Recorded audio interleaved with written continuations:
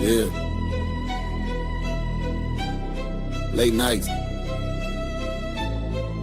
Open mics.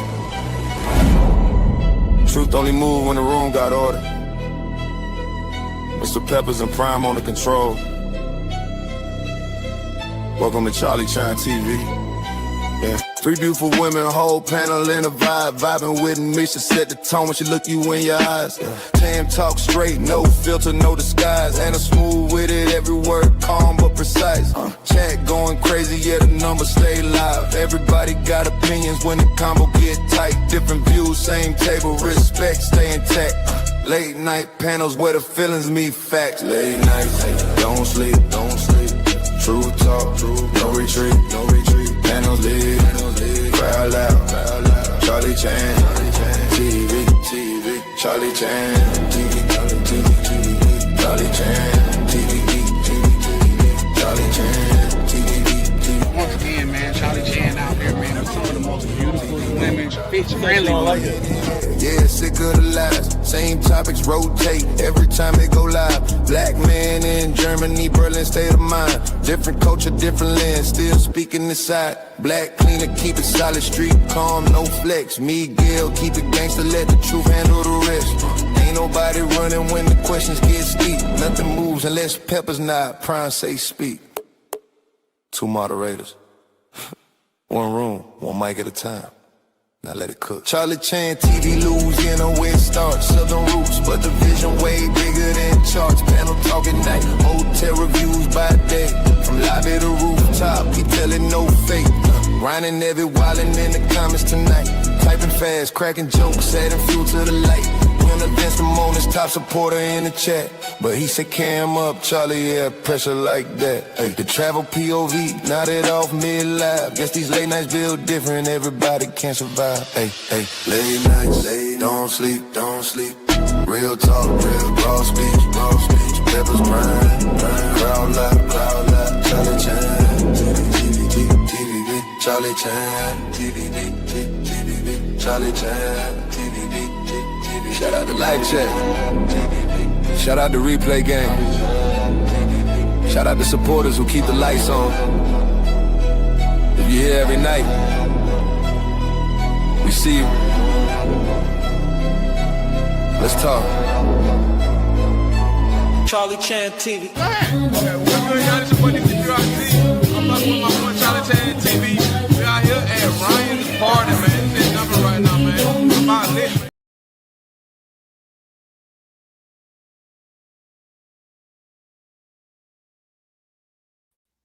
Yeah, what it do? We are in this thing, man. How y'all doing? Man, listen, let me tell y'all, we're getting off to a late start today because I thought I had set the thing for 7:30.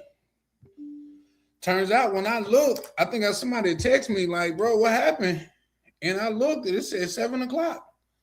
So either or, we here now. And depending, this might be a short one because so you guys can see I'm still at my house. I'm supposed to been checked in the hotel by now and everything, but sometimes life be lifing, man, and we can't do anything about that. What I'm gonna say is if y'all could hear me, put a 1 in the chat or something like that, just because sometimes this StreamYard be BSing. So yeah, shout out to y'all, everybody that's in the business.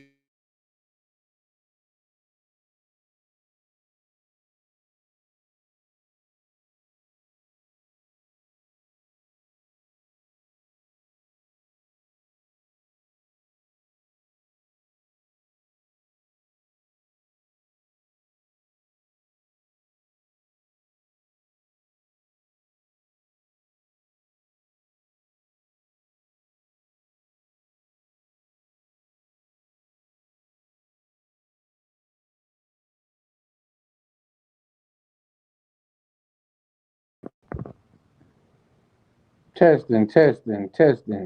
Testicles 1, 2.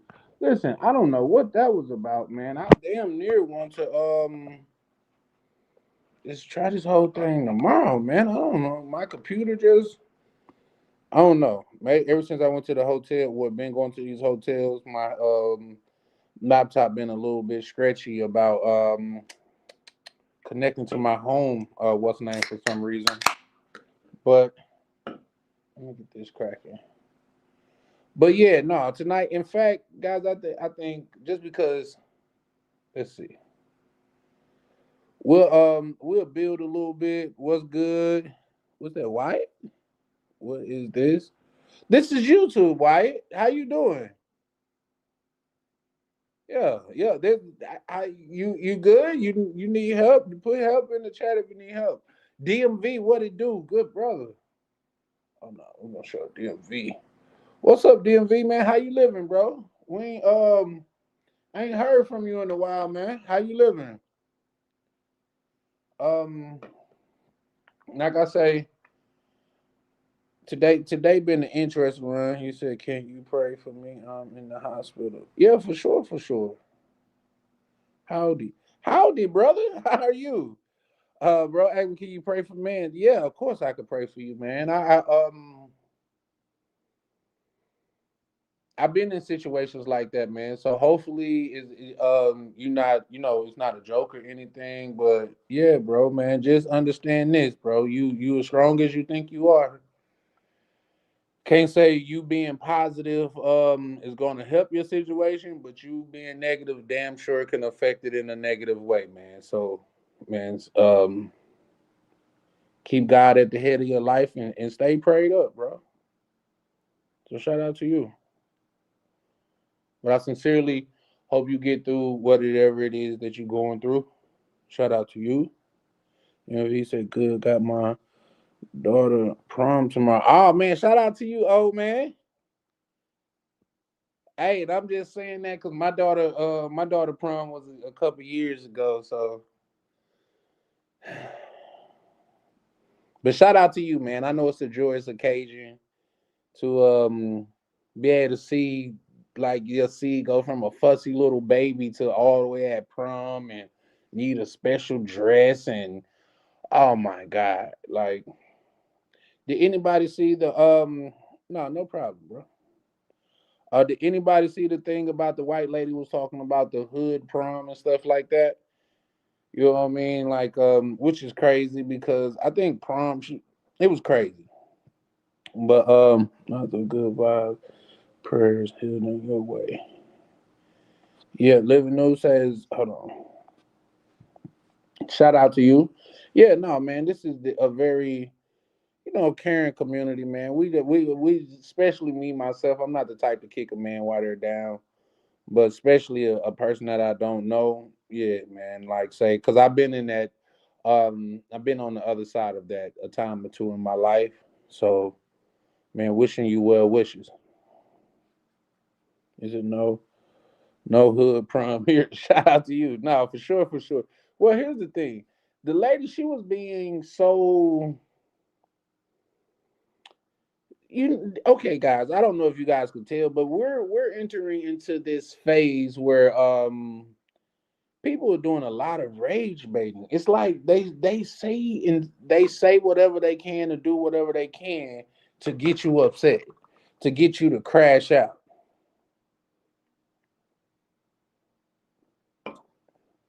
And I'm pretty sure that's what she was doing because as a woman that's sticking her nose in some other culture's business or whatever, and you could talk about whatever you want to talk about. But in every video is you and your cat. You don't even have somebody.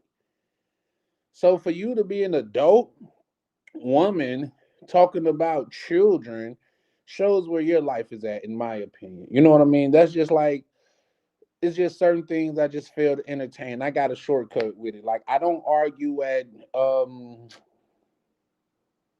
with people at fast food places, like employees. Like what for? You know what I mean? Like it just doesn't make sense. Like say last night, and I generally don't even eat fast food, keeping it a buck. But I went to Taco Bell because as y'all could see, if you guys was on last night, you guys seen I was at a hotel and all the decent restaurants and shit was closed and I could honestly try hard to say people generally think most people are good. Yeah, I feel you, bro. But and I asked for a drink with light ice in it. No, she gave me a slender drink. Like, you're not gonna beat the system, ma'am. What system? And you know you're not getting a raise for how little, what's that shit called? How little soda you give me. But if that make you feel better, I'll just take this cup and go on about my business. In fact, love, I hope you get a promotion for this. I hope they call you as soon as I pull off. They call you to the back, like, we see what you did there. You are worthy of a promotion. Like, I hope that really works out for you. Because I'm not finna sit here and argue and go back and forth with you. And even if it got that bad, till I felt that disrespected, I would just be like, hey, listen, go and take this food back and just put my money back on my card. I just don't feel it. What's it? Living New says, it's awful, honestly. I try to be stay optimistic about people. I generally think most people are good. I think so for the most part. It's only when you introduce certain factors and stuff do people really inherently become like evil. Unless there are people that's just born evil. You see what I'm saying? Like, say, unfortunately, just to further drive my point home, unfortunately, I think it's more crime done around love and money than anything else. It's more deviance going on around love and money than anything else. Can somebody in the chat, tell me something that creates more chaos, more violence, more such horrible horrible behavior other than money and what's this called, drug, I mean money and love? Can anybody say that? So yeah, no, but I inherently think people are good too. I do. You know what I mean? Like, I have had some instances in my life to where um that's actually true. So man, shout out to you. A lot of people have been able to say what they really think since the current president got elected again. Well, Chalupe, I agree with you. Yep, a lot of people, but I'm okay with, see, what y'all got to understand is this. As far as my standpoint, as a Southerner, I rather prefer the South, and I'll tell you why. Now, I'm in Minnesota, and I know why you want to go to the South. Shut up and mind your goddamn business. But and I said I'm stop with the um vulgarity. But and just comparing the two, like say if I go somewhere down south, i.e. Mississippi, and I'm not wanted, they're gonna let me know I'm not wanted there. I'm not welcome there, and I am okay with that. You said, listen, we know you got money, but we don't want none of it. Can you please go that way? Yes. Yes, and thank you for informing me, opposed to giving me horrible service, opposed to doing something to my food, opposed to goddamn it, me sitting here and I know people plotting on me and stuff like that. Yes, appreciate you telling me. Yeah. So when it comes to people getting emboldened, yeah, but here's the thing, Chalupe, more and more people are getting hit across their head because they think they can say whatever they want out of their mouth.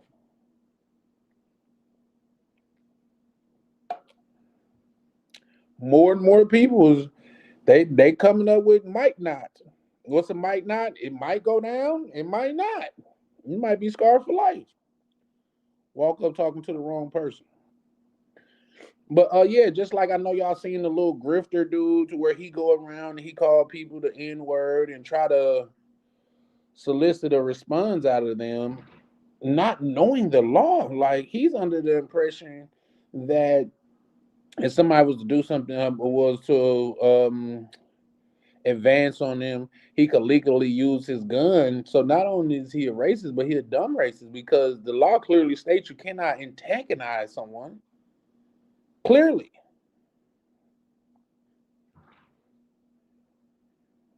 Yeah, shout out to Chalupa. He said, I'm from the South too. You know that they don't like you down here. Yeah, when you go to certain places, and believe it or not, Chalupa, I prefer that. Because in Minnesota, and maybe it's my, It's an experience in Minnesota, but they got a thing where it's actual thing to where it's called Minnesota Nights, and it's all of that don't you know and smiling in your face and stuff like that. But they're actively working behind the scenes to stab you in the back. Minnesota Nights is just them putting on the front like they like you, them putting on the front like you guys are cool, like they want to see you win, but they don't. So a place like Mississippi where they're gonna tell you when they don't want you there, I kind of prefer it. You know what I mean? Like, uh,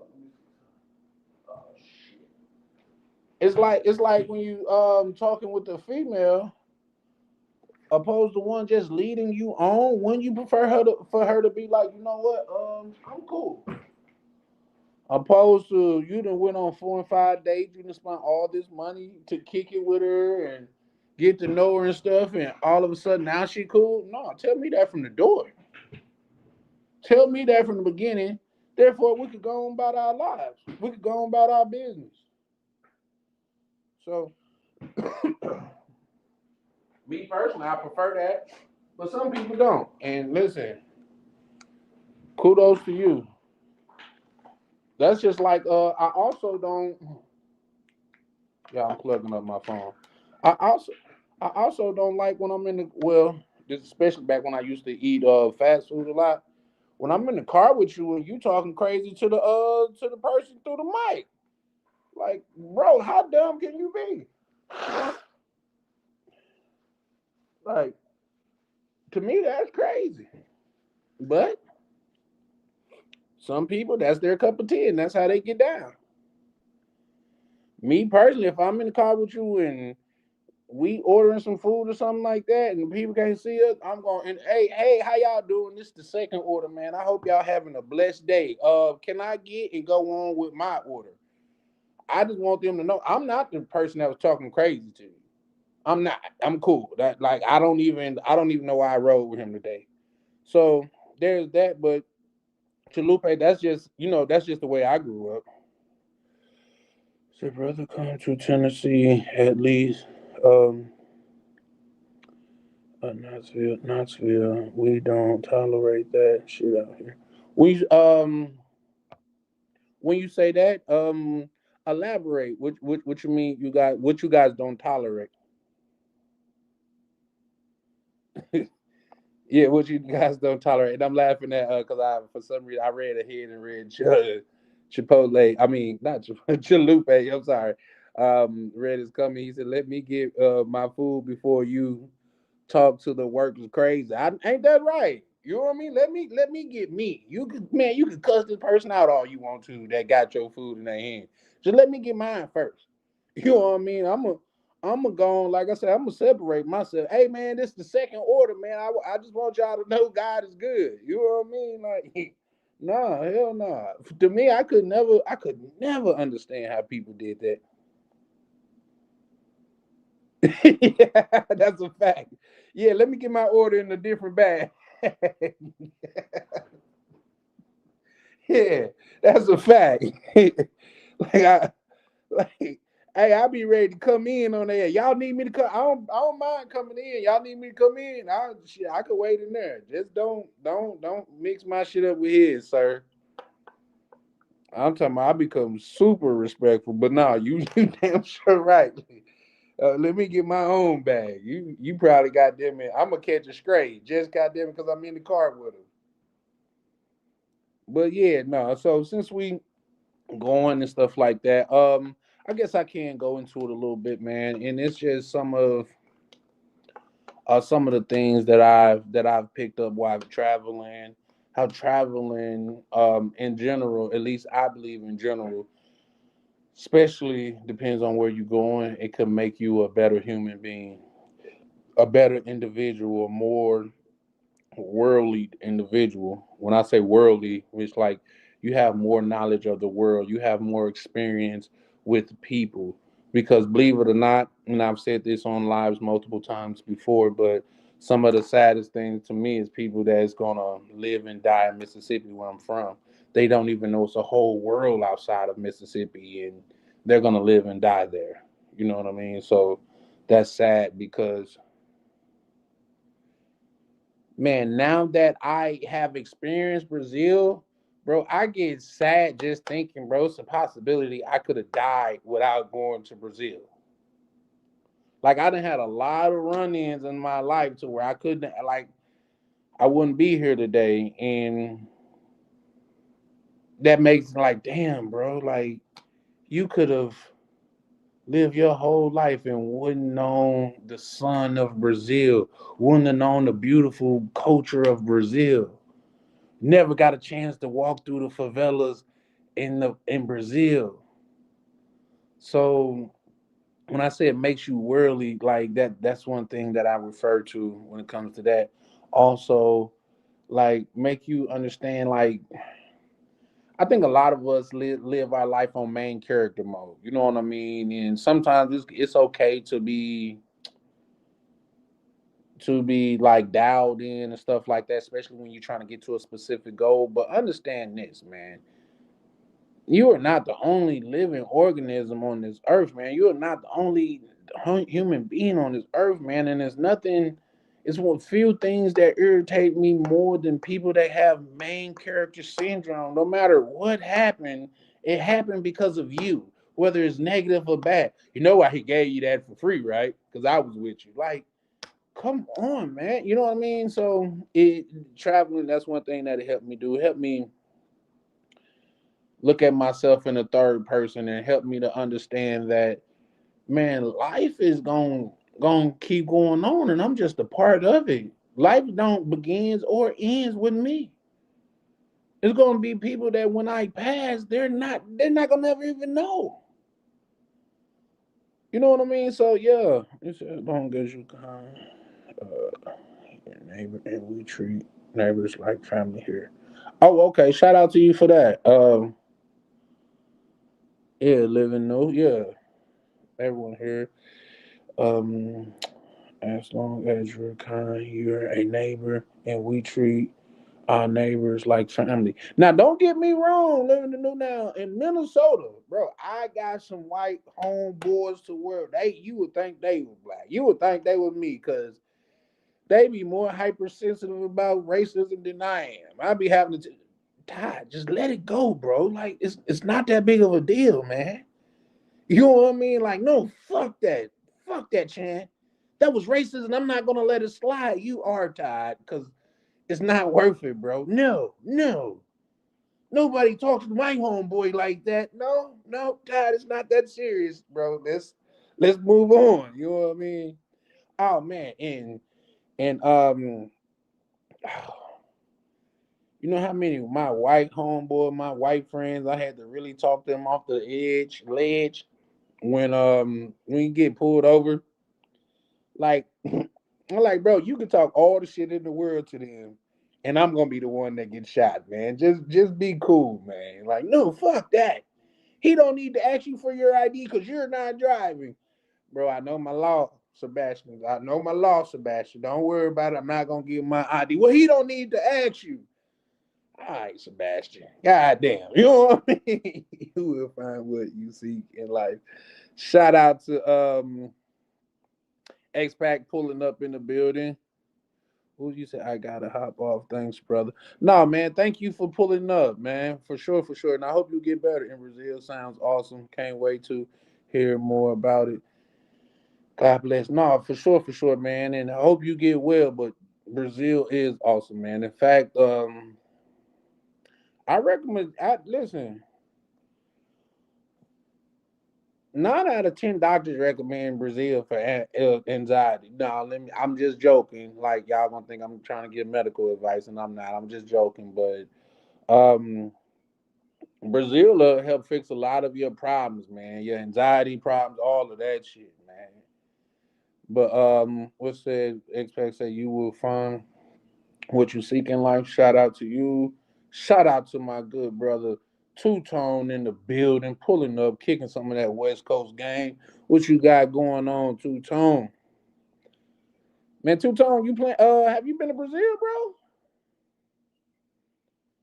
But yeah, no, that's one of the things. Like saying, like, what really gets me sad. Just speaking on the topic, man. Like, I could have got up out of here, like say, especially if I died at a young age, bro. I could have moved on like to the next phase of this thing called life and never even experienced the DR.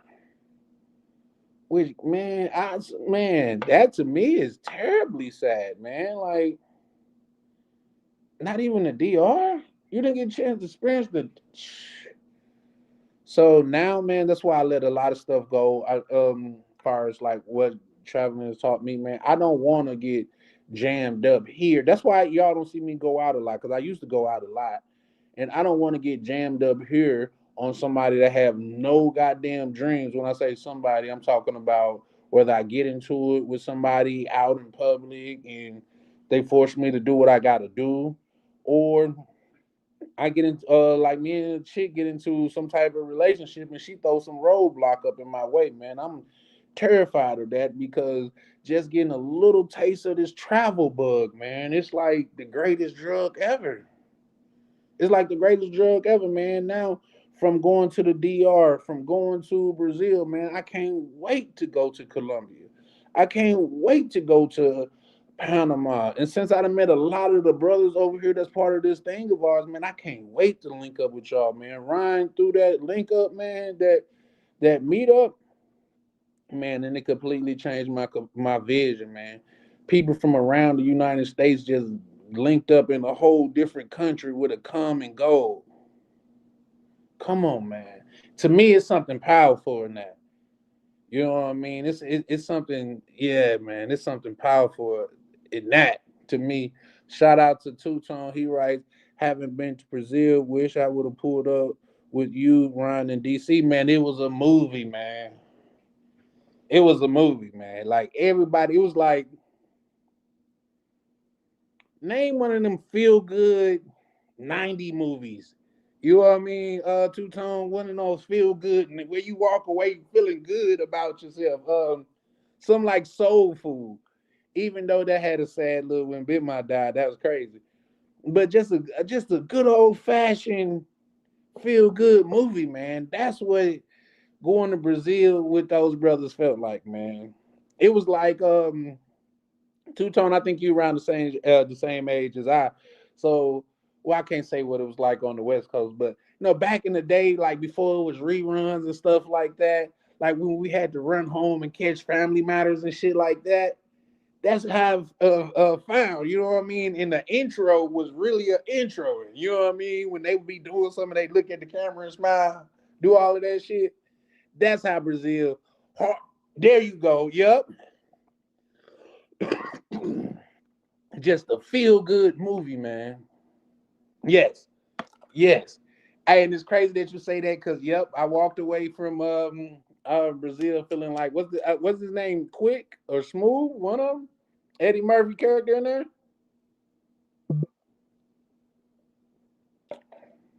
Shout out to the cash out from. Hold on, I can't see that. Let me. But shout out to the cash out, man. It's thoroughly appreciated over here at Charlie Chan TV, man. For Tuesday. Oh shit, you say you turned. Oh yeah, yep. You a tad bit old. Well, you got some years on me. You say you turn on Tuesday. No, that's what's up, man. Congratulations, man. Just because a lot of people don't get older in age. You know what I mean? And in fact, it was a time in my life to where I didn't think I was gonna get older. In fact, I was preparing to live my life to my early 20s and get up out of here because that's how I was living. But that's how society back then was at least teaching you. You remember the Kane what was that Minister Society when the old man asked Kane if he cared about it, if he lived or whatever, and he was like, "Oh no," you know what I mean? That's how it was back then. So yeah, no, man, congratulations, bro, and I wish you many more, man. Like it's a blessing to know that you could get old, man. I started looking at age as a blessing. So man, I hope I reach there, good brother. Congratulations on that. But yeah, no, that's how Brazil, man. Listen, if y'all want to link up and go to Brazil, man, I'm down for it, bro. I just need any reason to go to that motherfucker. Like, you know what, it's gonna be raining on Sunday. We should go. Like, let's go. Fuck it. You know what I mean? I'm down. Brazil is such a Brazil is such a beautiful, enchanting place to where, man, I don't know, bro. Like, yeah, I'm going back to Rio. Well, I like I said, I want to go to Sao Paulo, but I gotta get back out that way for sure. Like y'all, like I've said before, I got my people coming up here, and hopefully, well, I'm pretty sure because bro, he one of those ones to where he'd take one for the team type shit. You know what I mean? And not even saying that he'll have to take one for a team. Just he like, bro, that's what you need to go do to reset, man. Hell yeah, I watch the dogs. Go do your thing, man, and let's not talk about it again. That's the type of people that my people is a lot of time. Said two tone right. I'm super blessed. I turned my entire life around. Nah, shout out to you for that, bro. Shout out to you for that, man, because people don't realize how fragile life is, man. And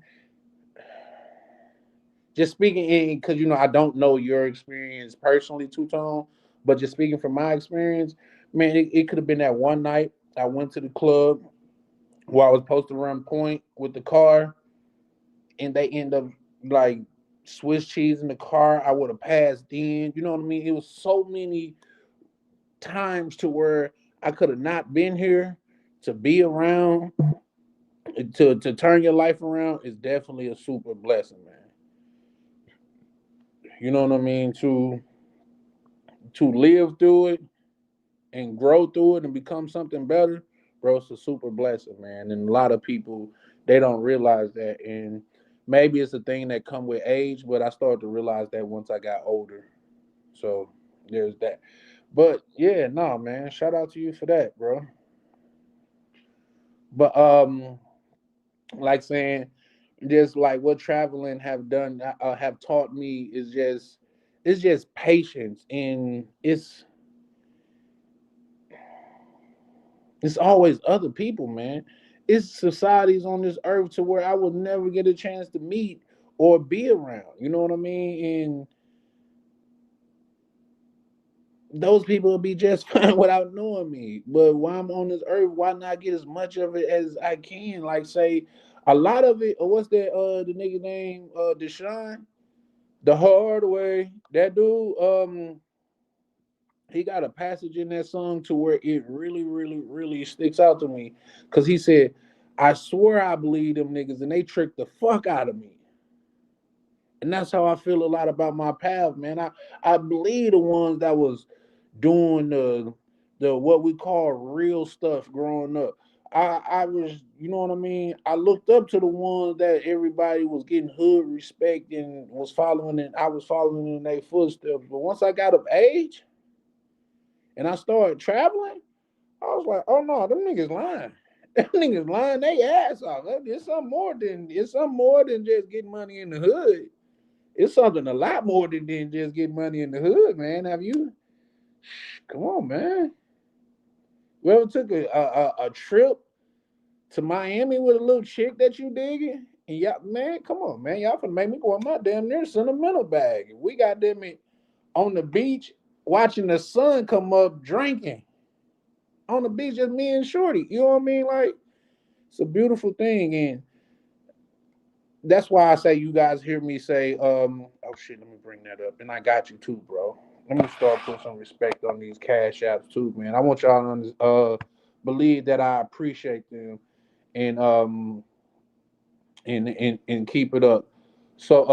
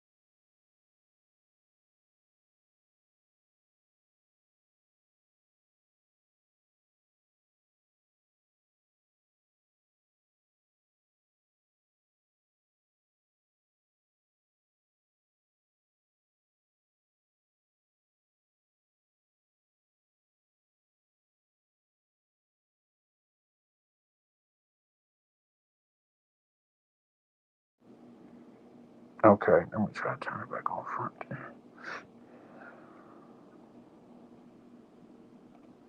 Okay, there we go. Yeah, so I'm wondering, how these people so you know what I mean? They're so still full of life. They still smiling, so bright and so wide, and they don't have the money that we have in America. For some reason, they seem a lot happier than we are in America, and that was something that always intrigued me. And maybe it's because I'm not.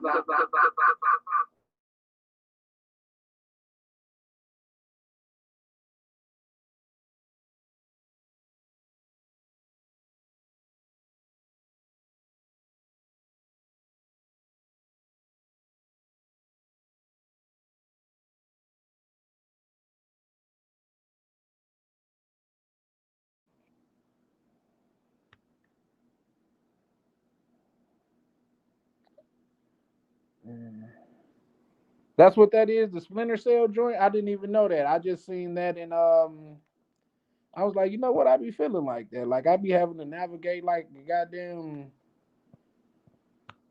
Navy SEAL or some type of ultimate warrior when it comes to this life shit. So I just ran with it. But yeah, nah, I'm dropping the link now. Let's see what time it is. Yeah. No, we probably not gonna be too long, but yeah, I just wanted to, touch on some things like what I've learned from and what I think people like traveling could help out people because it has helped me out, man. It has really gave me something else to what I mean obtain, to reach for something, to actually, for me, a lot of you guys, I explained what I used to do. So it's because of traveling. I don't do want to do it no more. I don't do it no more because you have a high likelihood of going to jail. And at one point, I was okay with that. You know what I mean? But now, not so much, man.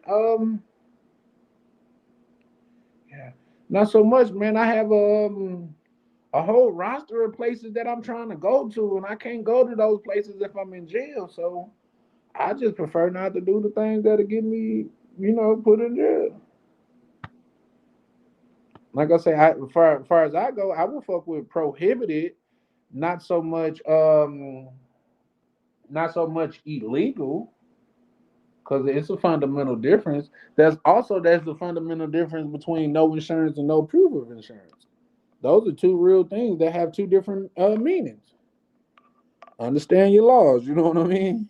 But hold on, let me put this up there.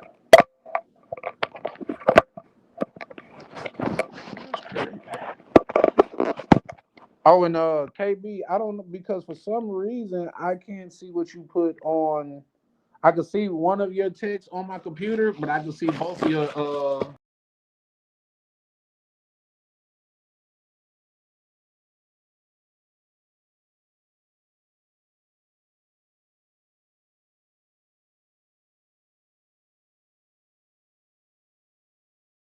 There we go. Yeah, yeah, there we go. But yeah, no, like I was saying, I can see both of your KB. I can see both. Damn it! One second.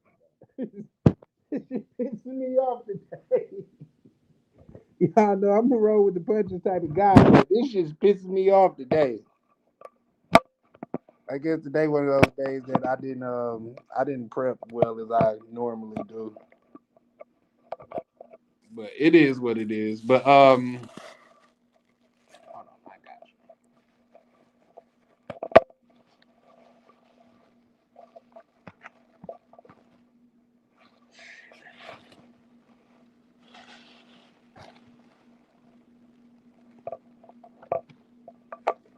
I got you, KB.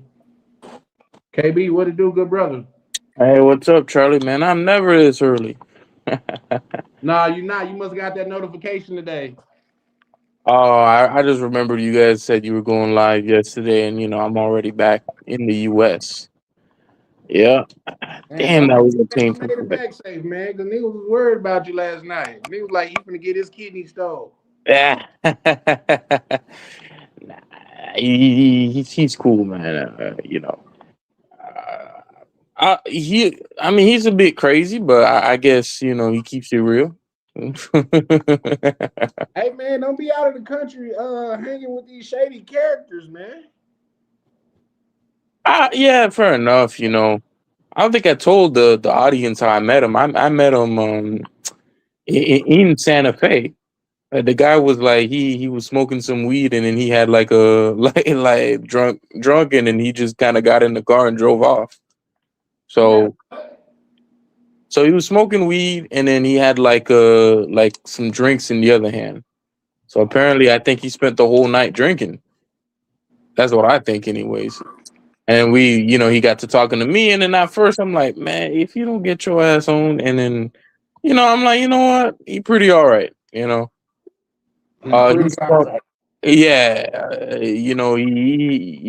his family anyways is from West Palm, but I mean, I guess he just didn't want to stay in America anymore. So he just went back to living in Colombia. Okay. That's Yeah. interesting. Yeah, Sounds I like a mean dope ass interview. yeah, I mean it was kind of crazy because I don't know.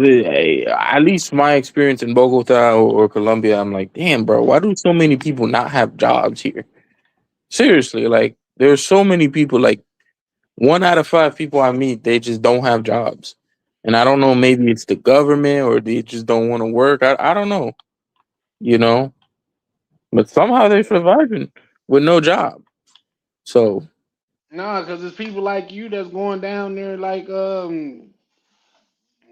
what's they volunteering people kidneys. nah. Real quick, shout out to POV. He said, "What's up, Carl?" He said, "What's up, technical difficulties, Charlie?" Listen, I'm trying to get it together, guys. Like I say, I'm finna have to move soon. I got a lot of things going on with my actual business and stuff like that. But I'm finna upgrade a bunch of stuff. So just throw me out a minute, POV. I promise you, I'm working to get better. Especially with oh shit, now I can put some respect on people's name. But yeah, especially with when people donate and stuff like that, I want people to see that like say that bread is going to something as far as production go. You know what I mean? So yeah, now we growing over here. So KB, now that you back, have you you already planning your next trip? Nah, man, I don't really plan on going out the country anytime soon. To be Damn, honest they with you. got you like that, brother. Nah, it's not like they got me like that. It's just too much going on here.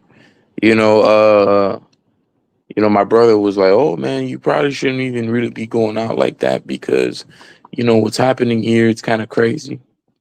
And I was like, "Man, that happens all the time." And then Spirit collapsed, and then now they're talking about how JetBlue's gonna collapse too. Yeah. On the news, and I'm like, "Nah, nigga. You know what? Never mind.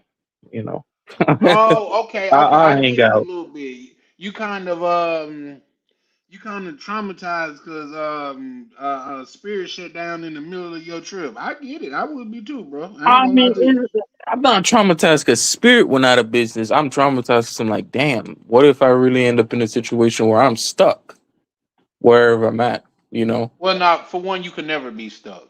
You know what I mean, unless you go to one of these rural places. But from my understanding, as long as it's an American embassy, you could get back. Now you're gonna owe them, but from my understanding, they will get you back as long as it's not like they don't have to fly into a war or something and get you.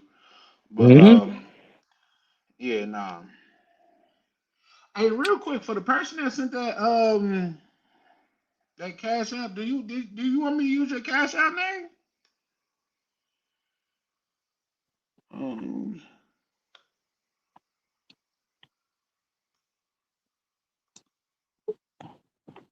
okay, well, I'll shout you out anyway, though, baby. Unless you say no, I will definitely shout you out because I appreciate you. But yeah, no, like say so you don't plan on traveling at all, KB, because of what's going on? Yeah, yeah. At all, at all.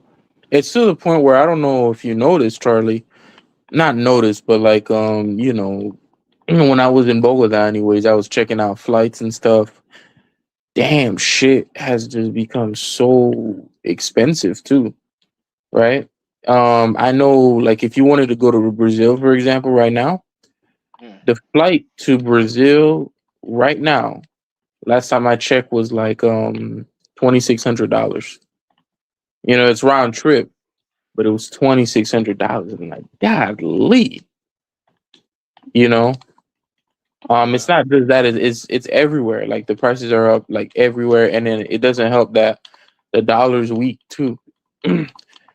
It used to be like, at least in Colombia, anyways. You typically $1 was worth 4,000 pesos. Now it's something like 3,600. You know, there's something really bad happening here. Um, you know, so yeah. Unless I really got a need, I'm not gonna go out and like spend money to go travel overseas. I'm not gonna rule it out forever, but it shit just ain't what it used to be. Things have just changed so much over the course of just 1 year that is unbelievable. I've Here's the never thing. seen something like this before. Here's the thing, and I know you may be a um a seasoned traveler, but when travelers quote me numbers like that, I be thinking like, nah, they don't know how to shop for tickets for real. You know what I mean? Like you shopping with your white buddies at work, and they just, hey, whatever price that they have on the ticket is the best price you should get. Like, no, you can finagle tickets, man. You know what I mean? So I don't know. You said what dates would you? Yeah, if you're trying to go to Brazil tomorrow, I could see flights being that high. But Nah. This wasn't even for tomorrow. It was a month out. So if I'm like, all right, I'm gonna get my ticket like 3 weeks out for Brazil, it was about 26. It ebbs and flows, but it was at least $1,600 or more. that's If you wanna, crazy. yeah, at least $1,600 or more. So yeah, yeah. From where I lived in, from Miami to Rio. That's crazy. Yeah. Listen, real quick, shout out to Two Tone. He right, yo Chan, I'm down to set up a Brazil trip ASAP. Shit, don't tempt me with a good time. And shit, he ain't see the ticket yet. He ain't see them prices Listen, yet. listen, where there's a will, there's a way, man. There's a will, where there's a will, there's a way. I'm telling you, we can figure it out. And I was just finna look and see, like, are you being facetious about that price, or is that more accurate? Because I know yesterday, Misha was saying that the price of tickets to go to Colombia was high. Oh yeah. My ticket back was like $500, I think, one way. That's After crazy. Spirit went bankrupt, and it was they fucked me up too. I'm not even going. My knees still hurt. They still hurt. That's Um, crazy. From the yeah. Spirit flights, we told you about that, man. How you No, so smart no, and what's everything else? crazy is somehow Avianca was worse than Spirit. I don't even know how you do that for real. You know what? You know what, bro? That's kind of disappointing because I asked brothers about Avion and they was like, "No, it's cool. You good? Just go on." Like, Nah, bro, that shit was not cool. It was not cool. So that's crazy. the lady, most of them speak Spanish, but the lady was like, "Oh, I don't want you, like, your check bag. It's got to go underneath the aircraft." And I'm like, "Nah, that ain't happening. This is like a $3,500 computer. There's no way I'm putting this underneath." And it's like, "Nah, like, we can't let you through with it. You got to put it underneath the aircraft because we can't let you put it on the overhead." So I just kind of had to let them put it underneath the aircraft. And I mean, the computer turned out all right, but I'm like, "Oh, fuck that." I never had to do that with Spirit, at least. Yeah, And then the Spirit, as crazy as it sounds, was nicer too. I that felt like they is had more. crazy. That is That is crazy. I gotta crazy, call right? Cap now, bro. I gotta call No, Cap. I swear to God, I swear to God. All right, so I mean, with Spirit, I kind of felt like I had it was cheaper, and I felt like I had more leg room, and like they turned the motherfucking AC on. When I was in Bogota, them niggas refused to turn on the AC. It didn't really start getting better until they turned on the oxygen when we are in the air, and they finally had to turn on the AC. But before that, niggas was not gonna turn on the AC. You know, so That's yeah, crazy, bro. you know. Real quick. X-Pac say in 2013, I flew middle class from Virginia to Thailand for $100. Those days are long gone. Mm-hmm. Those days are long gone, sir. Like I wish, man. Oh Listen, boy. I would be gone every weekend if I, man. Yeah, I'll be gone every weekend if I could get a trip for $100. Long gone, man. Long gone. Um, Two Tone right there. I'm still ready, KB. Even with the Nah. prices, he said he's still ready, and he also go on to write. He said you can't put a price on happiness. I know that's the truth. Yeah, for real, for real. Mm. Mhm. Nah, KB got that. Oh shit. Now you might be right. See what I'm Damn. saying? Well, it's not no 26 for sure, for sure. And you down that way, so it shouldn't be no 20. Like say, I'm looking at like let's say if I want to go down there for 2 weeks. In 2 weeks, damn near is too short for me. Um,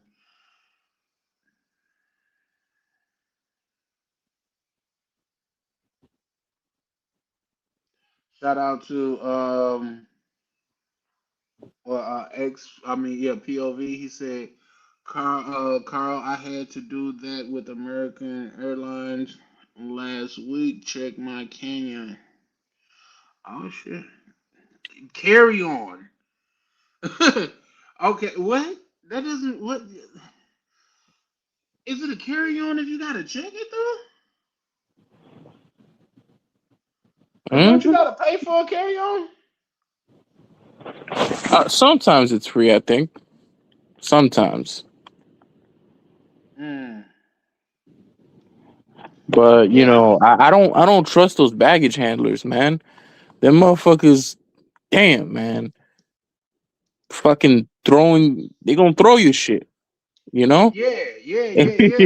They So just if you showed got how Spirit was something, getting down on y'all. That looked like yeah, like that shit imagine you got a shooting and everything. expensive ass camera, and then them motherfuckers they just throwing it like a like it's an Olympic sport or something. And they I fuck think your it shit is. up, and then they're like, oh, it was that way when it came in. What you want me to do about it? I'm not paying for shit. Like, fuck. Now somebody gonna pay for it. No, for that's a fact. Somebody can pay for it. Especially if you could prove that. Like I didn't see where the airline have damaged people that outside of their luggage and the airline had to pay for it. Hmm. Oh yeah. Yeah, I think maybe the reason Spirit changed that rule is maybe because somebody was getting their ass beat, so they just like fuck it. You can put it in the overhead. Listen, the fact of the matter, this is what I'm telling people is this. What people don't understand is travel used to be a luxury thing. Are you old enough to realize that, KB? When I say old enough, I mean like you probably don't remember. Like I'm old enough to remember when they had ashtrays on planes. Two Tone is older than me, and POV is older than me, so I'm sure they remember as well. You know what I mean? They had. Did you ever experience that, KB? Dang, you old. Nah. That's crazy. I walked myself into that though. I ain't gonna lie to you. You just took advantage of a free shot. I ain't gonna lie. Man, what did they have suits on too? You used to get on the plane with a suit back then. No, it was you definitely had to. Well, me, I was a child. You know what I mean? And back then, like I said, it was a luxury thing. So I only remember taking one flight. Back then, Greyhound was the move. You know what I mean? Listen. God, I can tell y'all that's how old I am. Y'all remember the little TVs in the Greyhound spot. So when you go in there, you put a quarter, you get like 25 minutes of TV. It was like a TV that was like it was mounted to the chair for some reason, and yeah, that shit was crazy. Damn, I didn't even know that shit existed. Shit. Do you know what Greyhound is? I know what a Greyhound is. I didn't even know they had that though. I just thought like when you get out of prison, that's a bus you take. That's crazy. That's crazy, man. Hey, man, it's these young whippersnappers that's messing up everything. I can Hey, I my can tell you cousin took that. a Greyhound. See, look at that. Look, he trying to relate something. My great auntie took a Greyhound one day, did one time. But yeah, no, that's I forgot why that is saying why that even came up, but oh yeah, that's where traveling is finna go back to. Y'all, I don't think people really realize how much of a effect that these low cost carriers had on airlines. You know what I mean? Like the Allegiance, the Spirit, the Frontier, Sun Country. Like you had the big three that had to modify their prices just to compete with them. And guess I what? If those see. places leave, go ahead. I see what you mean, Charlotte. I don't really think it's gonna go back because believe it or not, like I don't know, if you're flying out of like a small destination, like a second tier city, then I mean, yeah, probably, you might not have a choice. But if you're flying out of somewhere like Miami or Chicago or something, like believe it or not, it would have been cheaper for me to fly with Emiratis than Avianca. That's crazy. Yeah, you know, it would have been cheaper and nicer too if I wanted to go with Emiratis. Yeah, I Um, think that's what I'm gonna fly with when I go to Emirates. Is that who you mean? Emirates? yeah, yeah, Emirates or Yeah. Emiratis. Yeah, I really think I'm gonna nice fly with them carrier. when I go to Thailand. Yeah, that's the one with the 6-star hotel on the motherfucking flight and real nice, real Yes, nice. sir. Yes, sir. Yes, sir. Listen, if y'all want to have a powwow about how y'all could get y'all a free trip, like one of those good trips, I could give you the blueprint. You know what I mean? It does take in what they say. Your mileage may vary, but I can tell you the same trips and stuff. I mean, steps that I took to to be able to afford free trips. That's why I say I'm not really too much tripping on the price like that because I have points and I know how to get more points, so it's not that big of a deal to me, especially for Brazil. Like, hey, two tone shit, let me know because yeah, Brazil. That come on, man. And for some reason, KB, you never been to Brazil, huh? Nah, I'm planning to maybe go to Brazil, but I want to learn Portuguese, so I'm thinking Yeah. about it. I'm thinking about it, but I feel like Brazil's gonna be really good, so I really want to kind of save that. I don't want to smoke it right away, you know. It's gonna be really good. I promise. It's gonna be yeah. It's gonna listen, man. That's listen. I'll be telling my grandkids about Brazil. You know what I mean? For real. It is that good, man. The people are like some shit on a movie, or something, man. Like they just so beautiful out there. Like, and it's like it's like a health culture. Like they out there playing volleyball all day, or where they kick the what is like hacky sack or something, or they out there running. They out there, and for some reason, maybe it's just me, but I feel like Portuguese is almost. I don't know, it's because the women so beautiful or whatever, but I think Portuguese is one of the sexiest languages out there. Every time a female would talk, I heard that um,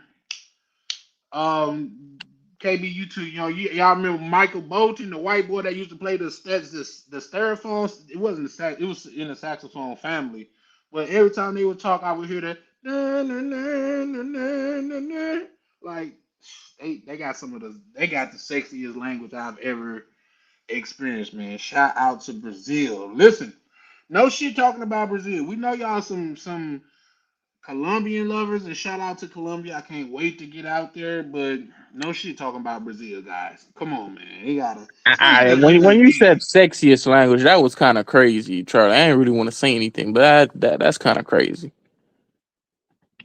Well, all you used to is Papi, yo necesito dinero. That was Nah, I English, mean so it's Brazil. fair. They kind of sound like they got something in their mouth while talking, or they speaking through their nose. Uh, okay, Prime. Shout out to Prime. He say, "How am I supposed to live without you, Michael Bolton?" Hold on, let me make sure that's the right. No, oh no, the dude I'm talking about, his name is Kenny something. Y'all know the little white boy back in the day? He had the little curly hair. He was like literally he was off of Kenny G. Kenny G. There The you go. There you Yeah, go. Yep. Boy, what you know about Kenny G? Oh, boy, come on man. now. I know What all man? the What I know all the music. Come on. man? One of your colleagues must was playing that around you or something. Nah, nah, nah, nah. So yeah, shout out to you, Prime. Appreciate you catching that, good brother. He said Portuguese is an ugly language, but I want to learn. They are yeah. Well, here's the thing. I don't know. It's just to me, bro. Like you got to go out there, Prime. You got to go out there, Prime. Like to, especially on that boat when we was out there on that yacht, man. All them little bad Brazilian chicks, man. Listen, it was like a symphony of music, like and it just sound maybe it's because of their soft voices or something, but I really, really, really like Portuguese. But also, it's just like anywhere else, guys. And I think Ryan as well as DC PRT could vouch for this. Is like it kind of is a game changer. Also, when you know the language, when you speak the language, it's a game changer. So yeah, yeah. If you going out there, I would say get some language and shit up on your what's the name, but go anyway. Even if you don't, man, just go anyway. It is such a the place out there is so beautiful to where it'll make you want to learn the language. Oh, So Rio. yeah, Rio. What'd you say, Yeah. KB? Nah, I ain't say anything. Nah, it's just expensive. That's all. That's all. Well, it's like one of those places. Once you get there, it's not as expensive. And you got to keep in mind this: for us, it was so expensive because we went during the carnival. It's the Carnival biggest season. carnival. Yeah, it's the biggest carnival in the world. So of course it's gonna be expensive because everything goes up around that time. We know how dynamic pricing work, don't we? Mm. So I think like say where I paid like what was like $1,300 or $1,400 for my flight or something like that. Damn. It like when I looked around different times that wasn't for the carnival, it was like $600 to $800 round trip. Jesus. Nah. X Facts said Kenny Rogers. No, I know who Kenny Rogers is. No, he had it right when he said Kenny G. But shout out to D Nice pulling up. He said great topic. I think why a lot of us be going back and forth about what countries we do like and we don't like. It's all a traveling thing and it's all an experience. And if you're not getting out here and traveling the world and coming back with something that you metaphorically coming back with something that you didn't leave with, what are you doing? Like I get it, man. Like, come on, bro. Like the chicas, women, they all this, that, and the third. But what about you know what I mean? So that was the motivation behind, the topic, D Nice. So appreciate that, good brother. But yeah. So let me ask you this, KB. The only place that you've been to is Colombia, though, right? Haiti. Argentina. Yeah, that's about it. But that was, man, that's about 3 months worth of time though. Mm. You said at a time? No, it's about like I usually take them 1 month at a time, so I stay a full month in a little bit, so Oh, 5 to 6 weeks. Yeah. so how long was you in Bogota? I was there since March 28th. I came back today, so it was a bit over a month. Oh shit. Yeah, yeah. I mean, I don't want to go back. I don't want to go back. I mean, the heat feels good in Florida. I'm not gonna lie to you. Yeah, You you know, went to the coldest part. yeah, yeah. Like you thought when they said it's cold up there, you thought they was talking about like metaphorically, like man, them bitches is cold up there, nigga. Like, no, they really meant cold. Real quick, shout out to X-Pac. He say these days flights are the biggest expense in traveling. For sure, for sure. In fact, X-Pac, I go so far to tell people is handle your lodging and your travel in a separate account. That way, your spending money will be looked at separately. Because if you lump it all in together, like let's just say you got let's just say a $2,500 budget, but your flight costs $1,600 and you finna be somewhere for 9 to 10 days, that's less than $100 a day. So, like I tell people to like, yeah, lodging and the traveling portion, keep that separate. Don't count that as oh, this is what I'm taking. No, that's not what you're taking. That's what you're spending, and it's something different. Yeah, yeah. I mean, it's a. I would say it's definitely an elephant in the room right now. Cause, god damn, like, why exactly is the ticket five? I mean, I know why a ticket is 500, but shit's just gonna get political. Cause this is kind of getting a bit outrageous. Well, I can tell you this: they didn't let too many people that's not used to traveling travel, and resilience will prevail. These motherfuckers gonna start finding a way to get to these places. I'm telling you. I'm telling you. You know what I mean? Even if they gotta spend more because it's like a drug. You know what I mean? Once you come addicted to it,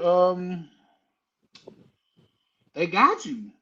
hmm So yeah, Charlie, it's cause I think what it really is, Charlie, is I think the only real reason why the Brazil tickets are so expensive is they probably putting a shit ton of taxes on there. That's what I'm thinking it is. well, Like, mm, let me give you an example, right? So let's say, Charlie, you want to go to Ecuador, right? The ticket, like at least pre whatever the hell's happening now, the ticket was like about $300 round trip, but a similar ticket to Colombia is actually more expensive, despite the flight hours mm, being the exact same. And then when you look at the pricing, it's because they're adding taxes onto it. You know, with the Ecuador doesn't get nearly as many tourists as Colombia does. And then what I'm thinking is the Colombians, they just decided to change it up to where they're adding taxes onto these tickets. And I think that's also what's going on in Brazil. Like, let's say you want I to buy don't a think it's ticket. an equation that you just got to figure out, young man. I think the prices are just gonna be high. I mean, okay, but what I mean is like, all right, think about it like this. If I wanted to go from Miami to Brazil, right, Right. it's gonna be $2,600.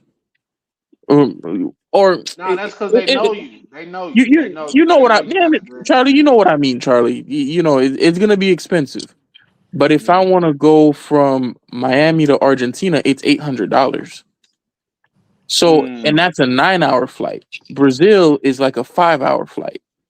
Mm. So it's Mm. almost double, if not more, flight hours and resources and shit. And they have to feed you on the they gotta give you two meals too while On them on the transatlantic Argentina trip. flights. Yeah, yeah, yeah. Cause it's Yeah. almost 10 hours. Yeah. You know. And that food is trash. Real quick, let me I, welcome my good arch nemesis Mo Black to the panel. How you doing, good brother?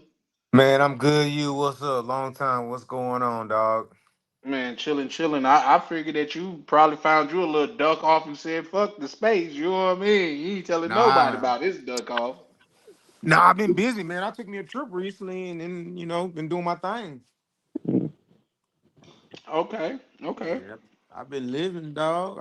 I went to Mexico a week ago, 2 weeks ago, something like that. Mexico was on my list, but with all that stuff that's going down in Mexico, I said I was gonna hold off on Mexico. How was your trip to Mexico? It was cool. It was a little short. I had like a day off of work, so I took like a few days. I wasn't there long, but it was just to get my little beak wet. I like to go back. It was cool, man. Like seeing Mexico Okay. City was nothing like what the media or they try to paint. Mm. Cause they'll do it. They will do it. Shout out to you for that. I mean, it So was like it didn't come off as dangerous as they make it no, seem. no, no. Like if Oh I no. put a bandana, if you close your eyes and woke up in Mexico City, you wouldn't know you was in Mexico. Mm. You wouldn't know. Like where I was at, I forgot the name of no who was like something Roma Norte, but bro, it looked like a European city. Like the buildings, it looked like a mixture of like a European city and like New York. What it was like, what it looked like. Mm. You know, Okay, that's what's tall, up. tall buildings, Starbucks, banks every corner. You know, just it was just looked like being in New York to me. People walking and everything. So people walking remind you of New York? Yeah, because see, like where I'm at, people don't walk like that. People don't walk city blocks here. Oh yeah, that's Right. true. Okay. Like Yeah. you know how it is in Chicago. People be walking downtown, New York. People, nah, like Yeah. man, you know how it is. Like you from people don't Yeah. walk No. like that. You in the country where a 45-minute drive ain't really that far type shit. You know what I Yeah, mean? we don't have public transportation really here. That's crazy. Oh yeah, no, I listen. I can see me a flight from. Hey, two tone this for you. I see me a flight from the DR. I mean from Chicago to Rio for 26, well 27 and a half thousand points. I'll spend that. But now, like I got on because I was talking about prices. I was like, like people be laughing. I remember we had that conversation at the time. I like a lot of people laughing, but like some people don't realize like Spirit shutting down. That's gonna rock the whole travel industry. Mhm. Yep. I I was mean, saying that. Yep. yeah, like some people like, oh, and like I know some people like was laughing. I'm like, bro, y'all don't even fly on the planes. Y'all. I'm like, you don't even go anywhere. Like I had a homegirl, she told me, oh, that's so dangerous. I'm like, you don't even have a passport to know what's dangerous or not. Right. Like you Oh don't man. go anywhere. Oh man, Uh, I'm sick of those people. Like how you talking about traveling? You don't even have a passport. I think some things just disqualify you from a conversation. right. I just cut off real quick. Like like my friend told me, oh yeah, it was a shithole there in Mexico. I was like, no, it was really nice. She was like, really? I was like, you listening to the news. I mean, I was like, man, like y'all was talking about prices. I know since I was trying to go to the DR for a hot minute, but the prices were so damn high. And then it was like when Spirit shut down, if I feel like the DR tickets have shot up even higher, especially Colombia. I could get a Colombia ticket for like 450, plus whatever you add on. Like now them tickets starting at like 7, 8. But you was a Nah, frequent nah, nah, nah. Not even. Not even. traveler Try though, right? 9. Try Right, yeah, 9. they are. Cause like when I tried to go to DR, it was gonna be like 950, and I was like, nah, I just can't swing that. Like that's a little bit too much. Mm. Yeah. Not for no weekend. I was like, nah, I can't do no weekend for no 950. That ain't worth it. Nah, nah, that ain't no weekend type of ticket. Nah, Shit, I ain't gonna lie to you. Shout yeah. out to POV. He say I just got back from Cuba today. I caught a cold. Okay, I know. I seen you out there. POV really be out there amongst the people. I was kind of worried about for you when I seen you out there. Like you really went to where the locals be. POV. Shout out to POV, man. Y'all go check out POV, man. He dropped a dope video. Well, a couple dope videos as far as Cuba go. How's your life different from what I can find in Yes. America? Yeah. No. Shout out to Beans pulling up, showing love. What it do, Beans, man? How you doing, good brother? But yeah, no, listen. So let me ask you this, Mo Black.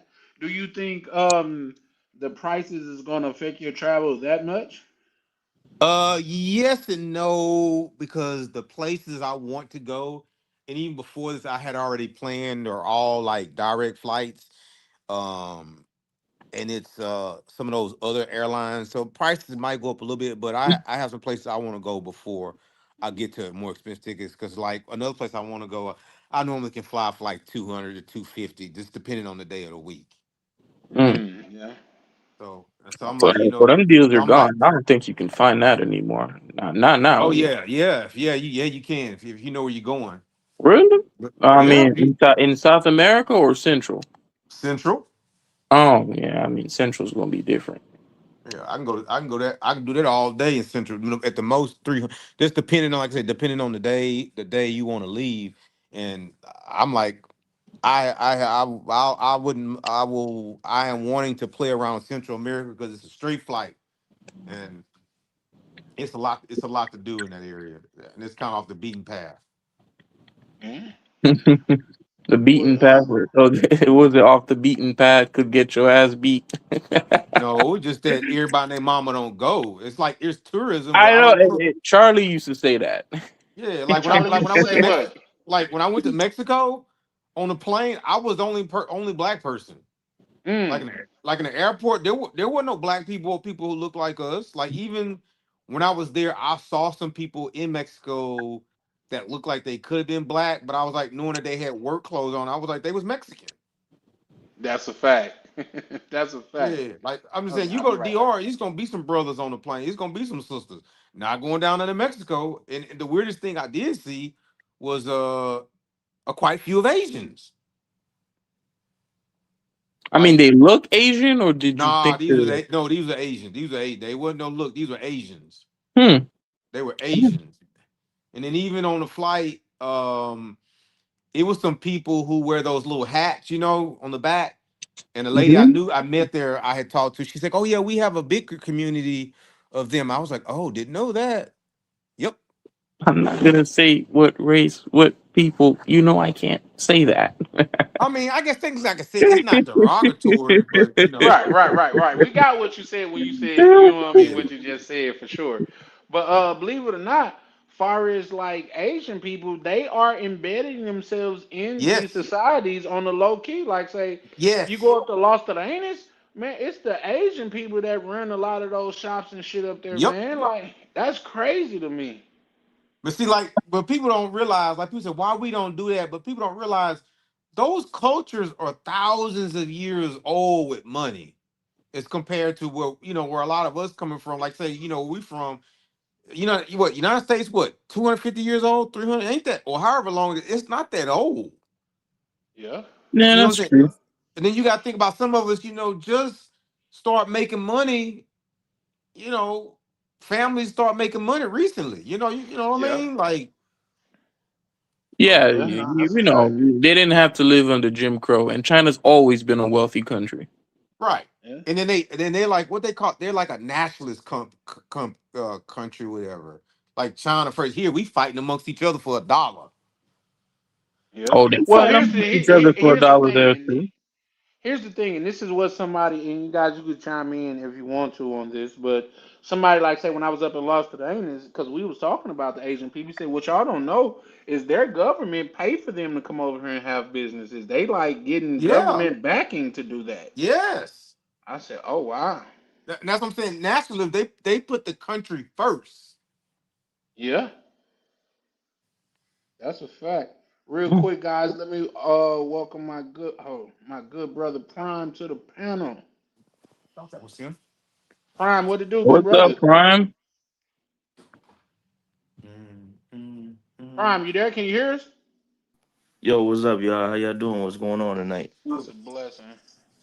Y'all hold it down. I'll be right back. But I can hear y'all. I'm just be away from my mic. What's good, Benito? What's Man, I'm up, good. And Probably? you? Oh, what's good, man? KB, Sakafe. What's up, man? I'm good. I'm good, man.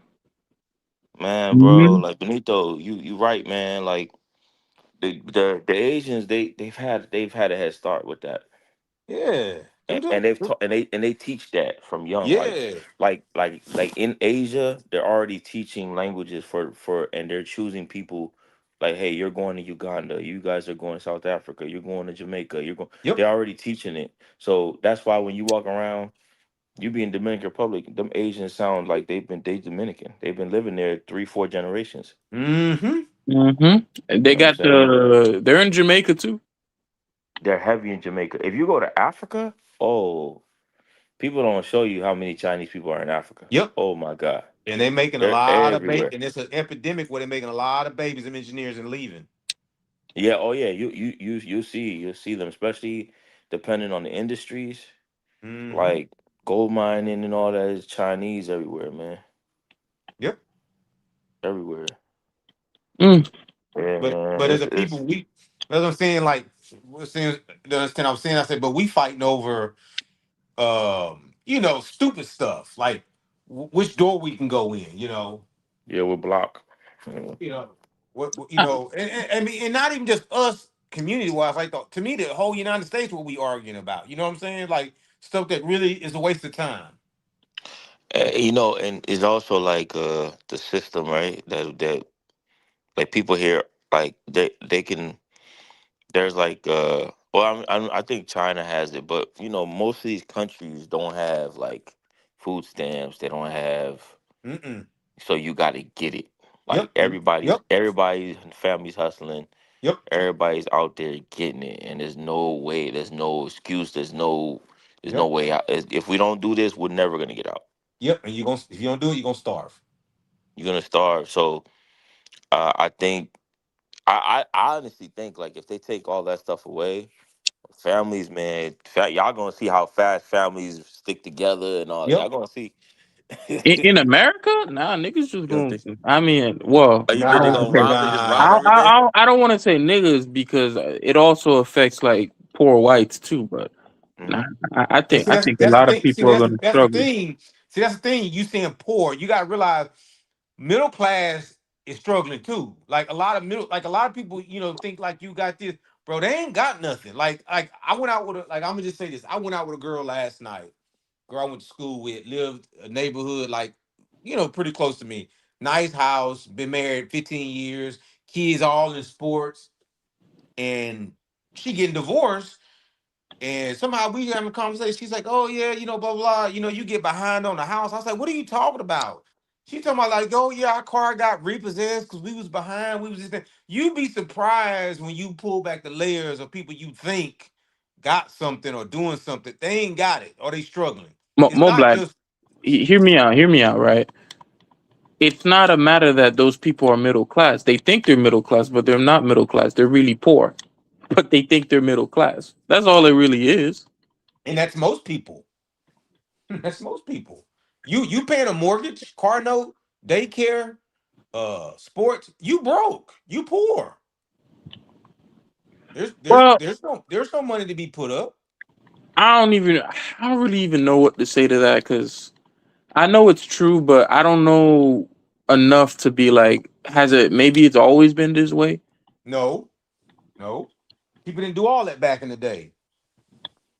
You just think about. Sometimes I think about like I'm talking not necessarily for black people. I mean, like all people. I'm You saying know you what I'm keep saying? saying black. I'm saying for Americans, people, Oh, America. See, when you divide up a black this and that, like for America, because everybody got a cell phone, no matter race. Everybody got to pay rent, no matter race, mortgage. Everybody got a car note. That don't. You know what I'm saying? yeah. But I'm just saying, like traditionally back in the day, people kept their cars. They didn't have a lot of car payments. Now, people like this, I think they said the average car payment like $700-800 right now. That's a lot of money. Mm. Everybody got a cell phone that's at least gonna cost $100 a month, 150. And I also what pay people 30. Damn. what people well, which is crazy because I'm finna downgrade my phone plan too. But what people don't understand in certain societies they don't have a middle class. It's either you're rich or you're poor, and Yep. that's what they're trying to do here in America.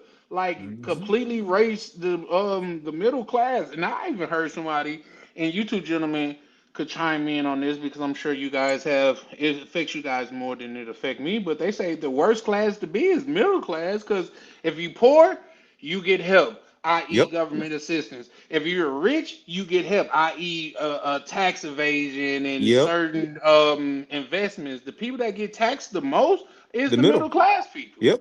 They carry the tax burden. That's a proven Bro, fact. Bruh, my uncle doesn't make that much money. He has better insurance than me. Yeah, Nigga, I can't go to the I can't go to the doctor without spending at least $300 for this man to give me a fucking therapy session where this nigga just sits down and just talks to me. You know, and then he's like, "Hey, go pick up this prescription for $150." Well, here's the thing: with you Man, I've living been in having America, knee I don't think pain, that's an excuse because you could seek out your own insurance. bro. Not really, You not have really. done that for a while. For a while now. No, I mean, people used to have their insurance through wherever they worked, I do. but Everybody I know but do. every single place, at least that I've worked at, has shit insurance to the point where I'm better off just getting the insurance from market. Was it marketplace? Yeah, Yeah, the because marketplace. yeah, because I've What been is having knee marketplace? pain, and I don't even really want to go to the doctor because I'm like, I know it's about to be some crazy shit. He's gonna want to take an MRI, and then it's gonna cost me $600 for a fucking MRI, only for the nigga say, I Oh can't yeah, do you nothing got for you. crappy insurance. Like my daughter had a was it an MRI CT scan? It was $125. Yeah, Mm. yeah.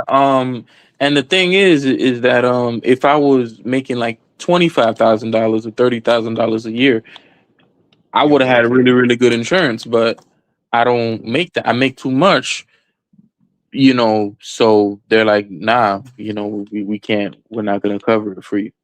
So Like Charlie was saying, like, the poor people, it's like you can be a single mom with two kids or a kid and just say like work part-time at Dollar General or whatever. And then when tax time come, they'll give you like $10,000 tax check or whatever, tax return or whatever. And Hmm. you know what I'm saying? But then the person who done worked and paid and did this and that, oh, you get $1,000. $1,000 back. 500. Oh, you might have to pay this year, just depending. nigga, That I ain't get, right. man, I haven't collected a tax return in years. I was going to say that as well too. This is also what I heard a wealthy person say. He said, like when people talking about money, they talk about them receiving a tax return. That's how you know they don't get money because the people that's really getting money, they don't get tax return. They have to pay into taxes or Yeah. find a way to avoid it. You know what I mean? So yeah, yeah, for Well, sure. even for Mhm. like a regular, they not having enough come out of their check, their deductions. Yeah, Right, they pay the tax afterwards. Yeah. right. So yeah, no, but at the same time, like I say, in far as like KB, what you're saying, far as like you think it's always been like that, that's factually untrue, and I'll tell you why. You could No, I even said look I up. don't know if it's always been like that, and I don't want to say like this is Nah, like a it new wasn't. thing. You know what I'm saying? No, Nah, and it it wasn't. wasn't. I can tell you why. The whole American staple was you could support a 3 to 4 family household off of Yep. one income Yep. back then. Mm-hmm. Nowadays, you can have two incomes and still barely Yep. make it. Yep. And see, So like you're yeah. younger than us, so you didn't grow up with what's the generation before baby boom and grandpa? See, like Charles and I, we the same age, so we grew up with grandparents that was born in like the 20s. You know what I'm saying? Yep. Oh, And we started, silent generation and World War II generation. yeah, because see, like on one side of my family, on my dad's side, it was 9 kids. My Damn. grandmother didn't work. On my mom's side, it was 5 kids. My grandmother didn't work, and all that was supported off of one income. Yeah. And Mm. then they was homeowners. Like I was telling somebody, they was like, "Oh, that was so hard back then." I said, "Nah, back in the day, people had more because back in the day, black people was homeowners. Home ownership was higher 50 years Yeah, ago Than than it it is is today." today. yeah. Yep, that's a fact. And I feel like OTO about to come any second now. you you know, hear y'all? It's like Bloody Mary, Bloody Mary, Bloody Mary, and he just appears. you know what they say, right? They Yeah, say let me that. tell y'all. Yo, can y'all hear me? Yeah, we can Yep, hear go you. ahead. I was gonna say, I read that desegregation was the worst thing to happen. Absolutely. I read that because and I'm not saying I agree or disagree, but I read that, and they said that because before, black people had their own bus lines and they had their Yeah. own everything, Yep. and so we were in a sense forced to just support our own, right? And Mhm. so we had our own economies, and once they desegregated it, they were able to infiltrate all the businesses and buy people out, and here we are today. And that's what I I.e., read. no, you know what, Prime? What's a I think Mo Black just dropped down. But I think what's a great like example of that is the record companies.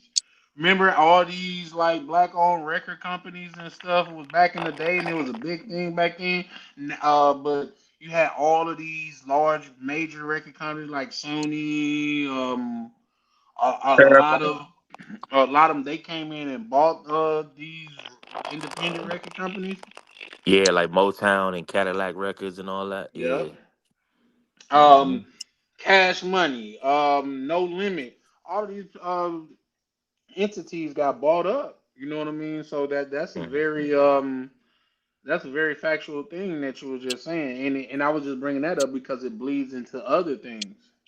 Yeah. Definitely, man. And I don't know, bro. This to back to your point with the traveling thing, man. Wow, man, traveling is I think I think in like 10, 15 years, we all gonna be sitting at some type of AA meeting and say, "Hi, my name is Charlie. Hi, Charlie. I'm addicted to the Dominican Republic. And I'm here because I acknowledge that I need help." Right. Listen, it's gonna be like the twist. Like the first step of getting better is to know, acknowledge you have a problem. Yeah. You know what I'm saying? So, I mean, listen, when I was going through what I was going through some years ago, somebody pulled me to the side and said, "Hey, they because you could go to like group therapy, group men's, groups." Right. And it was a man pulled me to the side. He said, "Hey, man, I heard your story. You ever been in the DR?"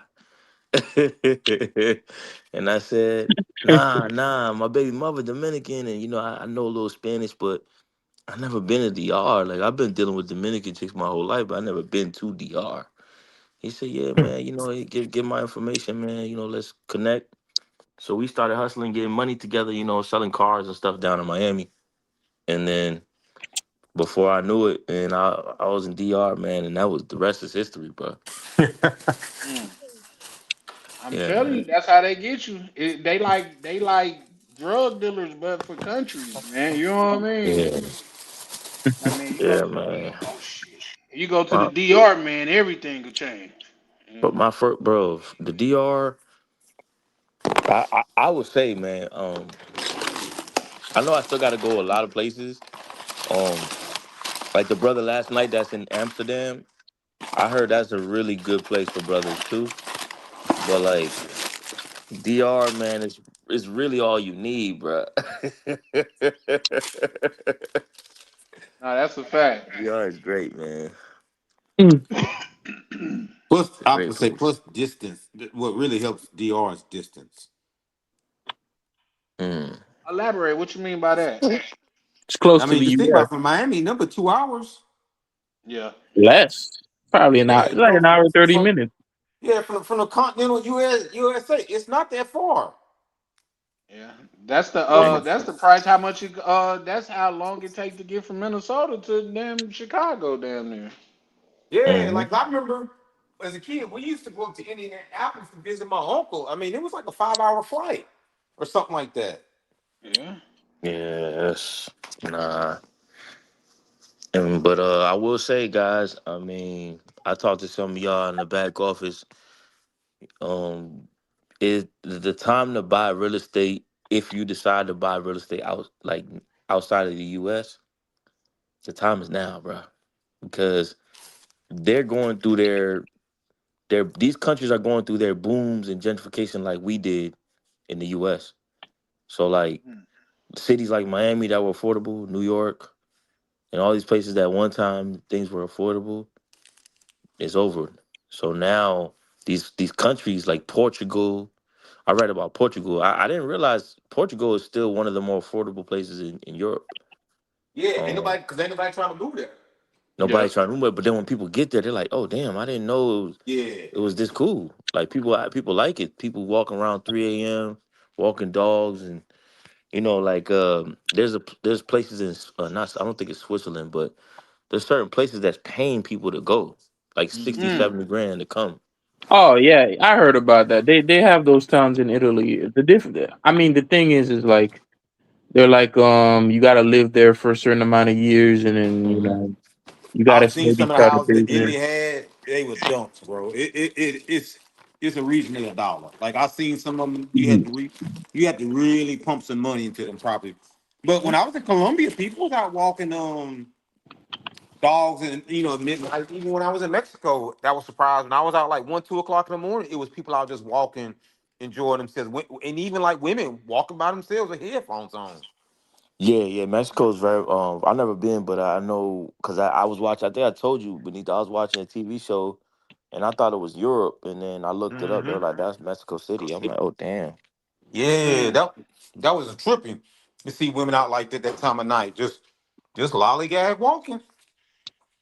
And you notice something, Benito? You notice that the Mexicans you saw in Mexico City ain't the same Mexicans you see in Houston. No, bro, they You was notice that? yeah. Hold Yeah. on. Say that again, Prime. The Mexicans in Mexico City is what?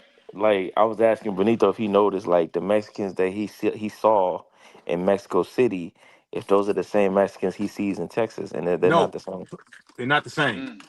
They're not the No, same at all. they were they were like they were like European looking. Yeah, most of the Mexicans that you see in like Texas, Arizona, Los Angeles, those are the ones that had to flee because they didn't have anything. Yeah, You know what I mean? And then they're also, I know Benito. They actually are racist to them in yeah, Mexico. yeah, yeah. The Yeah. color system. Yeah, yeah. Yeah. So and then they come here, and then it's like Yeah. all that out the window. You know what I mean? Right. So You know what I mean? Nah, that's a fact. That's a fact, Prime. They come here and get on that BS with with the people here, forgetting like where you from. The people don't fuck with you like that. You know what I Yeah, it mean? was But like I was in one area because I had talked to this lady, because I wanted to, because they had talked about the gentrification that's going on there, and when I was met this lady, she was like, "Yeah, 5 years ago you didn't see foreigners." She's like, "Now foreigners everywhere." And like when I went to Starbucks where I was sitting, it looked like I was in Houston. The people walking around, and it's like what Prime was asking me, you really couldn't tell who was like Mexican or like a tourist there. You couldn't tell the way their skin was. And even the dress, they walk around with Adidas Sambas and just, regular stuff on. I mean, they had I didn't take a photo. They had a Hoika store. I ain't seen one of them in the States. a who store? Like the running shoes the called sneakers, Hoikas. the Hoka, yeah, Oh, yeah, Hokas. yeah. Yeah. Hmm. They had a whole store. Mm. Yeah, man, they ain't playing over there. I mean, even when because when you learning Spanish, which is something I always tell a lot of the brothers, watch the Spanish news, like in your city, like watch the Spanish. 'Cause there's always the Spanish news, like Yep. Telemundo or Primer Impacto.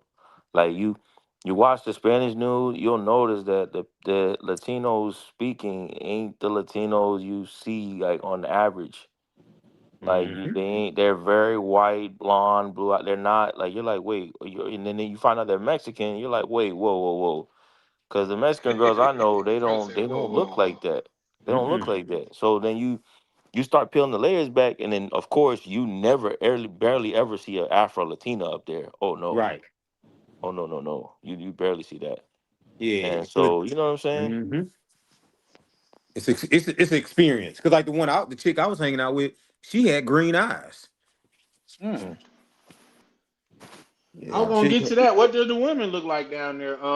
Hold on. Mm, I, Real quick. Hold on. What's name? We got our good brother, Chalupe pulled up on the panel. I think this is the first time, man. Chalupe, Yeah, first time, first time.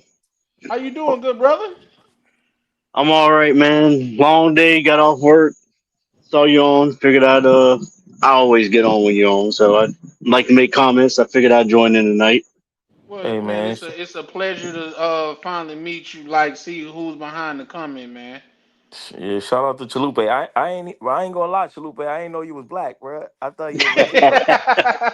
Oh no! So all right, this I got the. I was in the Air Force and I needed a haircut. Sergeant Lane, black dude, he was cracking on me. Told me your head look like taco meat, look like chalupa meat. That's how I got the name. Damn. And it kind of just stuck with you. Yeah, I just went with it. They made fun of me, whatever. You can't pick your nickname when you're in the military. So Nah, that's a, oh, okay. I thought you was gonna say when you little, but yeah, nah. There you go. But yeah, man. I see you was putting in a lot of information about Medellin. Real quick though, my bad. Before you go into that, my apologies. Mo Black, you were saying something. You want to continue what you were saying, brother? whatever. What's his name? That asked me. No. Oh, you asked me what the women was like. I'm just gonna say this.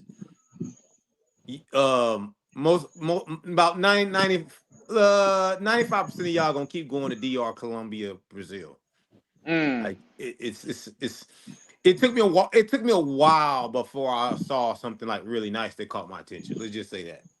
Oh wow. Yeah, like you get off the let's just say you land in the Santo Domingo airport. It ain't even gonna be 5 minutes before you be like, dang. It it No, it that's a it, fact. That's a it wasn't fact. it wasn't no experience like that. No, no, Okay.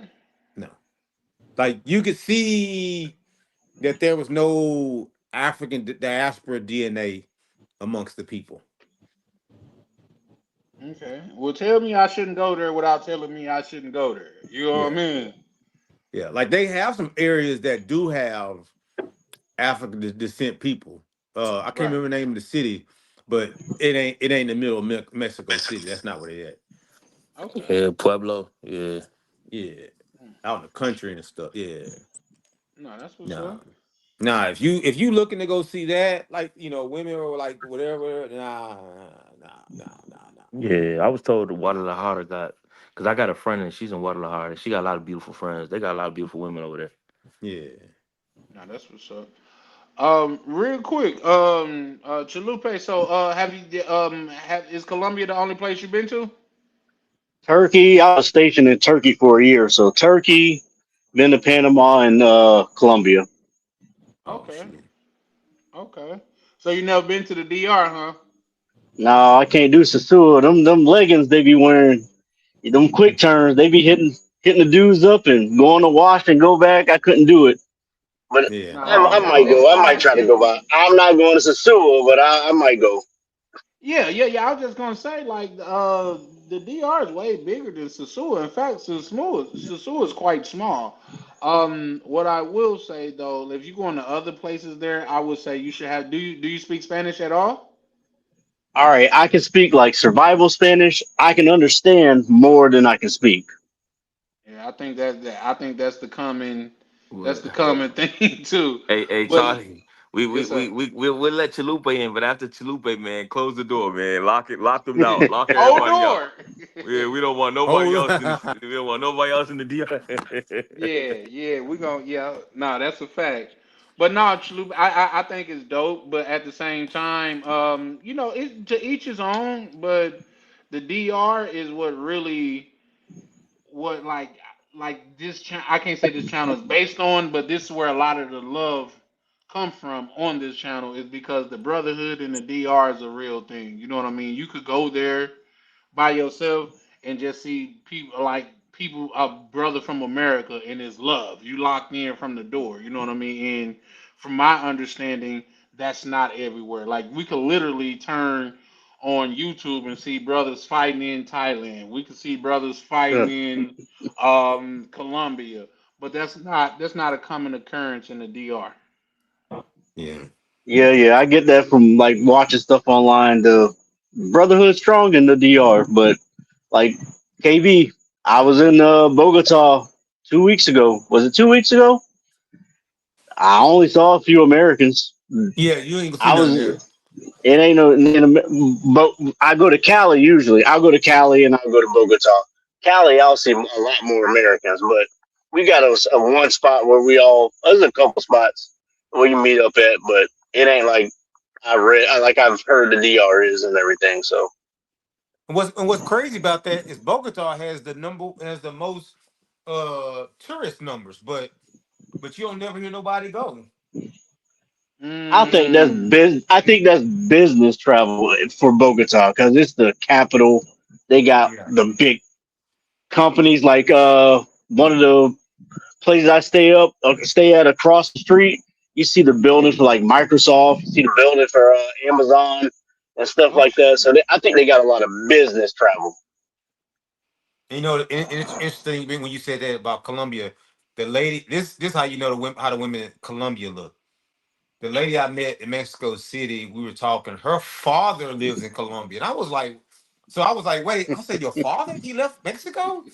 She was like, no. Well, he was like the person in his company that started up like the new, like when they would expand or whatever, and he got stationed in Colombia, and he went there and he opened up like the part of the business there, or whatever.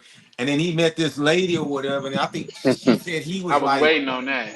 yeah, Got she them. said he was like 65, 66, and the wife is like 40 something.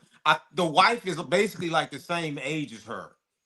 And Oh then I was wow. like, well, something. She's like, well, I can admit, yeah, she is really beautiful. I was like, oh yeah. And then I think the father got like a young kid with the lady. Yeah. Shout out to him for that. You know what I Oh mean? no. So it's not just us black Americans making moves. You know what I Oh mean? no. It's people even people from other Latin countries are making moves. Oh yeah. So I think that's dope, bro. I ain't gonna lie to you. Mm-hmm. You know what I mean? But I'm going to check out Colombia, man, because it's so much hoopla about it. But I think Miguel last night he broke down some numbers. He was like, and I may be butchering the numbers, but he was like, out of 7 million travelers to Colombia, like 2,000 got turned away. And when you look at those numbers, as far as ratio go or percentage go, it's literally 0.00 something Yeah. percent. Yeah, You it's know what very I mean? small. Right. So I was And then like, when you know people don't what? want to talk about, them people is on that list. Most of them people is on that list. The What Angel list? Watch list. Yeah. Angel What Watch. is that? That's the Come on, name. man. Come on, fill me in. What is that? All Okay, right. like So let's say for Oh, instance, you can tell them. You can tell them. like say for instance, say somebody gets in trouble in the United States for, you know, you get on one of them predator lists, right? Them people have to Hmm. go register every year. So when they could, so I was surprised, like they can get a passport. So they put somehow they get a organization created as Angel is. So when they try to go to follow Columbia, Columbia joined up to be able to look at this database. And I guess when they scan your passport, their name pops up on that list, and that's when they pull them to the side, like, nah, y'all can't come. Oh, okay. Well, in which case, yeah, they shouldn't, man. They shouldn't be able to Right, leave that city. right. But see, And people not people. The U.S. makes the list. The Right, U.S. lets other countries use the list. right. Hmm. So if you got like a domestic battery, you got anything like that, they just look at the list and that's when they pulling you aside. A lot of them people, that's when they get pulled aside. Hmm. Because I was And that's what paranoid people. for a while. Yeah, and that's what Well, you people not say telling. anything though, right? Yeah, So it could be something that was 20 years ago that had nothing to do with domestic or the weirdo behavior, but they could still hold it against you. no, Well, well, they don't hold that stuff against you. They can see what the charges are. yeah, Okay. Now, if you acting like a lot of times I've heard also, like how we get they in line in Medellin, they loud, they talking about what they finna smash, what they finna do with all this, Yeah. and they're listening to you while you're in line. They're watching you. They got surveillance because of all the drug history. They got surveillance. They got people standing there that look like passengers that can speak English that are listening to you. And you get up to that counter, and they already cued in on you. Mm. hmm. Yeah, I mean, but what's the problem though? I don't really see what's the issue. He came to clap some cheeks. What? Bro, that like That's fair. no, Especially when that business is legal there. Yeah, I mean, it's not like they're talking about Escobar deals. I mean, come on. It's Yeah, because but that but that's up we're to political. a country's discretion if they want to allow you in or not. Yeah, yeah, and No, we're I that's remember, not. get guys, that, but it's like you we are shouldn't just political. deport people for stuff But they're that not. No, isn't they're not. No, no, illegal. no, no. See, that's where you're Yeah, but wrong. That's what they're saying. No, they're not deporting anybody. They're just not letting those They're just people not letting in. you. That's it's They're not not different. letting letting you you in. enter. But remember, guys, remember the times we're in. We are political cannon fodder, Right. right? There's things that's going on, Right. and Remember, the Trump leaders doesn't are at like odds. Petro. Yeah, Yep. Trump they're at doesn't like odds. Petro. They don't like each other. So they're trying to So embarrass you. we're paying Yeah. the price. Mm. I'm Yep. confused. Weren't these two eating fried chicken together? I thought, what the fuck? That was for the cameras, and then they got back, and then they go at it again. Yeah. Oh, all Yeah. right. Petro was in New York on U.S. soil, telling American citizens to go against their government, and he should have did that. Yeah, I do remember that. Yeah, for sure, for sure. And the Real quick, only guys, let reason me he read that this by Lee Major. He said, "Them guys looking for adolescents don't believe the hype." Man, ain't Wait, what? everybody looking for adolescents. You could be look. Not Bro, everybody's doing that, but nah, that come on. I have a serious problem when people do that. And Colombians, they like to pretend, play stupid, and like, come on, that's just not true. And in fact, I gotta mention this almost every time. Most of these people who are targeting these, quote unquote, not quote unquote, these adolescents, these what are the with the M, y'all know what Mm-hmm. I mean. They're Yeah. yeah. Colombians. But I see them picking these girls up in taxis all over Santa Fe. All over oh, I downtown. forgot you in Santa Fe. Yeah, you on the blade. It's Yep. not just Santa Fe. It's everywhere. You see them. I know, You know KB. what I'm I'm joking, saying? but I know what Santa Fe is. That's why I said Yep. you in Santa Fe. That's the blade, and you know it's the blade. Not Mm. always. All their Yeah. monuments. Nah, Yeah. Hey, well, you gotta Santa say Fe nah, is no. Hear different. me out. No, all the monuments that are there, like Museum Yeah, of Gold. that's where the That's old stuff all. is. Yeah, But you know the blade is there too. yeah, Yep. yeah. He tried to talk about But the monuments and all that. Yeah, you know where you No, at. you ain't flying to Bogota. For all your conversations, you not flying to Bogota to go see no damn monuments.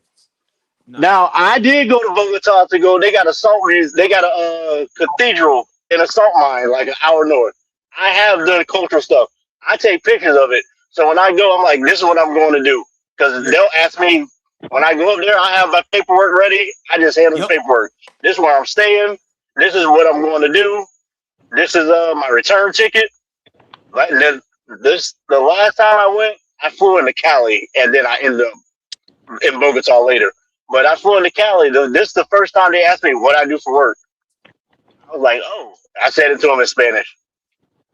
Oh And no, see, They they just you took always saying ask me that, what I do for work. like you saying that, like your itinerary. Like I've heard people say, like a lot of these dudes going to these countries and don't have no idea that all nope. they like I said they just all they know is the clap cheeks. Like they ain't going like I mean like if I was to go to Medellin, I would go to was it Guapate, however you say it, because I want to climb that damn rock. Oh, that bitch a beast. Oh, my Yeah, bad, because I Charlie. think I'm in the curse. But that's a beast. I did it. yeah, because I think it's like 730 steps or something like that. So that's like one I thing I thought it was want to a knock off my thousand list. plus steps. No, it's like 700 to 800. All I know is when I hit about 500, it got the number of steps like every 50. I know I was mad. That's all I know. My legs was burning. Yeah. 'Cause I know them steps in Brazil. Them that ain't man. Them steps in Brazil go ham too. Mm-hmm. Like, But like yeah, go have like an itinerary. Have something you're going to do other than I got a 20 pack of uh, magnums and I'm here. What's up? You gotta have something you're gonna do besides that. Nigga, I'm exploring right now. I thought you left, yeah, KB. Mhm. nah, he did leave. He just gave I some see what pieces. he means. Like, I mean, Yeah. if you want to avoid getting deported or denied entry into the country, then yeah, do that. Like But I have some do, discretion. yeah, do that too. It's just that it triggers me when Colombians want to get on that high horse. I'm like, bro, if y'all niggas don't come on, you Well, know. believe it or But not, KB, go ahead. listen. Oh, go ahead. No, KB, listen. When people come into the United States, do you think they get rejected for they just say they come here to and lying about what they're doing? It happens all the time here. all the We just time. don't see it. Nah, I mean, hold on. There's a difference. That kind of thing is illegal. But if you come to say, "Hey, I'm coming to the U.S. because I want to go to Tootsie's," I mean, the gate agent might be like, "Nigga," but he's still gonna let you through. He's not gonna be like, Nah, no, no. They might not. Americans They gonna might say, want people "Where there you a lot. staying?" You like, No, no. yeah, I'm coming for 2 weeks, and you got 15 suit or 10 suitcases. You sure you coming for 2 weeks? They deport people all the time, or they don't let people into the Yep. country all the time. Canada too. Yeah, I hear Canada a beast with it. Like yeah, yeah. But all you right. could So have. here's what I Go mean, ahead. right? So like, let's say you want to come to America, right? And let's say you're not gonna say, "Oh, I want to come to Miami to go to a strip club," right? And you say, "Hey, I'm just here to visit my family," right? If they search your bag and they find a bunch of condoms and fucking dildos, they're not gonna be like, "Nah, you can't come here." They're just gonna be like, "All right, bro, whatever." They might Nah. But not be like, I all right, don't whatever though. I was understand gonna why say Colombia. though, like, do we know that for sure though? No, Nah, I I watched don't the know if you show ever on seen. TV. No, I Have you watched ever the seen show. My mother the watched it. They're the gonna ask you who house you staying at. They're Then they're gonna gonna ask ask you you all for your kinds of follow up questions. yeah. No, Then I they're gonna know, ask I you know, for but your I'm saying like, Mm, okay, have you seen the Migration website? yes, yes. That's I what watched. they Yeah, No, no, do. no. Like they search these dudes and then they're like, oh, look how many condoms he's got. Look how many of this. I mean, come on, but man. that's to Um, sensationalize to show their people that they're trying to stop sex tourism. That's why they're doing that. That's why they're putting those people on there. But KB, when you look at that, how many people are on there that are Hispanic from other countries that are not Plenty. black? There's There's a quite a whole few. bunch of not black people on there. We just don't look at it. We see the videos and the pictures of the brothers, and we get hot about it. It's a No, whole no, bunch of people from other countries that no, no, don't no. that get Hold on that now. they're Hold not on. letting in either.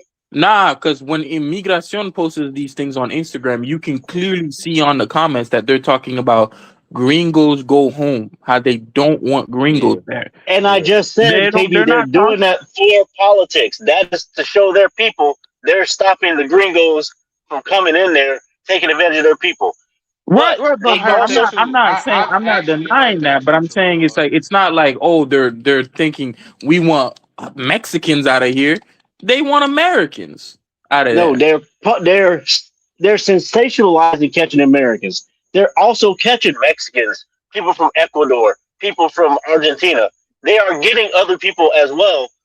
They're sensationalizing the gringos. Right, but I'm saying they're making it seem like those people are I also know, but I'm Americans telling you, too. You they are know? getting other people. They're Mm-hmm. just sensationalizing to their citizens that we're stopping the gringos. Yeah, You're taking offense at them sensationalizing that, but they're yeah. stopping others also. Because they don't want nobody there because they know the people coming have money that they don't have and will further make them gentrified. Well, And here's that's the they thing. Well, go ahead. My bad. and I was saying, You and that's sure? the issue right now too. Like in Medellin, the locals are mad because Americans are people coming there with money and they raising rent prices and they can't afford to live there no more. And places that were Well, affordable, they can't afford no more.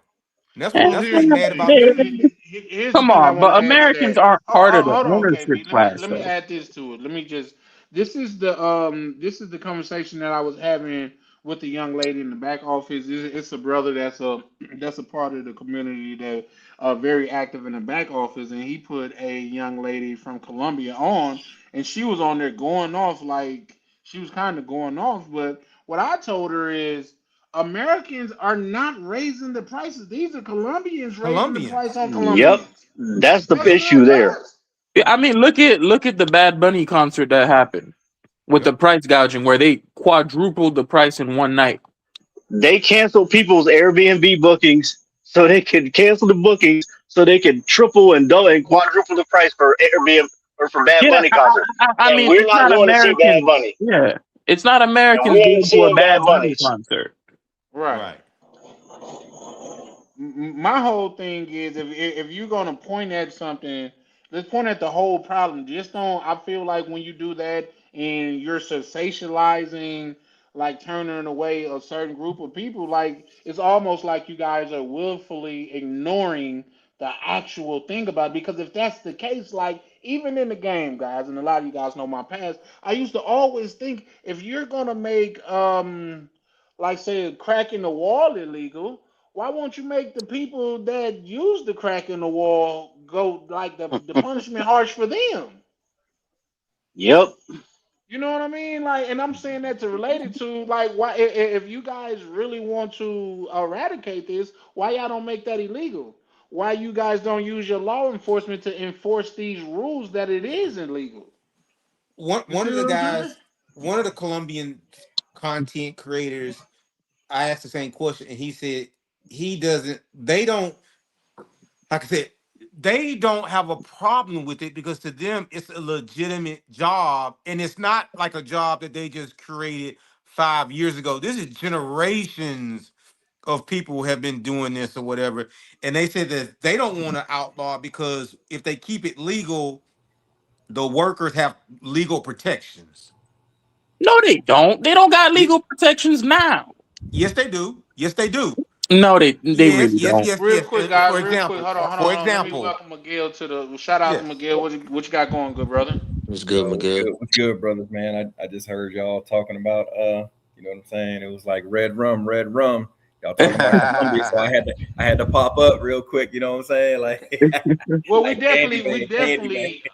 we definitely gonna need your insight because you have boots on the ground as we speak. But that being said, Mo Black, you want to finish your point? Well, like the person was saying, like if they keep it legalized, those workers are legitimate workers and they have rights. Like, say for instance, if Maria is hanging out with Jose and Jose say, "I'm not giving you $1," she can call the police and show where they have communicated over WhatsApp, and he owes her.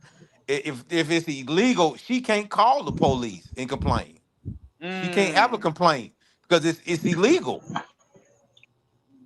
You know what Yeah, I'm Sound saying? like a good yeah, point. yeah, yeah. I agree. Like on that note, when I because when I heard protections, I meant like I thought like the police are actually gonna show up if she's getting the shit beat out of her. Like the police is actually gonna show up and do something. I don't think the police would show up and do anything for her. At least in the Yeah, they sense of will. that. Yes, yes, they gonna do more for her than you. I don't know about. I mean, Yeah, no, it I'm not happens talking all the about. I'm not talking time. about Gringo Colombian. I'm talking about Colombian Colombia. Yeah, but even with that, but like, okay, like for example, like when you go, like, let's just say Cartagena, when they had them as parlors and stuff, that's like out in the open legal businesses. It's not hidden. It's like right next door to like nice stuff, legal. Like to them, that's a legitimate business. So they Yeah, have protections. Like, to us it seems weird, but it's legitimate businesses. It's I'm written in their constitution to protect them. Yes. yeah, Is yeah, it? bro. Yes. Yes. That's It's the crazy. like yeah, it's Cause he in their don't that's what constitution, he like the arguing, he don't family. understand it's a legitimate business. That's Yeah, and these crazy. chicks will tell you, these chicks will tell you, like I had to like I had to like check myself because these chicks will tell you, that's my job. I'm like, it's your job. Like, what the hell you talking? It's your job. Like Yeah. you you a bust down. You selling. What are you talking about? It's your job, bro. You a bust No, down. they are dead serious. It is their job. Like some of these chicks married, bro, and Yeah. they go to their job. Some of them, their husbands take them to the club. Yeah. They go and they get that money, and them dudes, they know, because they know that the girls will make way more money. Like, oh, okay, I'll let my shorty go out here and work 2-3 nights a week. She gonna bring home enough money for like 2 months. Yep. And I lose my motherfucking mind. Ain't no way. Hey, it's different. KB, KB, It's KB. different. Let's try to chill on the vulgarity. I get it, like it kind of hurts you deeply just then, but I get it. We cuss in normal like conversation, but let's just, if we can, try to chill on the vulgarity, guys. Yeah. Like Right. what Um, ABC. McGill, like what McGill saying. Like I remember a few months back, I knew some dudes who had a party, right? We had a like a real nice party, like a birthday party or whatever, blah blah blah. Let's just say like the next week, like like let's just say the DJ who worked the party, they was out at the park. The DJ had photos with the family and kids, eating cotton candy, and it was just like, wow, you just DJ'd the party last week and did it, did a great job. You know what I'm saying? Like it's normal to them. Yeah, I'm trying to tell you, it's different. The like the culture is just different. And then just to back it up just a little bit, to talk about the SA and all the stuff that goes on. I remember I was talking to this one chick down here, and like she was telling me, she was like, oh yeah, my brother's locked up. And I was like, oh man, that's unfortunate. Like what? Like why is he locked up? She was like, yeah, he's um the next door neighbor um put charges on him. So I was like, I'm thinking, so I was like, okay, all right, since you offering. And I was like, she put charges on him for what? Oh well, she seduced him, but my brother went to jail for it.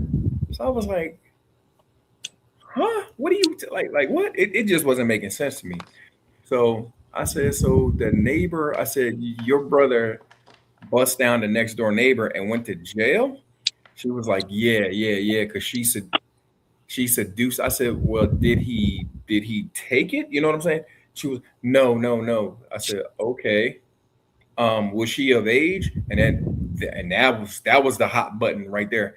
Oh no, she was 12 years old. I said, your brother The deserves deuce. talking about. hey, Miguel, I got a No. twist for you. I got a twist for you, Miguel. She's Yeah, sick too because she said a 12-year-old seduced a grown man. That's yeah, sick. and That's sick conversation. I was just about to, yep, and that was the next thing I was about to, and I just looked at her. I was like, "What do you mean? Ain't no 12-year-old on this planet got nothing that's gonna seduce me as a grown ass. What are you talking about, chick? Like, what do you mean? Like she seduced with what? Her little, Hmm. her little Barbie Lego set. What are you talking about? Nigga? Oh my god, bro. Yeah, so they different down here, and these dudes they be at as soon as, bro. As soon as these girls get, I'm telling you, they be at them. They do not let them. This whole this whole country is some on some. I believe I can fly R. Kelly ass niggas. The Yep. whole country, You the That's whole, why. crazy. That's all why of I it. keep saying, like I was arguing somebody. I won't say names. That's why people all want to have my kids overseas. I said I would not want to have my kids overseas, especially a girl, because the culture is not right. Yeah, yeah. The culture is definitely different. So I'm like I I definitely I'm thinking about it. You know what I mean? But I would definitely have to bring my yeah I would have to bring my family back to the states, bro. Yep. Especially like around 9, 10 years old. Nah, we got to go. We got to Yep. go because I know what's next. And I'm Yeah. not with it because they be, I'm telling you, they be like cousins and everything be running through 'em, bro. I'm not with that. Hmm. Nah, nah. I will want to. I want to. I want to immerse myself in the culture. You know what I'm saying? But I ain't trying to. Nah, nah. But Yeah. here's the I thing. But here's the thing, Miguel. Wouldn't you say, like, say a lot of that comes from like it's something from opportunity because these are like we not having. Well, I can't say we, but is there a issue of women that come from money that ends up in that lifestyle? no, they. I don't. Miguel can answer for herself. I don't think if they are strata 6, 5, and 6, they are highly unlikely to be associated with that. So. All right. So my answer to that is, it's just different. So the women who are in that like that strata and that, you know what I mean? Like you can go out and I've you take them to dinner and that same night you are busting them down. Now what they do, they won't necessarily be like, oh well, can I have, can you give me some money? But now you do that, you taking them out. Now they got it in their mind because A lot of people over here, there's no casual dating.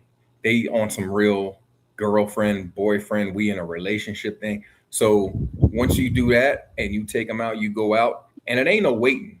It is no, trust me. There, like there is no waiting. You can take a like you can meet a chick, you take her out, and she could just be a regular. Y'all are getting down. Y'all are getting down that night. That's what I'm saying. It's just the culture. They got a whole different mindset on on relations, on male female relations. So it's not this. Oh, I'm gonna make him wait. I'm gonna make no. Ain't You no be Steve Harvey.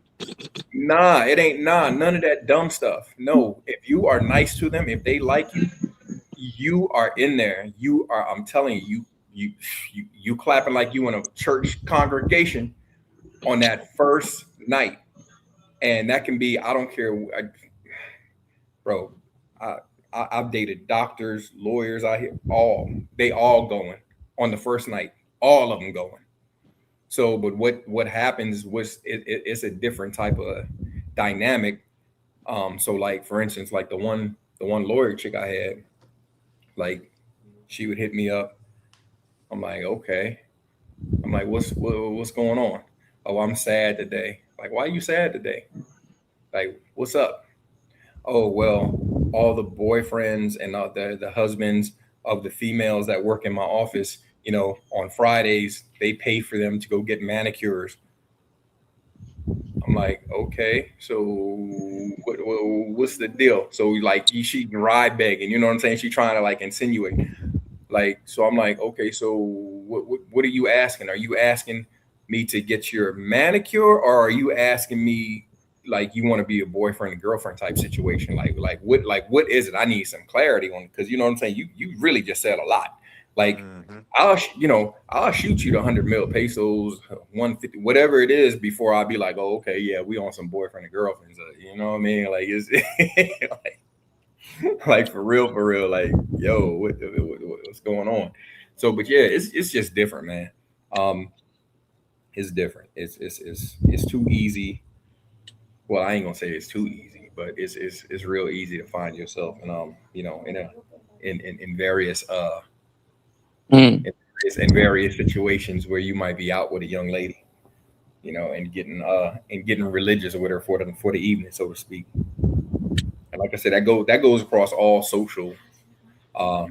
social backgrounds. It doesn't really matter down here, because the culture is different. They're really not stuck on they're not stuck on the hangups of like a Puritan based society like North America. You know what I'm saying? We'd be like, oh, and this, and then all these other rules and all this other crazy stuff, and they like, no, I like you, I got to have you, and let's go make it happen. So, and Now, that the girls KB age, because Bogota has a lot of universities. They are more of the like the American girls where you can hit and they're okay with it next day and they're moving on. That's the younger ages though. They're more they're starting to get Americanized or westernized, I guess. yeah, and that's gonna be a problem. That's gonna be a problem in the next 15, 20 years. That's gonna But right now we kind of good, but you absolutely right, because feminism is definitely starting to creep in a little bit, and it's gonna be a problem, just like it is in North America. It's gonna be a problem when you get that. Mm-hmm. Mm-hmm. Yes, indeed. I see my cousin in the chat. What up, Mish? What up, cuz?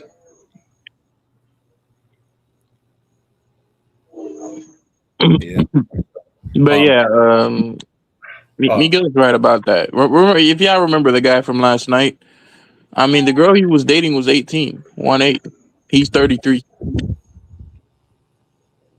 Oh, they. Oh, and on that, um, they love older dudes down here. They love it's because and I asked, like, because I was like yo, what's the deal? Like, and in their mind, they think that the older dudes pretty much got it about their system, and a lot of them, they actually look for an older guy. When they're ready for relationships, because they think the older guys, all right, you're playing or you're messing around, you got it about your system. Now I got somebody who's a little bit older, a little bit wiser, got a little bit more sense.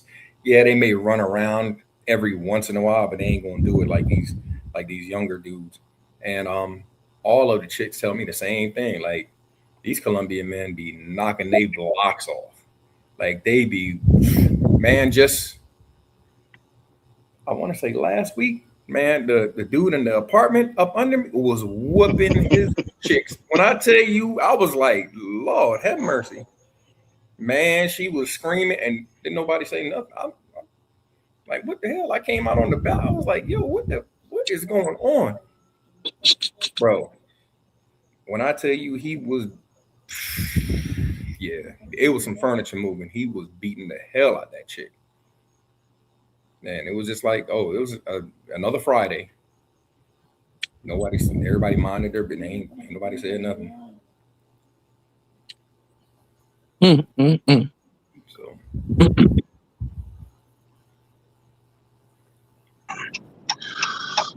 So yeah, earlier too, Miguel, I had brung up the numbers that you had dropped last night, where you was talking about the rate, the percentage of people that's getting turned away is not really as big as people making it out to be. Nah. A lot of people, and this is what I was alluding to last night. A lot of dudes are doing that stuff for clickbait. You know what I mean? Especially within the travel space, and like for me, what I was saying, I'm not. Number one, I'm not personally. I'm not concerned about it because my name is not on no angel watch list. I come up in here and I had a story where I brought a shorty asked me to bring her a toy. So I brought it. And they put it through the scanner, and it was so funny. Buddy down here was like, "What's that?" And I'm telling him it's ugando para mi novia, and he looking like what?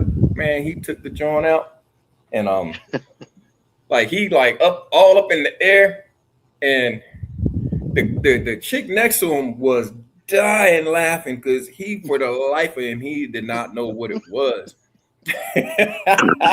So, oh, you got a little lightsaber here. I see it. It does a little. Yeah. I brought the little Jedi wand. You know what I'm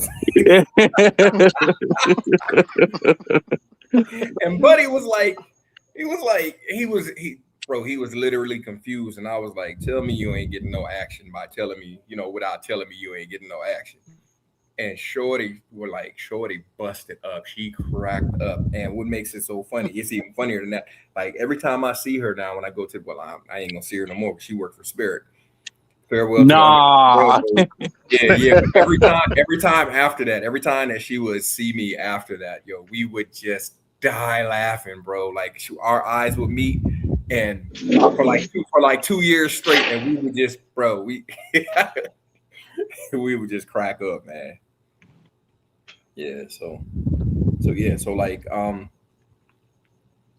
think you got to be cutting up. The only people that I've seen down here in Cartagena I saw 2 people get turned away, and they both was cutting up. One dude was so drunk, I don't know how he got that drunk on the plane, but he was towed down drunk, and they was like, nah, if you don't know how to act, right here in the immigration line, you're gonna be a problem.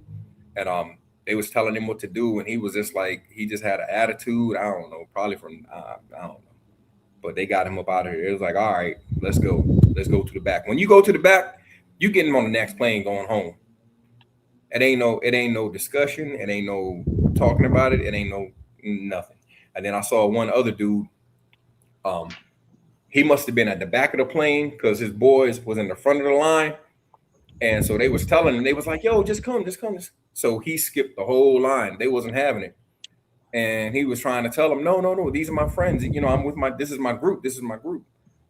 And they was like, nah, you, whatever. You skipped all these people. They was like, no, go to the back of the line. And he wanted to sit there and argue with him. Man, he should have took his behind at the back of that line. And he did not. He ain't do what she asked. And the immigration dude came from behind the counter, behind that glass. He came and he just, let's go.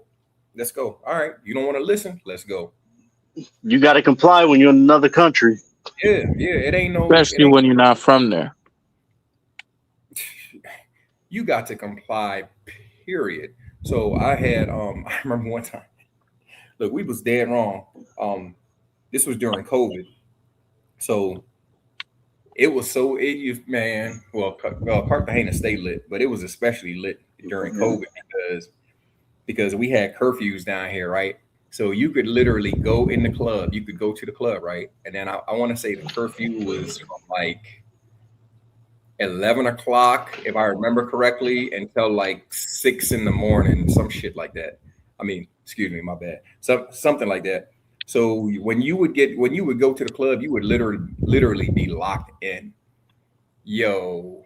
So, yeah, we went to the club, did our little thing, you know what I'm saying? So we ready to go. It's like 3, 4 in the morning. So we like, all right, man, whatever, we gonna chance it. And cabs was still out, whatever. So we got in the cab. Man, we ain't even make it outside the wall city before we got pulled over. And I was just like, they pulled us out. They pulled us out the cab. They searched us. Buddy went up in my wallet, and I had, I don't know, I probably maybe $200 in pesos. Buddy he took he took what, 200 mil pesos. I think it was like $50. And he looked at me. I said, "Hey, go ahead, man. Yeah, blessings. Look, gracias a Dios." so and then they let us go on our way. You know what I'm saying? So I got back in the cab and I was like, "Yo," I was like, "Buddy just hit me for 200 mil pesos." So one of the clowns that was with my group. Oh, I would have made him take me to the embassy. I would have this and that. I just looked, and this was my first time meeting him. He came with one of my homeboys from Philly. I told my partner, I said, don't bring him around me no more. I said, because he's dumb. Not only is he dumb, he's dangerous. My boy was like, what? So I told him what happened. He was like, why was he saying that? I said, I don't know. I said, it's my first time meeting him. I don't know. I don't know his character, but what I do know is he's stupid as hell. How you gonna sit up here and talk about I would have made him take me to the embassy? Are you dumb? You in a whole nother country. So what you're saying is you're gonna make that police officer that's robbing you then take you to the U.S. embassy. You don't even know where the embassy is. Take you to the U.S. embassy to what? Report on himself that he is robbing some tourists. Let me know how that works out for you. You gonna be in a field somewhere stinking. That's where that like, man. Bro, everybody ain't meant to travel, man. So I'm Mhm. pretty sure, like you take any of the situations that happened, with brothers in the United States where they lost their life at the hands of a police officer. I'm pretty sure if they would have been able to, hey man, here go $50. I just want to get home. Cool. Like for real. All right. 200 mil pesos, $50. And I think at that time the exchange rate was so I think it might have been only like 40 something dollars. Because the exchange rate for the dollar was so, back during COVID. Oh my God, man. When I came down here during COVID, I think the best I ever saw the exchange ratio was $1 was like 5,600 Colombian pesos. So the exchange rate right now, $1 is like 3,600. So it's yeah, the dollar right now, the dollar it's lost, yeah. It's lost a lot of value versus the Colombian peso. Either that or the Colombian peso has gotten stronger, however you want to look at it. But either way, it ain't. That was gonna actually be my question to you, Miguel. Do you think because the Colombian peso has gotten stronger, or do you think because of the American dollar has gotten weaker? So I actually did some research on this a while back, and the Colombian peso um, has gotten stronger. So, and you have a lot more people investing into Colombia. However, what's going on right now, that was the trend. You had a lot more people investing into Colombia, but what's getting ready to happen right now, because of all the the situations between the administrations, the Petro and the Trump administrations, um, a lot of those investors are now beginning to pull out of Colombia based on uncertainty. So you have a lot of Colombians running around talking about, oh well, the gringos are no, the gringos ain't doing shit. My bad, I keep cussing. The gringos ain't doing nothing because it's so hard for us to get anything established down here. We can't get a loan, we can't get a mortgage loan. And number one, you don't even want a mortgage loan down here because the interest rates are ridiculous. So it takes you a good 3 to 5 years to even establish credit, your credit down here in order to get a mortgage. So we being foreigners are less than 10% of owners down here of any type of property are less than 10%. So it's not us, it's Colombians that are doing it. And specifically in Medellin, the reason why things are going up in Medellin, the prices and are going up so much in Medellin is because they have a new rail system. They're adding to that line. I think it's going to be completed in I think last time I checked it was 2028. So all along that, people who know all along that route, all of the properties, because they know, like, hey, they're doing capital. It's a capital funded project to improve the city. So guess what?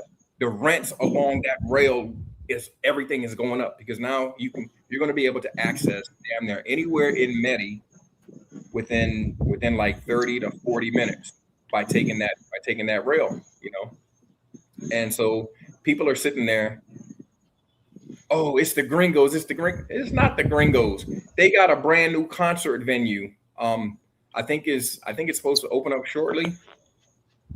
They got a brand new stadium. They got, oh my, bro, it is lit. Medi is going to be even lit. Is it litter? The little beach park they're building. Right, they got the whole beach park. Yeah, because the one thing that people were saying, oh, Medellin is this, Medellin is that, but the only bad thing is they don't have a beach. So guess what they're doing? They're building a beach. They got all of these capital projects that Medellin is doing. Not, and by the way, Medi is the only city in Colombia that is experiencing growth like this. And you know why? Because the rest of Colombia is on some socialist BS. This is really like a socialist country, except you have Medellin, the governor of Antioquia, he is conservative. The mayor of Medellin is conservative.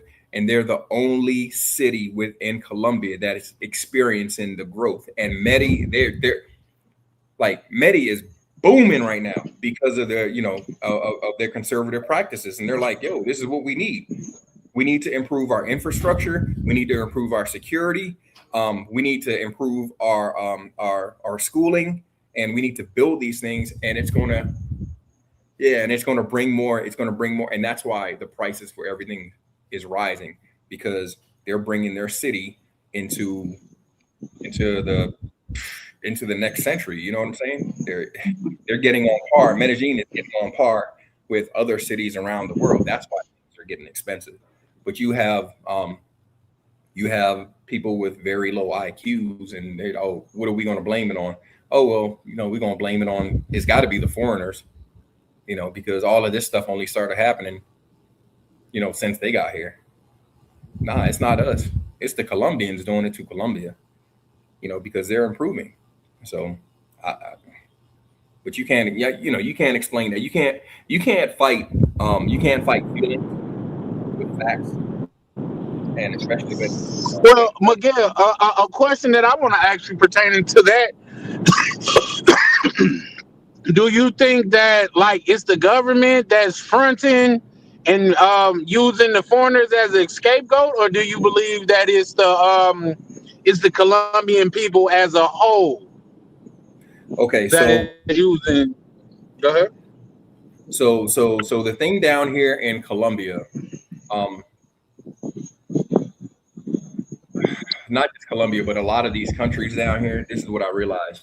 They would rather make it look like they're actually doing something. So they would rather give it the look like, oh, hey, look, we're doing this, we're stopping this. But if they were really interested, and if they were really concerned with their citizens and the safety of and talking about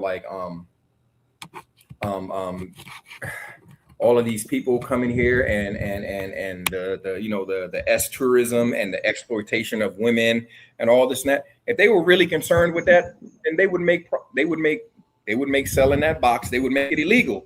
But they're not going to do that. You know why? Because the tourism industry last year alone, I think it was more than $7 billion in 2025 that Colombia experienced. So they're not going to. It ain't going nowhere. It's not going nowhere. They just want to make it seem like they're doing something. Oh yeah, we care about women. We care about this. We don't want you to be, we don't want our women to be exploited. We don't want this. We don't want that. Okay, then make it illegal.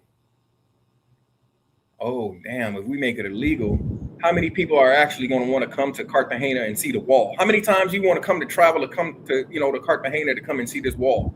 How many times you going to go to Guatapé and see El Peñol and climb them damn steps? There's 720 steps to get to the top. Oh yeah, I think I want to do that every time. Oh, man, fuck that, nigga. 700. Yeah. They miss me with that dumb stuff, bro. They like it's all an act. It's an act. They want to make it seem like they're doing something, but they know that tourism. I think tourism for Colombia is I think it's their second largest, if I remember correctly from the article that I was reading. It's the GDP. It's the second largest thing. It's their gross domestic product. Is tourism. So they can go ahead like that ignorant that brilliant idiot who was talking about, I don't want tourists here. I don't want tourists. But it's like, baby, you a tour guide. What the hell are you talking that was crazy. Like you are so dumb. What are you talking about? You don't want tourists. No, she didn't want American tour guides. She said tourists though, but here's the thing. I'm not gonna even lie. When I heard that and I figured out, like, I heard that she's a tourist guide, the only thing that came to my mind was, damn, Miguel said they was dumb. They are. That's the only thing I could think of. Like, damn, Miguel said they was dumb. Like, how stupid is that? They are, bro. And I'm not, you know what I mean? I mean, it is what it is. People can get mad at me for stating the obvious, but like, you can Google it. You can Google it, right? Matter of fact, I'll do it for you. The average IQ in Colombia is 83. 83. You know what you have to be considered mentally challenged? You got to score 70 or below.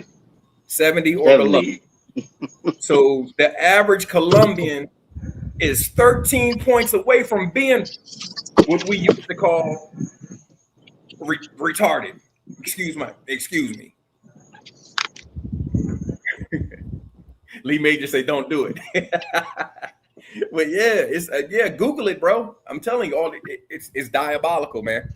So that's why, like, I don't even argue too much, and I say you can't really argue facts with feelings when somebody feels like, oh, this is what it is. Okay, you know what? Cool. These are the facts. You can sit up there and feel what you want to feel. Yeah. You can sit up there and feel how you want to feel, and think that it's us doing it to you. It's not us doing it to you, because we as foreigners, we don't really have the opportunity to own, or we don't really get the opportunity to own unless you coming in with, like, I'm talking bank. You coming in with great cash on me. Yeah. So, and I mean, how many, when you come in with cash, you have to put it into like a special account, because they have to show how you got it, so it's not facts narcotic money. So it has to sit there for a while so they can process it. Bro, I was thinking about buying a place down there. That's how I know this. Bro, when we were built, you know how many times they locked the account? Like, we got a business account. Doing business down here is so, like, I you know how the pendulum swings? Like, I think they had everything so wide open And I want to say this is probably the Pablo effect from back in the day where things was just so wide open back then. So now, with the corruption and everything that was going on, and it's still here. Don't get it twisted. It's not like they switched any like they stopped any corruption, but to try and like make things seem like it's better. and we do this in the United States also too. With the pendulum will be way over here to the left, and then all of a sudden it'll swing way over there to the right. So now, bro, anytime we needed to pay the workers or we would have an influx, bro, I had to actually show them. I had to give them copies of my 401k. This is where all this money is coming from. This is my retirement. I had to get them notarized statements through the lawyers to give to the Colombian government. Yo, we ain't no cartel, nigga. We just some retirees. Like, what are y'all talking about? This ain't even, and in the grand scheme of things, this ain't even a whole bunch of money. So, like, what do you mean? Like, if we was really doing it, like, we would have been doing it. You know what I'm saying? Like, so we trying to do things on the up and up, but it was so many hurdles, that was so many obstacles that's in place, because they want to make sure that, quote unquote, oh, this ain't no drug money, or this ain't no, you know what I'm saying? Like, you got money by legal means. It's a hassle. It's a hassle. They blocked our account. I want to say probably no less than 40 or 50 times they blocked our account, bro. Damn. And what made it so bad, like, Unc would have to go in and see the same people at the damn bank, like, why are you blocking this again? Like, and then they would ask for the same paperwork. It's like, bro, when I tell you these, bro, they are dumb. They're dumb. Like, you just saw this man. You just saw this man 2-3 weeks ago, and he going through the same problem. Why can't you notate to his account? We are business people. We got this. Y'all know we got this project. Why y'all keep blocking the account? And then we got to go through, and then it takes days for them to unlock. By the time sometimes they would unlock it within 3 to 5 business days. So, and then our workers would have to wait. It's like and then these people. It's not and then the best part is like then the workers will complain to the government about it too, that you're not paying them, and then the government will say something to you. Right. So it's a hot mess. But even with all of that, I still love Colombia, bro. Like it's a beautiful country. It's not without its problems that's unique to Colombia or to any, to a lot of Caribbean islands and and countries south of the border, so to speak. But everywhere has its problems, man. But for me, I just love it, bro. I love it. It's so much to do. It's so much biodiversity. I love traveling the country. I've been to a bunch of different cities and towns. I'll hop my behind on a bus and just go. That's what I used to do. Like, my boys would come down and they'd be like, "Where are you going?" I'm like, "Yo, I'm headed out to Barranquilla. You know anybody out there?" "Nah, I'm just going." "How you just go?" "Bro, let's go. I'm not just coming down here just for, like, I want to see more than Hollywood, than Playa Hollywood and Delirium." Like, I used to be gone. So my one boy, I used to be gone so much, my boy would be like, "Man, Tom, you got to let me know where you're going." "Oh, of course, I'm going to be safe." "Yeah, look, this is where I'm going. This is the chick that I'm supposed to be, linking up with. This is her info. Here go her Angela. ID. Yeah. Here go everything. So, like, if I come up missing, if I don't check in, you know what I'm saying? If you don't hear from me, don't let within like a 24-hour period, we're gonna check in. No. If you don't hear from me, come get this hoe. Nah, that's what's up. send out the troops. You know what I mean? So They Miguel, made another question that like far as the building stage and stuff, do you think your experience would have been different if you was like greasing some palms down there? we definitely bro, we definitely grease palms. We had to. Like for instance, we All this bullshit is after he greased palms. He wouldn't even be able to get Damn, anything done if he didn't grease palms. The yeah, that's like banking is crazy. separate from the building. The banking is separate from the building. yeah, yeah. So like to give you an example, when we had the power pole, like there was a power pole, like and where our door, the door for the gate, it was going to be right there. So we had it moved, and then we got a new transformer and everything to. So the dude from the power company came through, and he was like, "Yeah, um, yeah, you're on the schedule for today, um, but we're not going to be able to make it today. Um, the next appointment is for like I think it was like 4 to 6 weeks, whatever. We can get you in and like, man, he was like, or if you give me like 300 mil pesos or 400 mil pesos, whatever, like $100. We got the truck around the corner working on something. I can have the guys come over here and set it up.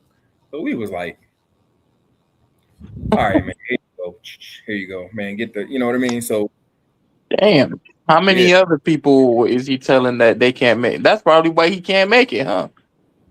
nah, no. It's not that he couldn't make it. It's he knew what was going on. They got some gringos here doing work. So we gonna get them. We gonna like so it's just like you do that wherever, man. You pay the gringo tax wherever you go. So like even and it's funny, even when I go back home to the Bahamas, like if I go out to, you go out to like in Nassau, for instance, you go down to Bay Street or whatever, you want to get some souvenirs or whatever, they'll hear me speaking to like whoever like the shorty I may be with, or like when I was married at the time, my wife, they hear me speaking, and then they want to come and like charge me one price, and then I hit them with my Bahamian accent. I'm like, no, if what? And then they looking at me like, oh, yes, I'm from the Bahamas. Nah, give me I don't even. And then they want to lower the price, and I'll be like, I don't even want this shit no more. Nah, like miss me with that. But that's everywhere you go. They So that's why a lot of times it's so funny. I tell people like when I go places like with my shorty, half the time I don't even say nothing. I just be like, Yep. I let her do the talking, because my Spanish is getting there. I'm constantly working on it, but I still don't want them to know. I mean, 9 times out of 10, they gonna know. They gonna know they gonna know I'm a foreigner. But I see like now that I've been here a while, like one dude asked me, a couple of dudes asked me, "Oh, you from Cali? You from Cali?" And I'm like, "Oh shit, I'm starting to blend in." They thinking I'm from Cali. They think I'm like, Yeah. I get the they just start talking to me in Spanish. I don't say nothing. And when I'm with the chica, she handled all the business because so they don't try to get you. mm-hmm, yeah, yeah. And then like even out here, they have they have like when you go to places like Playa Hollywood and like you go to the islands, man, they'll have a local menu, and then they got the gringo menu. Like, and if you don't know, you don't know. So that's why we try to tell dudes, man, like, look, try to just try. I know sometimes it's hard, and sometimes people be on vacation and they be like, look, I got it. I'm only here for a short time, or I'm here for a good time. I really don't care. I'm going to spend it. And it's like, yeah, okay. But just understand you doing the most, especially them dudes that come up in the club. Like, I don't even go like, unless say like Chan or somebody, unless like when Misha and Rainier came out, I don't even go to Delirium no more, bro. Cause to me, I'm like, they done, it's crazy. Like when they started getting them prices and it's close to what I would pay in Miami for a bottle of alcohol, like you bugging. I'm in Colombia. It ain't no way. I'm not doing it. I'm not doing it. So like I know when people come into town, that's where a lot of guys they want to go. So, all right, so cool, I'll go. I'll go and I'm like, all right, bet. But they not getting they not getting none of my money. Mm-mm, nah, I'm done. I'm not. Nah. Delirium has lost. They have lost their damn mind with the pricing in there. Yeah, a lot of places in Medellin are like that now. Parquilleras, and they're charging top dollar for what is essentially a dive bar in Miami, a shitty dive bar. Yeah, yeah. And that's because they know, and I'm not. And you know what? I applaud them. Go ahead, get them for what you're getting them for, because they're like I said, they're here. A lot of times the guys are only here. They may have a long weekend, or they may 10 days or whatever, and they already a lot of dudes already got their budget. Like when I used to come down, for the long weekends or like for like 7 days or 10 days, I already know. Look, for like a 10 day or 2 week, 14 day stay, I already know. Like, all right, everything's already paid for. My Airbnb is already taken care of. My any other discretionary thing already taken care of. I'm getting my alcohol from the duty free, because that's the cheapest place you're gonna find it. And I would, man, 3 4 bottles of liquor. I got everything set up. I'm good to go. And then you know, I just have my monopoly money to play with, and that's how I used to do it, man. And everything straight, everything on a budget, on a spectacular budget. Because I'm like, nah, I'm doing it. I'm doing it. I gotta head out, guys. Y'all have a good night. All right, bro. You too, Shout man. out to you, Yep. KB. Appreciate you pulling up, good brother. Yep. Yep. Yep. And I'm just getting back in the crib. But yeah, no, and believe it or not, Miguel, I probably just be like Misha and right now. I probably just want to go in there just to see what it's like. But I'm not a big component of going out of the country to have in the country experience. Yeah, You know what I yeah, mean? It's like, come yeah. on, bro. I could pay $500 for a bottle here, man. To me, that's Exactly, crazy. But exactly. no, Yeah, I want to go where you go. I want to go where the locals go. You know what I mean? facts, facts. And like, I ain't gonna hold you. Like this whole week, I think I've been outside. Maybe when I say outside, I'm talking to like taking the trash down to the dumpster. I think I've been outside maybe twice this week. Why? I've been up in here and like on some I've been up in here on some snuggle bunny shit with my shorty. Like we been so Damn. I've been, man, and it's and another thing, man, it's like the past 2 weeks, bro, it's like somebody turned the oven on down here. When I tell you the heat is back, I mean it. Whoo, yeah, it's Let me ask you this, Miguel. Not to cut you off, but what you think? Which one is hotter, the DR or Columbia? um, Miguel on the coast. That coast and that got Cartagena hot, man. That's yeah, woo. yeah. I'm gonna have to say Cartagena, bro. It's Really? yeah, yeah. Sometimes they don't got no breeze. I only been there once, but it was for a week. Man, it felt like basic training when I was in the Air Force. It felt like Mississippi, the coast of Mississippi hot in the summer with no breeze. It Yeah, damn yeah, sure be hot in Mississippi. yeah. Um, real quick, shout out to him pulling up, showing love. I think that was Uptown. Moonray. But yeah, no, I'm still pulling up, bro. I'm still pulling up. Like I say, matter of fact, I was looking for flights while since I've been on this live, but I'm still looking forward to it. Like I say, with everything that's been going to, and you know what, Miguel, we need brothers like you that's on here that's dispelling the rumors.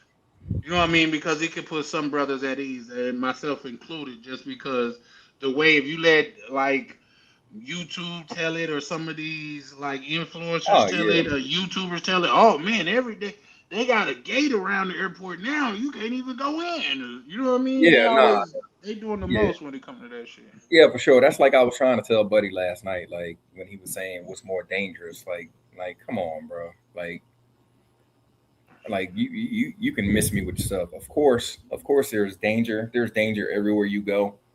There's good parts of the city. There's bad parts of the city. The thing is, you got to.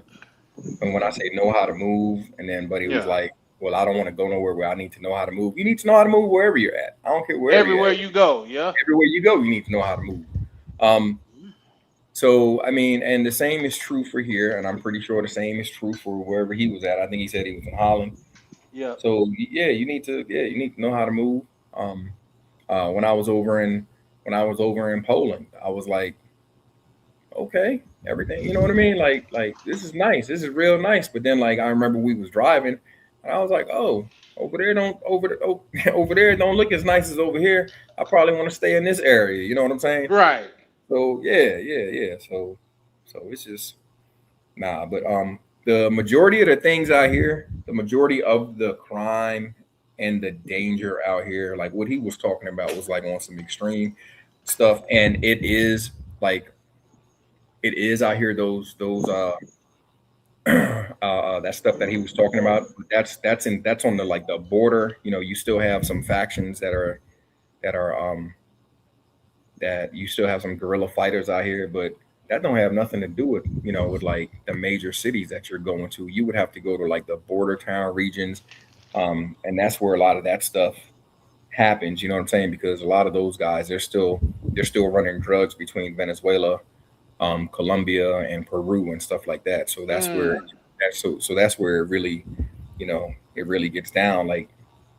And like I said, with me, that ain't got nothing to do with me. So it's really not going to affect me. Number one, I'm not going out to no border towns like that to like. And when I do go to Venezuela, because I am going to go, but when I do go, I'm flying. I'm not taking no bus out there because You I could take talked. a bus there? My shorty came. Yeah, my shorty came on a bus. Oh shit. Yeah, but I'm not taking that bus, like especially to get to where to where to her little town. Right. Because I was asking her about it, and she was like, "Nah, my town is safe." She was like, to get, but she was telling me the same stuff on about the border. She was like, "Nah, but it's really not that safe for you right now." So I was like, "Well, you ain't even got to worry about it because I'm not number one. I'm not I'm not I'm not doing that 20-hour bus ride. No, I'm gonna go right to the airport and get on that plane and I'll meet you in Caracas or somewhere or whatever. You know, You said you ain't never doing that shit. She ain't got to worry about it now or you ain't, later. you ain't got to worry about it. The most I'll take I've done the bus ride to Barranquilla and then Santa Marta. That was like 6 hours, and then I did a bus from Medi to Guatapé. That was like 2 hours, but we were stopping and for different sites and to have lunch and stuff like that. And then where else did I take a bus? Oh no, it wasn't a bus. I took the cab when I was out in Cali. I went out to oh my god, I don't even remember. Bucaramanga, not Bucaramanga, the Benaventura on the Yeah, coast. yes, bro. I stayed out there for like 2 hours and I was like, I'm not safe out here, That place it's got a lot of black people, but bro. I they're was like, like, yeah, that's bro, when I if you tell you, ever see where they when they talk about like if you ever seen Narcos and they're talking about the port, not the Narcos Cali, when they're talking about the ports where they do the drugs, they're yes, talking about Bonaventura. yes, bro. And when I tell you my spidey senses was tingling, I went out there and I was like, because because I got oof my shorty out there so bad. And she was like, "You sure you want to come?" I said, "Yeah, I'll come out there." And and she was like, "Oh well, all right, well we can go." She was telling me we could go to the beach and we can go whale watching and all. I was like, "All right, bet, yeah, we can do that." Man, I got in that Uber from I took that Uber from Cali. I got out there, man. We going around the city, you know what I'm saying? And I was like, I'm looking around. The hair on the back of my neck started standing up. I'm like, I'm not staying here. I'm not staying here one damn night. Nah, nope. My phone. We got in the lobby of the hotel where I was supposed to check in.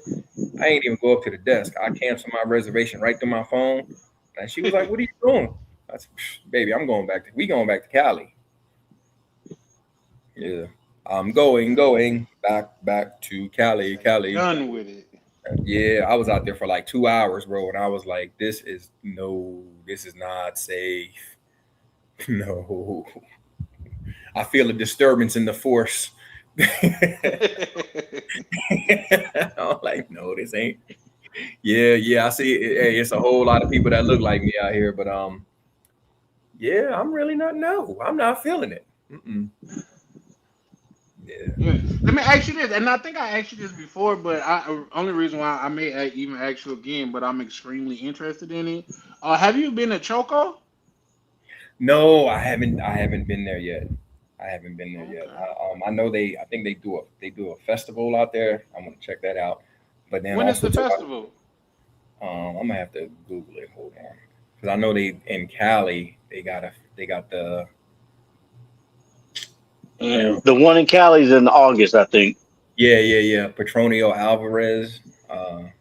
Yeah, and Yeah,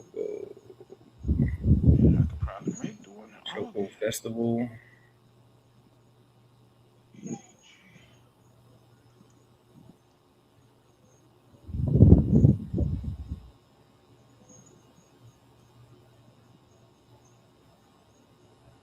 Yeah, but I know they La Fiesta de San Pacho, Fiestas de San Francisco in Choco, Colombia, September 20th. Okay. Yeah, no, I could definitely do that. I think that's like 2 days before my daughter's birthday. But she more than Yeah, likely to be in Mississippi. I could do that. What yeah. type of festival is it? Do you know? It's hold on. Get me some It's a thanks. cultural. It says I'm reading it in Spanish. It's a cultural and religious festival. It looks like it goes on from. They said they're estimating it to be from like the 20th of September till the 5th of October, Oh wow. approximately. Yeah, Okay. yeah. It's a Afro descendants cultural expression, a lot of dancing, and religious. Yeah, Oh shit, that's what's up. I'm with that. Uh, Is yeah. it? But So yeah, is it too big? Because I haven't heard of it.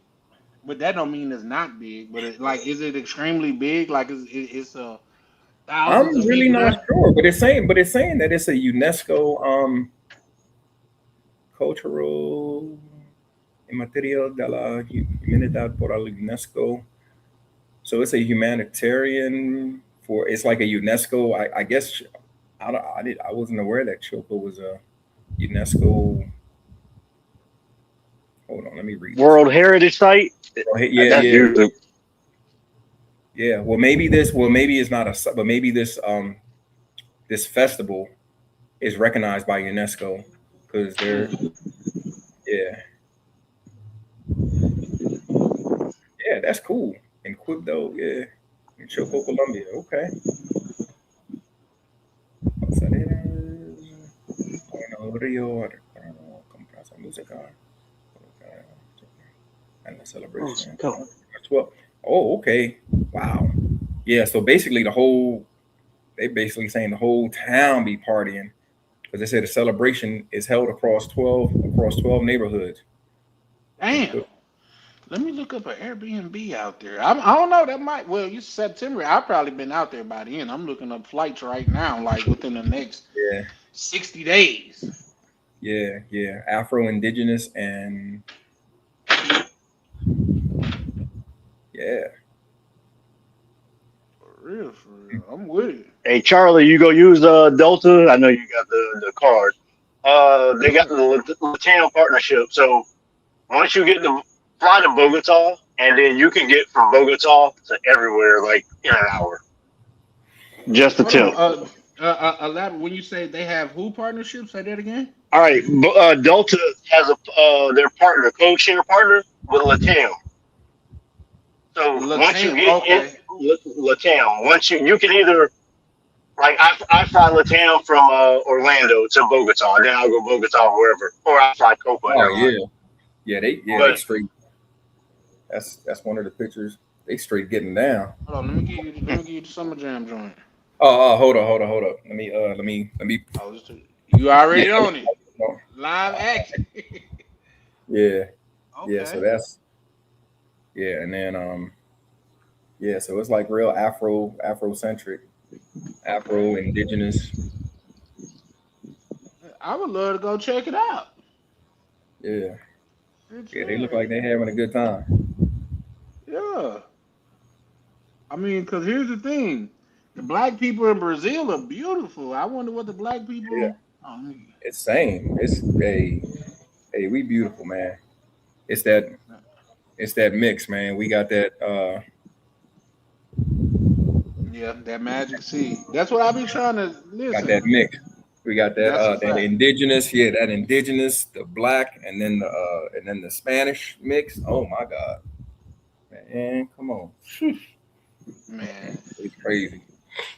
Hey, and Yeah, then like say, okay, we all on here. Do you know like and you guys tell me I haven't actually done any extensive research into it, but I've heard it from actually not just some reliable sources, but a couple different places. Like black women could genetically give birth to a wide variety yeah, of offspring opposed to like a white person can only have a white person. You know what I mean? yeah. No, that's facts. My cousin, I got three cousins, right? They sisters, same parents. Right. So my the oldest one is like darker than me, right? The middle sister, light, bright, and like it's just like whoa. I mean, I'm talking like she looked like I can't even. I'm trying to think of somebody who, yeah, my cousin Britt, like on some like Faith Evans type, like even a little brighter than that. And then the youngest sister, she like my complexion, Mm. but they all, but it's the same, but it's the same parents. So, but Yeah. that just goes to show you, like, but my family, like, we from the islands. Everybody, people are mixed up. Like I was asking my pops got an old English name, and I was like, where you get this? So he showed me some pictures of like my great my, my great uncle or and I was like, who is this old white man? And he was like, oh, that's he was like, that's your great uncle Belimus. I'm like, what? What the? Yeah. So they was in the Bahamas, and then he was telling me the story. And then we actually met.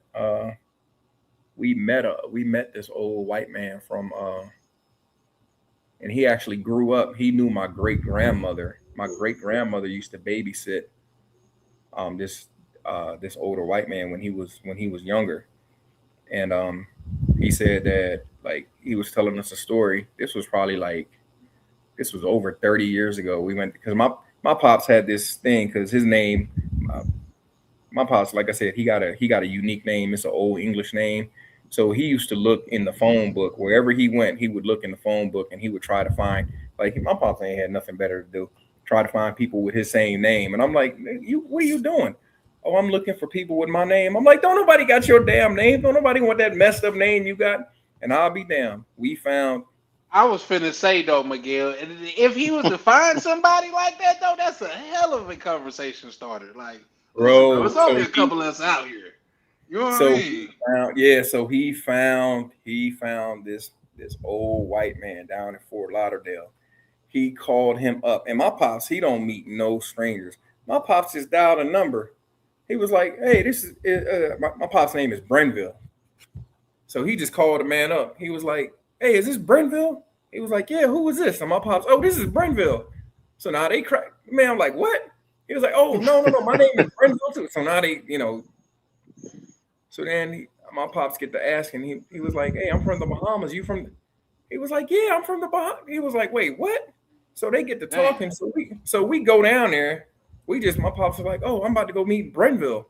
He grew up on the same island where your grandma was." I'm like, "Nigga, what? We don't know these." I'm like thinking like we don't know these people. Like what? Okay, but I'm like it is South Florida, so okay, we got a chance. If this was like the hills of Tennessee or something like that, I would be like I don't know about that. I don't Load know, up the West guns. Virginia or something.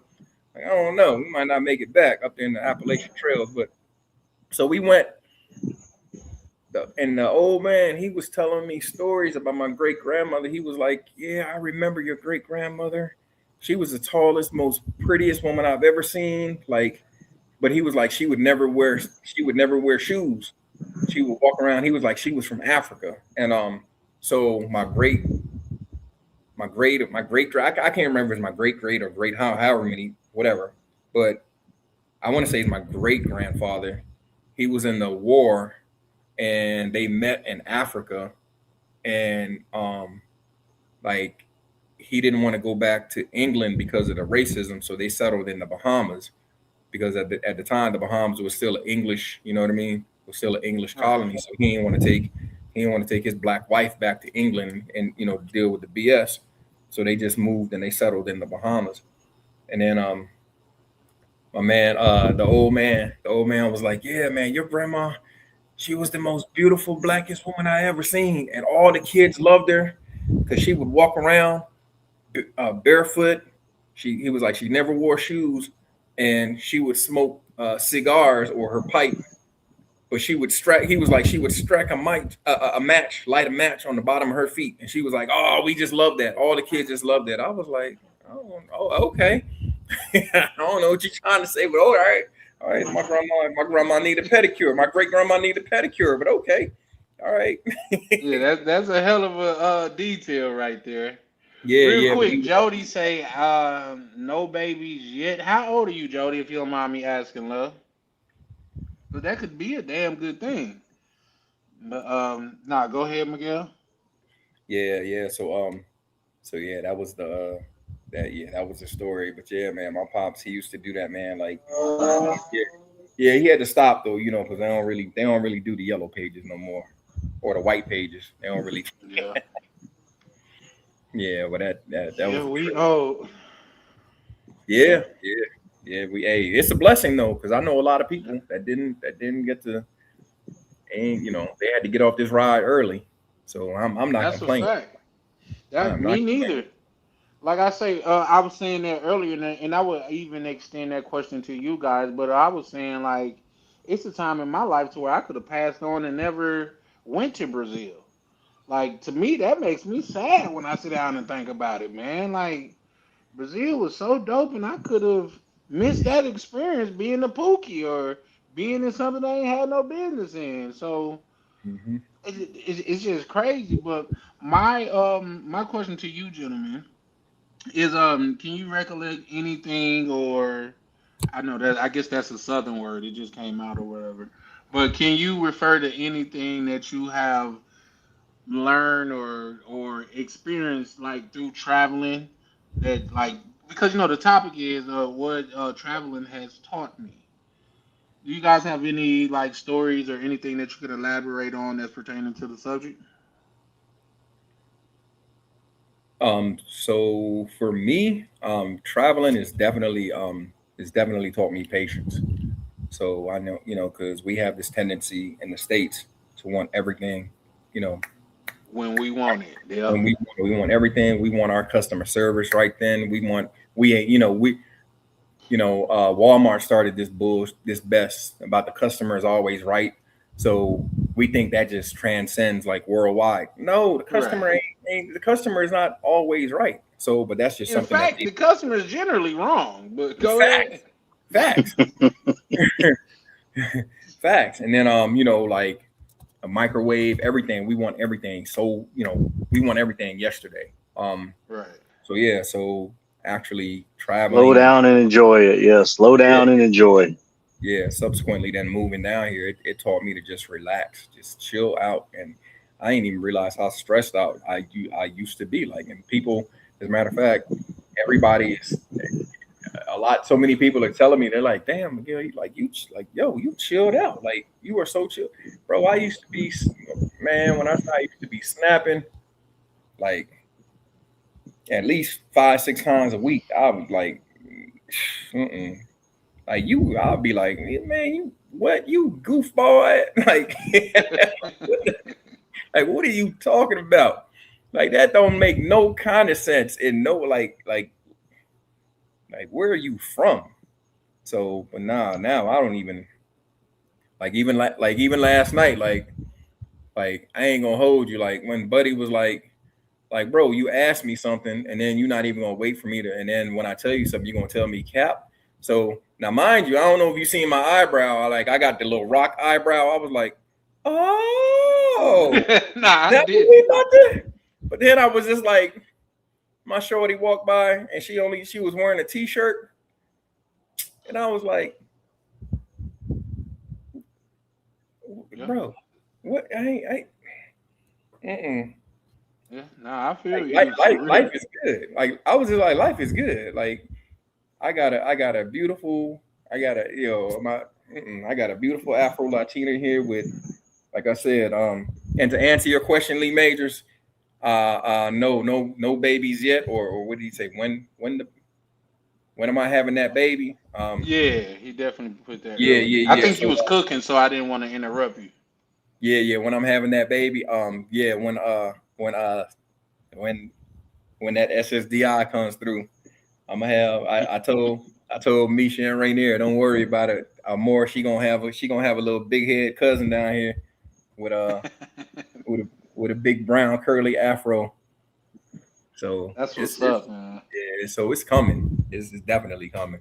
I just got I got a couple of things I want to put in, a couple of more things I got to put in place. So yeah, shoot, I'm thinking about even doing another business down here, but I'll see. Yeah, I'll see. All of that is contingent upon when the government, when they stop, look, when they stop playing around with my Monet.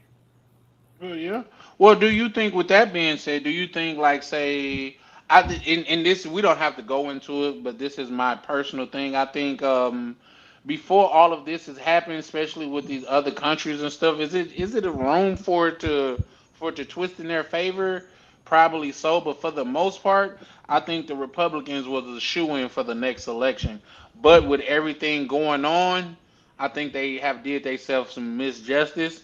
So do you think if the administration would change, it'll fare in a decent, like fair towards Colombian travelers' perspective, or no? Or I, So, damn it, why I can't um, get that out? Go ahead.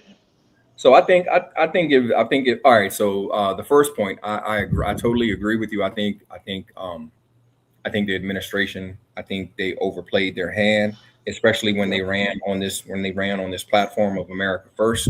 What a lot of people don't realize is I don't. All right, this is me. This is me personally.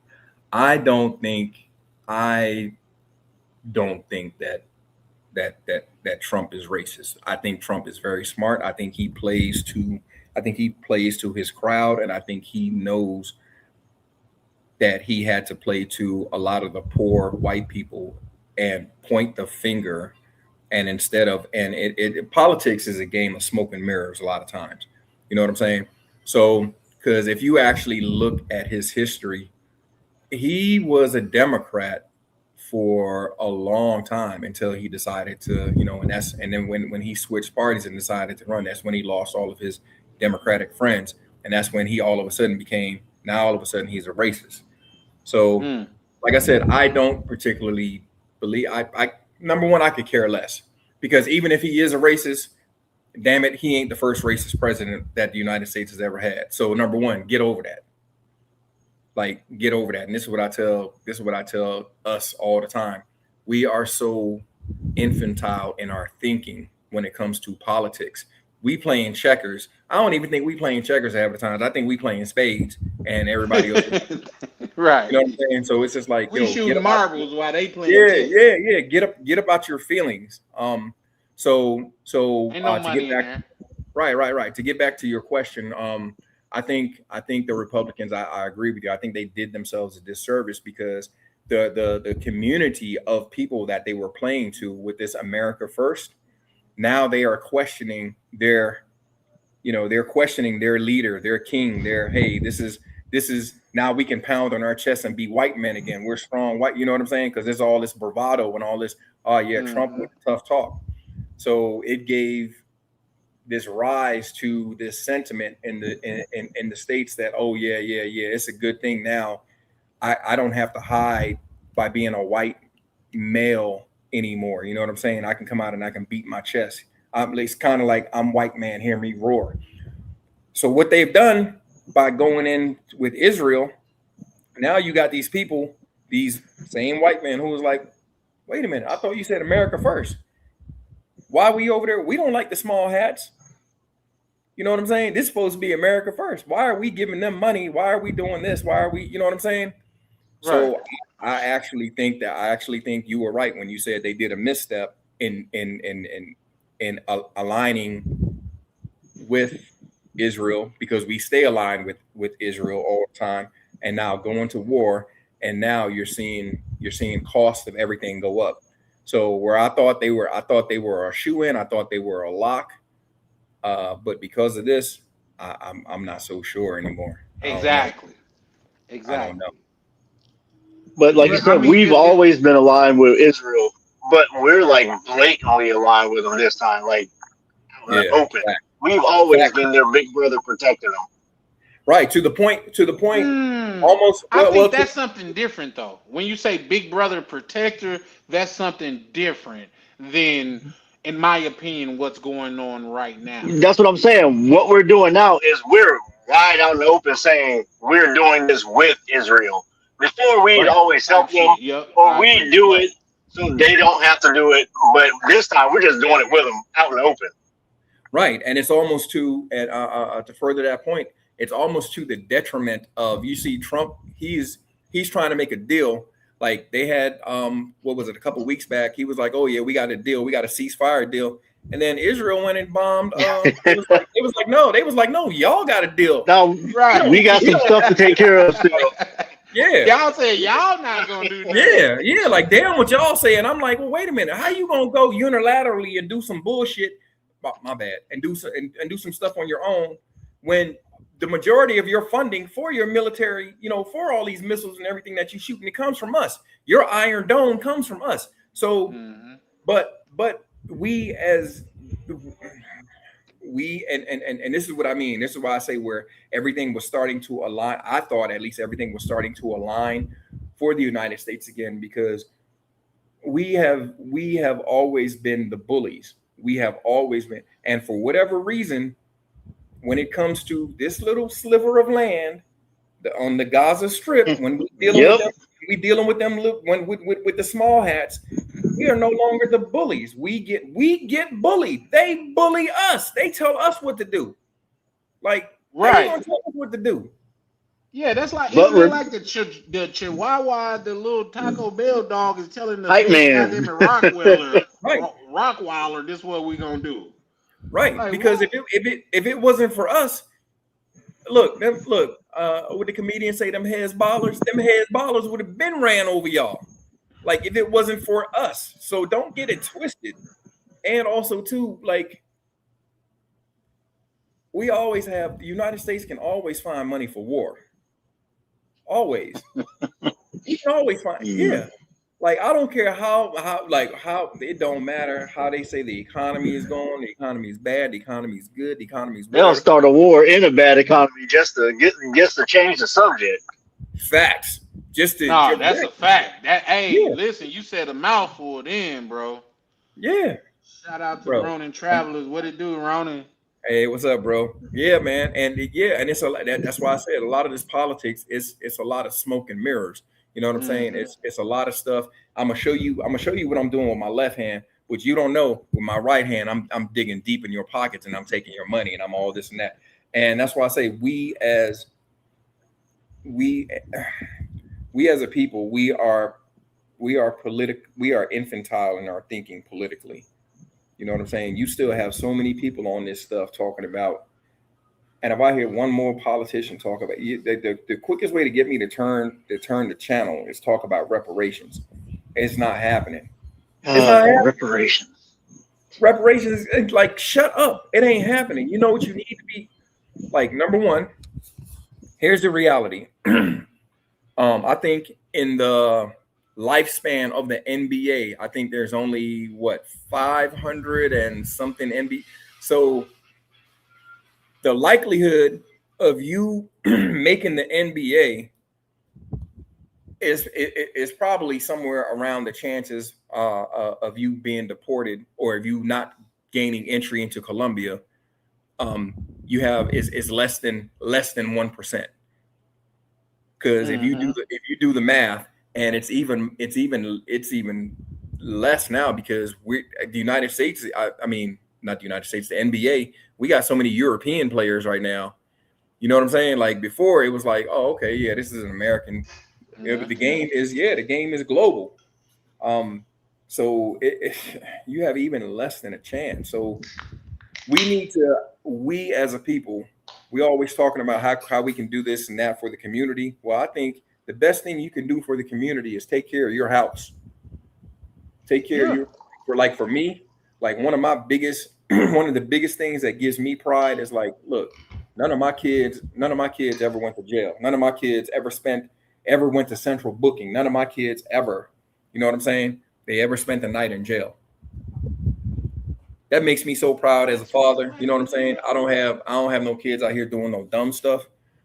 So like I think it needs to start at home. I've never spent the night in jail myself. Shut up. Be proud of me too, bro. Like I'm proud of you too. I'm talking shit, but that's a beautiful thing though. So you know what I'm saying? So like in order for us to heal and people, you know, a lot of people talk about coming together. It ain't no coming together because it's so many you have there are so many different things like, and even when you look at the motherland, you look at Africa, it's war and conflict between people is just as natural as yeah, for sure. I agree. Because that triggered me a little bit, so I almost jumped in there. But go ahead, please finish your thought. No. So what I'm saying is like drop down. Okay. Yeah, like people have a tendency to think, like for me, I'm a big proponent of I don't really care what your color is. If you rock with me, you got to show me what your nature is. You know what I'm saying? I'm not going to dismiss anybody just based on color.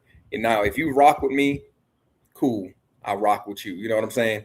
Like if you don't know, if you ain't shady, if you're not doing no F boy stuff around me, cool. Then we good. We good. We can rock all day long. And I don't care. I don't care if you black, red, green, purple, yellow. I don't care. I don't care what color you are. And I'm not gonna sit up here and say I don't see color because people who yo, I used to have a manager. She would tell me, "Oh, I don't see color." I said, "How the hell you know when to stop at a red light then?" I've heard that before. Yeah, like miss me. I get the sentiment that you're trying to say, but you're being disingenuous, and I don't need you to placate me because of course we all see color. Like miss me with that. You know what I mean? So like, no, I want to know what your intentions are. You know what I'm saying? And so I would rather I kind of find it refreshing when people have the opportunity to really say what they want to say, because then now I'm not guessing and I know who you are. You know what I mean? I was speaking about that earlier. As far as that's what we were talking about earlier, Charlie. Yep, like it being in Mississippi, and you say you from somewhere down south too, right? Chalupa, right? Florida, yeah. Georgia. My grandparents from Georgia. Oh well, Georgia, I know for sure. Now Florida's a little bit of a melting Yeah, pot Florida. there. It used to be bad. South Florida used to not be as nice. Now South Florida's like the Northeast, but yeah. Right. Anywhere when I was little, it was different. Yeah, no. Florida. All right, so Florida is really, you can call it like Three. South Florida. South Florida is really, you might as well, like you said, you might as well call that an extension of the Northeast. Anywhere else outside of South Florida, you might as well call that Southern Georgia, because the rest of Yep. that's some country. That's some country bumpkin, with the one exception of like Kissimmee, where Disney is. That's the only exception. Orlando and Tampa, and then anything north of that, Yeah, you in yeah. Southern Georgia, Lower Alabama. You in some. They still got some spots in Florida where like you don't Sundown towns. They got sundown towns still, basically. facts. You don't want to be out. You don't want to be there. As a matter of fact, Port Canaveral. I forget the town where Port Canaveral, but yeah. I went to go meet one of my partners. He passed away since, but I went and I met him and his wife at the time up in Port Canaveral, and it was such a little podunk ass town where we was like, yo, what like is It's this bigger now, Florida? Miguel. That's bigger now. It's populated. Oh, okay, but It's man, Real populated quick, now, guys, but let me ask Lee Major the question. He said, "Charlie, you never been. Are you speaking of Colombia? Because I've said that." And Lee Major, me and you got to link up because when I go, I want you to be there, good brother. I want to see all the wonders that you see. So shout out to you, Lee Major. I've said that before. But Miguel, real quick, pertaining to what you was talking about earlier, as far as the South African situation. Now, you know it's a such thing called train of thought, right? Like one thought leads to yeah, another thought that leads yeah, to another thought. right. And I speak about how ignorant South Africans are because at the very baseline they're ignorant. Whatever Colombians are rating as far as IQ tests, South Africans got to be half of that by far. You know what I mean? Now I'm saying that to Mhm. say they completely looked a different way when it comes to the white people that's oppressing them, but the people that look like them, that's an easy target. That's who they attack. So, Now, reason why I bring up the train of thought thing is this: we have that same shit going. Excuse my language. I see. I'm working too, guys, to get better. But we have that same thing that's going here in America because I've said it before and I continue to say it. When we talk about no go zones, no fly cities, you got to check in. These are all black people that are speaking to other black people.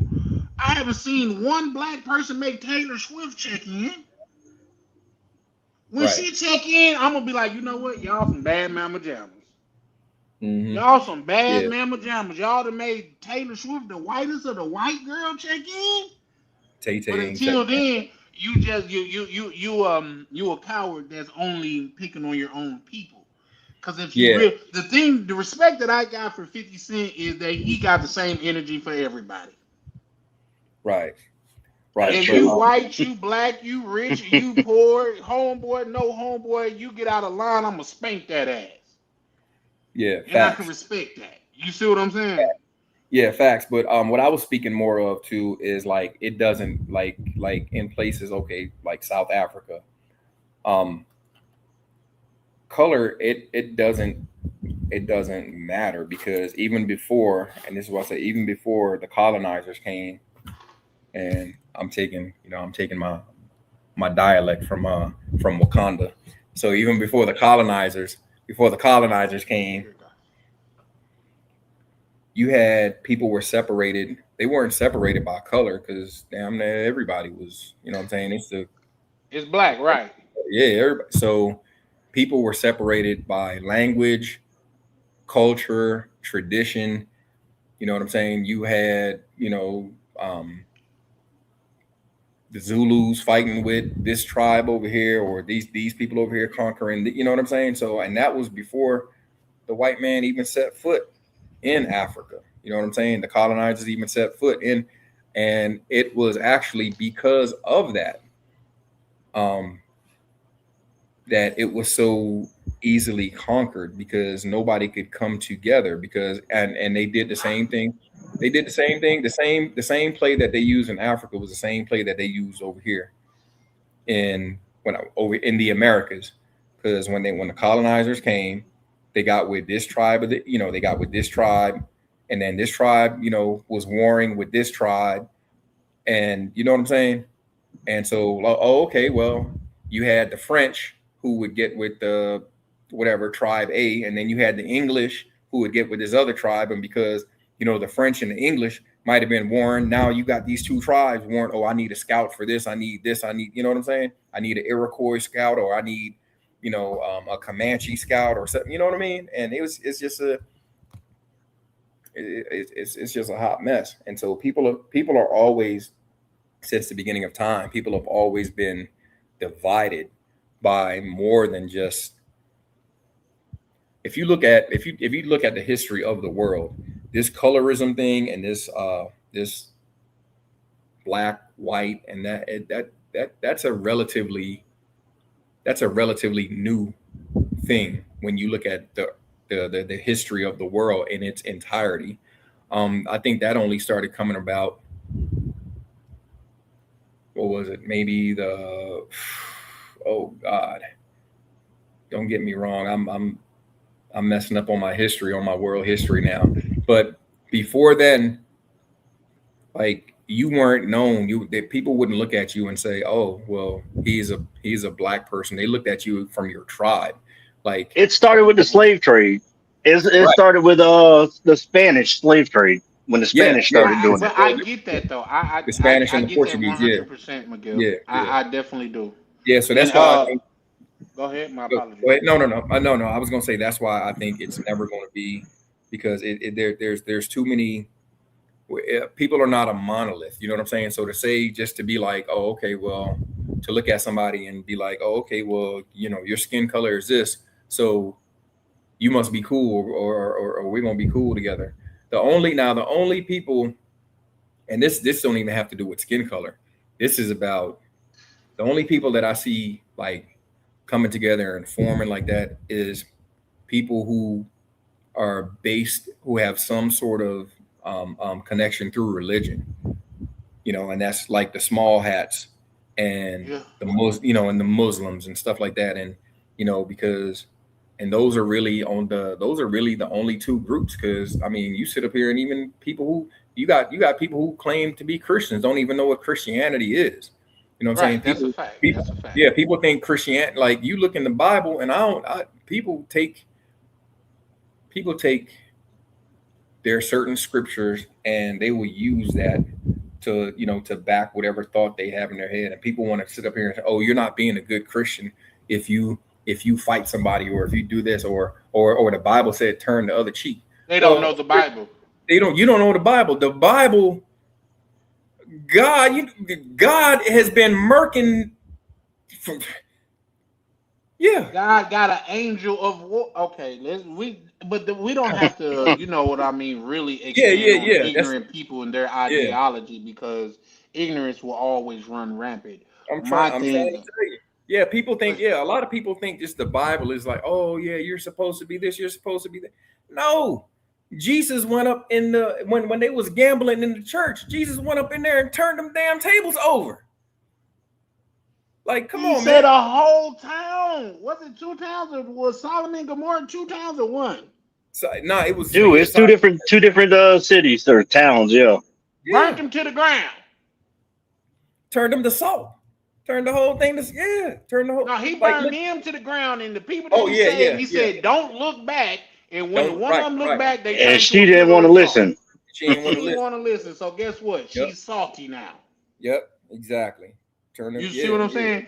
But now, and also, Miguel, you know you're my brother. But what we do, we have interesting dialogue, and I got to give you additional pushback when you say black people will never come together, and I'll tell you why.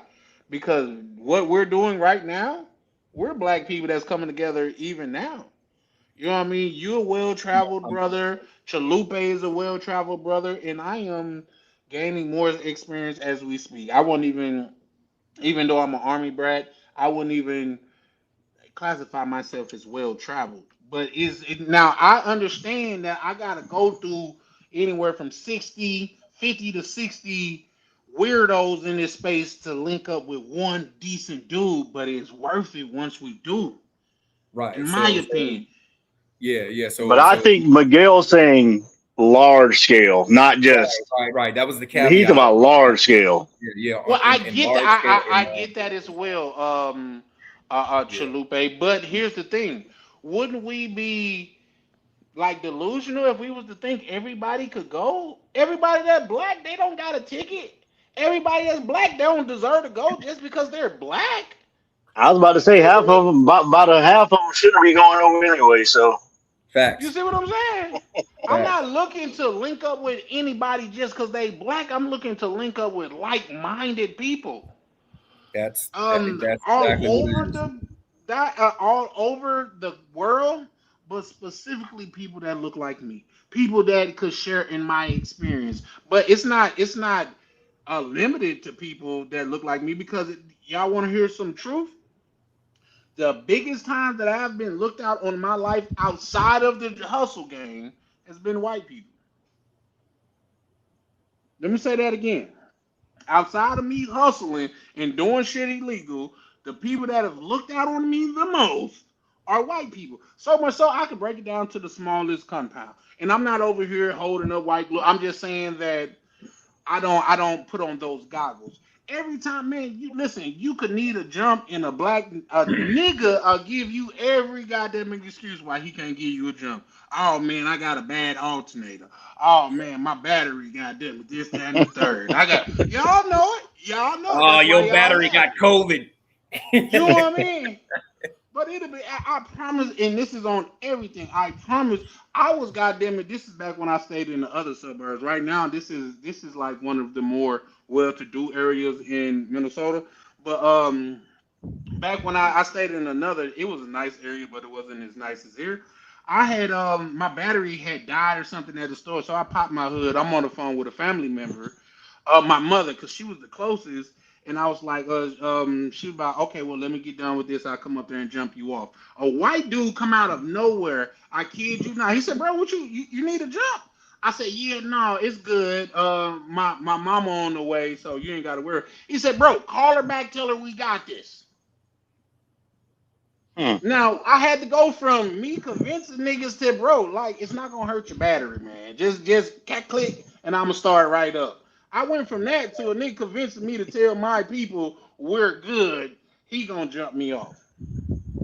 I had a blowout on the highway, and guess who stopped while I was on the highway? It was a black dude. It's on my Snapchat. It was, I mean, my apology. It was a white dude, and he stopped with tools and everything. And once we got done, guess what? I offered him some money, and guess what he said? No, thank you. It's all good, man. If it was my family member out here, I would want somebody to stop and help them. Facts. You know what I mean? So I'm not unaware of what goes on, but I'm just saying it's people like Miguel, it's people like Rainier, it's people like Prime, it's people like Ryan, it's people like Two Tone, even DC that's in this space to where I'm like, okay, I didn't link up with some genuine brothers. Now this is my first time linking up with this is my first time conversing on camera with Chalupe, but now I see he a brother. I ain't gonna lie to you, Chalupe. I was one of the ones that thought you was like Mexican too. I was like, oh, bro, rocking with us. Uh, You know what I mean? But for sure. Yeah. Hey, hey, Jody off the chain. Jody say my my radiator has the Yeah, my radio has Honda. the. Oh, I'm dead. Oh Shout man. out to you, baby. Oh man, that's hilarious. Yeah. So yeah, Miguel, that's my only pushback on that. Are all black people gonna come together? No, No. absolutely not. It's in it like for some reason we got to be a unicorn race to where we all get on the same accord and go hold hands and Yeah. scream. Yeah. That's not gonna be the case. Yeah. Because we Nah. forget that it was black people that when black people were trying to elevate themselves, it was black people that was trading on other black people and letting them know. We had black people that was literally in slavery that was going to tell the slave owners what the people that was doing that was fighting for freedom. You mean to tell me you think I want this nigga in our mix? Exactly. You know what I mean? Exactly. So You, yeah, for hey, you. sure. Yeah, you had them ones. Oh, nah, Massa been good to us. You know, Right. why you want to leave? Master thing, like, nah, We man. got everything right here. Yeah, We got free food. We got free housing. yeah, We He let get us work this grants. land. yeah. All that. Master don't really need it when he peel your skin off with that whip. You know, that's because we sometimes we deserve it. Sometimes we deserve it. So with Yeah. that being said, those are not the people that I want to link up with. It's the people that's a part of this community, the people that's a part of this thing of ours that I look forward to linking up with. And shout out to Ryan because when I went out to DR for the link up, man, I really seen brother. Oh shit, I forgot. You caught me slipping then because I generally give people the summer jam screen when that happened. But Uh, my bad, my bad. now you That's good, what man. that's what I But tell people, but man. go ahead. No, I say that's what I tell people, man. Shorty got me, yeah, she got me on a whole different energy level, bro. It's different vibrations, man. It's so cool. Like, hey, I done shut it down, bro. Like I told Unc earlier today, he was rolling. He was like, nah. I was like, yeah, nigga, I done shut down my Tinder and everything. Like I don't even care, bro. I'm out here. I'm good. I'm good. Like on like for real though on the business thing that I was talking about the extra business. Like I just mentioned it to her in passing, and I showed her some stuff. You know, I showed her what I was doing with AI and everything, and like all the the business proposal that I was. Bro, she went out on her own. She was like, "Hey, I'm going out." All right, bet, cool. I didn't know where she was going. She called me. She was like, "Oh, do you like this?" And I was like, "Huh?" She was like, "Do you like this spot?" Man, she sent me. She went out looking for spots for the business for the proposal. Like, Mm. yeah. And I was like, Mm. "Oh shit!" And she came back. She had everything that I need. She was like, "This is everything you need to start to start a business." I already know, you know what I mean. But the fact that she went out, and put her own, she walked around, beat feet on the on the street. Like, yo, she went and saw like Adding her feet on the concrete for sure. like 7 different properties, and was like, all right, baby, if you want to make it happen, like here, here's some potential spots. I was like, oh, okay, you trying to be in, you trying to like, hey, okay, bet, Mm. say less, say Mm. less, say less. You in here for the long haul, baby. Say less, because Yeah. I haven't had one. Like I've been rocking with a lot of, because I've been coming down here since COVID, Mm. man, and every I'm not for the most part, um even the even the lawyer chick and the doctor like they was on some, hey, I need this, I need that, I need this. She has yet to ask me for anything.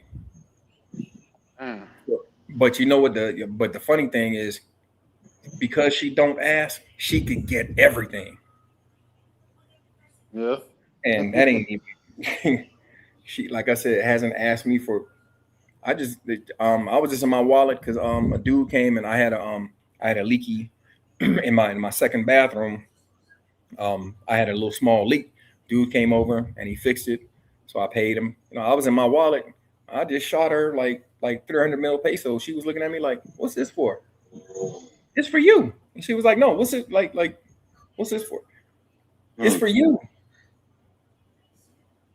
And she was just like, "Okay, all right, nah, you good, you good, you Mm. that's just your little walking around money.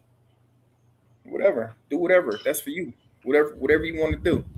I mean, and that's probably like, I don't know, maybe 70. Well, with the exchange rate, probably $80. Yeah. Listen. When nails started costing $200 and $300, well, I'm like, man, they dicking us down through y'all because I'm not the man that's gonna say, oh, I'm not paying for no bitch nail. I done paid for so many nails being done and hairdos. Nigga, I need to own my own hair salon. You feel me? Hmm. I'm not that dude. You know what I mean? uh, I done fucked up hairdos and a lot of chicks I done fuck with like, you fuck up my hair, you gotta get it done.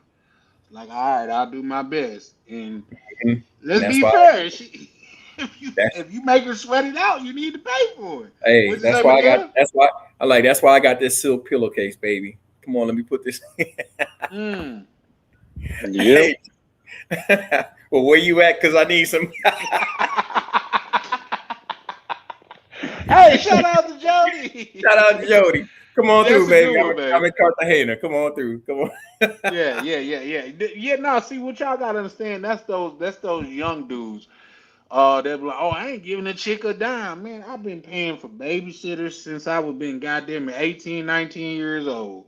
I've been paying for goddamn it drinks and shit since I've been like those are small things. Well, I guess a lot of people ain't grow up the way that I grew up, but if you from the ghetto and you messing with a chick to like in this comment, you messing with a chick where she got kids, a lot of times you gotta pay her mama to watch the kids while she out kicking it with you. And it's Man, not like you gotta break her off. Sometimes you gotta go to the store and get a 6 pack in a little dub bag of smoke. bro, I done paid for cars. I done paid for. I done paid. Yeah, I done bought houses. Like, come on, man. Now I can't say I went that far, but No, you've I'm been saying, married and I haven't. no, I'm saying I was married, and then when Yeah. when things didn't work, nah, you can keep it. We ain't even got to argue about it. You can keep this mouth. Keep it. Mm, Keep it. that's Just how I get my was when I stopped just fucking with my chick. yeah, just refinance it, get my name up off of it, and you can keep it, baby. You can keep it. Cause my chick hit me with the like trying to like shine on her, Oh, I didn't need you. I could have done all this without. Oh, really? Okay. Go ahead, bet. You got it. You got it. You got it, baby. Go ahead. Yeah. Just Hey, take real my quick, man. My bad. Go ahead. Oh shit! I no, think somebody I'll just say, pulled up. yeah, I was yeah, yeah. looking Just off. go, yeah, just go ahead and take my name up off it. And Yeah. that's all you. Yeah, Real that's quick, all. guys, if That's you all guys you, see baby. me making a face, it's because it's less than 2 minutes in the fourth quarter with Minnesota Timberwolves versus the Spurs, and we're 4 points down. So I'm catching a little bit of that as well. Brother Ronan, how you living, good brother? Yo, what's going on, fellas? Hey, Salute, what's good, salute. bro? Hey, What's first up, bro? time seeing you on the panel. Welcome, welcome. Yep. Thank you. Nah, welcome Chalupe, Miguel, man. Tommy He listen. 10. Yeah, Chalupe is this is first time on a panel, but what I will say, bro, been around for a while. You know what I mean? Showing He love been from the around for a chat. minute. So long as bro, goddamn it, with the shits and shit like that, he's one of the brothers that I consider the part of this thing of ours. You know what I yes, mean? sir. That's been around from the door, and Yeah, even I was too lazy to hit the join button before, so well, I need you to know, good brother, especially since you done pulled up and you turned out to be a cool brother. Anytime you see me, now, I had to preface it with that because it's a lot of weirdos over here in this space, man, uh, and y'all wouldn't believe some of the back. I'm sure Miguel would because he's a part of a lot of these back office conversations. You wouldn't believe some of these weird ass conversations these weirdos be having. You know what I mean? So when you actually get a chance to link up with a brother and he's a solid brother, we gotta acknowledge that. So shout out to Chalupe. Lee Major goes on to write, Chalupe is a cool dude. I agree. You know what I mean? Like you say, he been too lazy to hit the button, but shit, welcome home, brother. thank you. Yeah. Oh man, I'm just. Whew. Hey, bro, I know something's going on in the atmosphere because, look, I called them the ghost of Coochie's past. Like they coming about the woodwork. Nah, baby. Hey, is it something in the air? Because for some reason my line been blowing up. Like, Yeah, hola, yeah. So papi, come on, stop. Is Times something is good? hard. Times is hard. it's called The the economy. that's what I gas was just almost about to say. Yeah, $5. That's Yeah, what's it's in the called air. Hard times. the economy. It's called Hey Big Head. exactly, Hmm. exactly. Yeah. So I had it. Yeah. Matter of fact, one of my she just about the blue. Like hit me with the hey big head. Nah, Yeah, keep that I same even energy. girls even know I'm in the Philippines. Be trying to hit me up. And one girl, like I used to kick it with, she's like, I got a job in Germany. And Mm-hmm. Won't you come out and visit me? No, I'm in the Philippines. I told you I got a lady. What you trying to do? Yeah. Yeah, I got the hey big head text, Colombian Nah, version. Nah, baby. I'm good. I know Oh, what I'm getting with you. I know what I got with her. Nah, I'm good. Not a fair trade off. You get me? yeah, I switched the song. I made my own words. It's not if you Uh-huh. think you not if you think you lonely now. If you Right. think you're hungry now, Oh yeah. wait until tonight, girl. Yeah. They hungry. Oh They yeah, hungry. they are. The cost of everything going up. Dudes ain't hey man, the Underground Railroad then shut down. So Hey, you know what, Miguel? It's strange that because me and one of my homeboys, like Minnesota, that we was talking about it. Like the economy is fucked up right now, bro. A lot of people is going through hard times. Like niggas Yep. thinking they special, talking about the devil busy. Nigga, the devil ain't paying you no attention. It's hard for everybody. Nigga, what yeah, you? for real. Yeah, what you talking about? So many people getting laid off, all these people getting like Hell, Right. I'm They trying to blaming Spirit just outside closed. What you entities mean? and all of that shit, man. Like, are you Spirit serious, Airlines nigga? just closed. What you mean? Spirit Airline employees closed. They lost their jobs. Brothers trying to fly back and forth, getting stranded. Sisters too. yep. Let's Yeah, not forget because they be flying down to Jamaica. They Jamaica. flying down there Well, They getting but be their here's the flying. thing. down Here's the They rap. thing. be flying to the DR in Colombia, getting those BBLs and those breast implants done. You know what I'm saying? Well, We but ain't the here's the only thing, ones though, getting hurt. Ronnie. Here's the thing, Ronnie. This is what I like to point out. People don't understand how much of a game changer Spirit was. Just Mm-hmm. because Spirit was such a game changer, because to where you had the big three, and if you are a frequent traveler, you know what the big three is. It's Delta, United, and American. These are the big three airlines. The They legacies. even and who? He They called call them them the legacy airlines. Okay, there you go. Yep, I could go with that too. You know what I mean? But Spirit had such a impact to where they had to change their pricing strategy because Spirit was getting a lot of that. So Fact. without Spirit in the game, and now they say JetBlue finna go and then Frontier, traveling's finna go back to a luxury type of thing. And what I was reading something I earlier. ain't mad They at were it. saying like only 4% of American population are international travelers.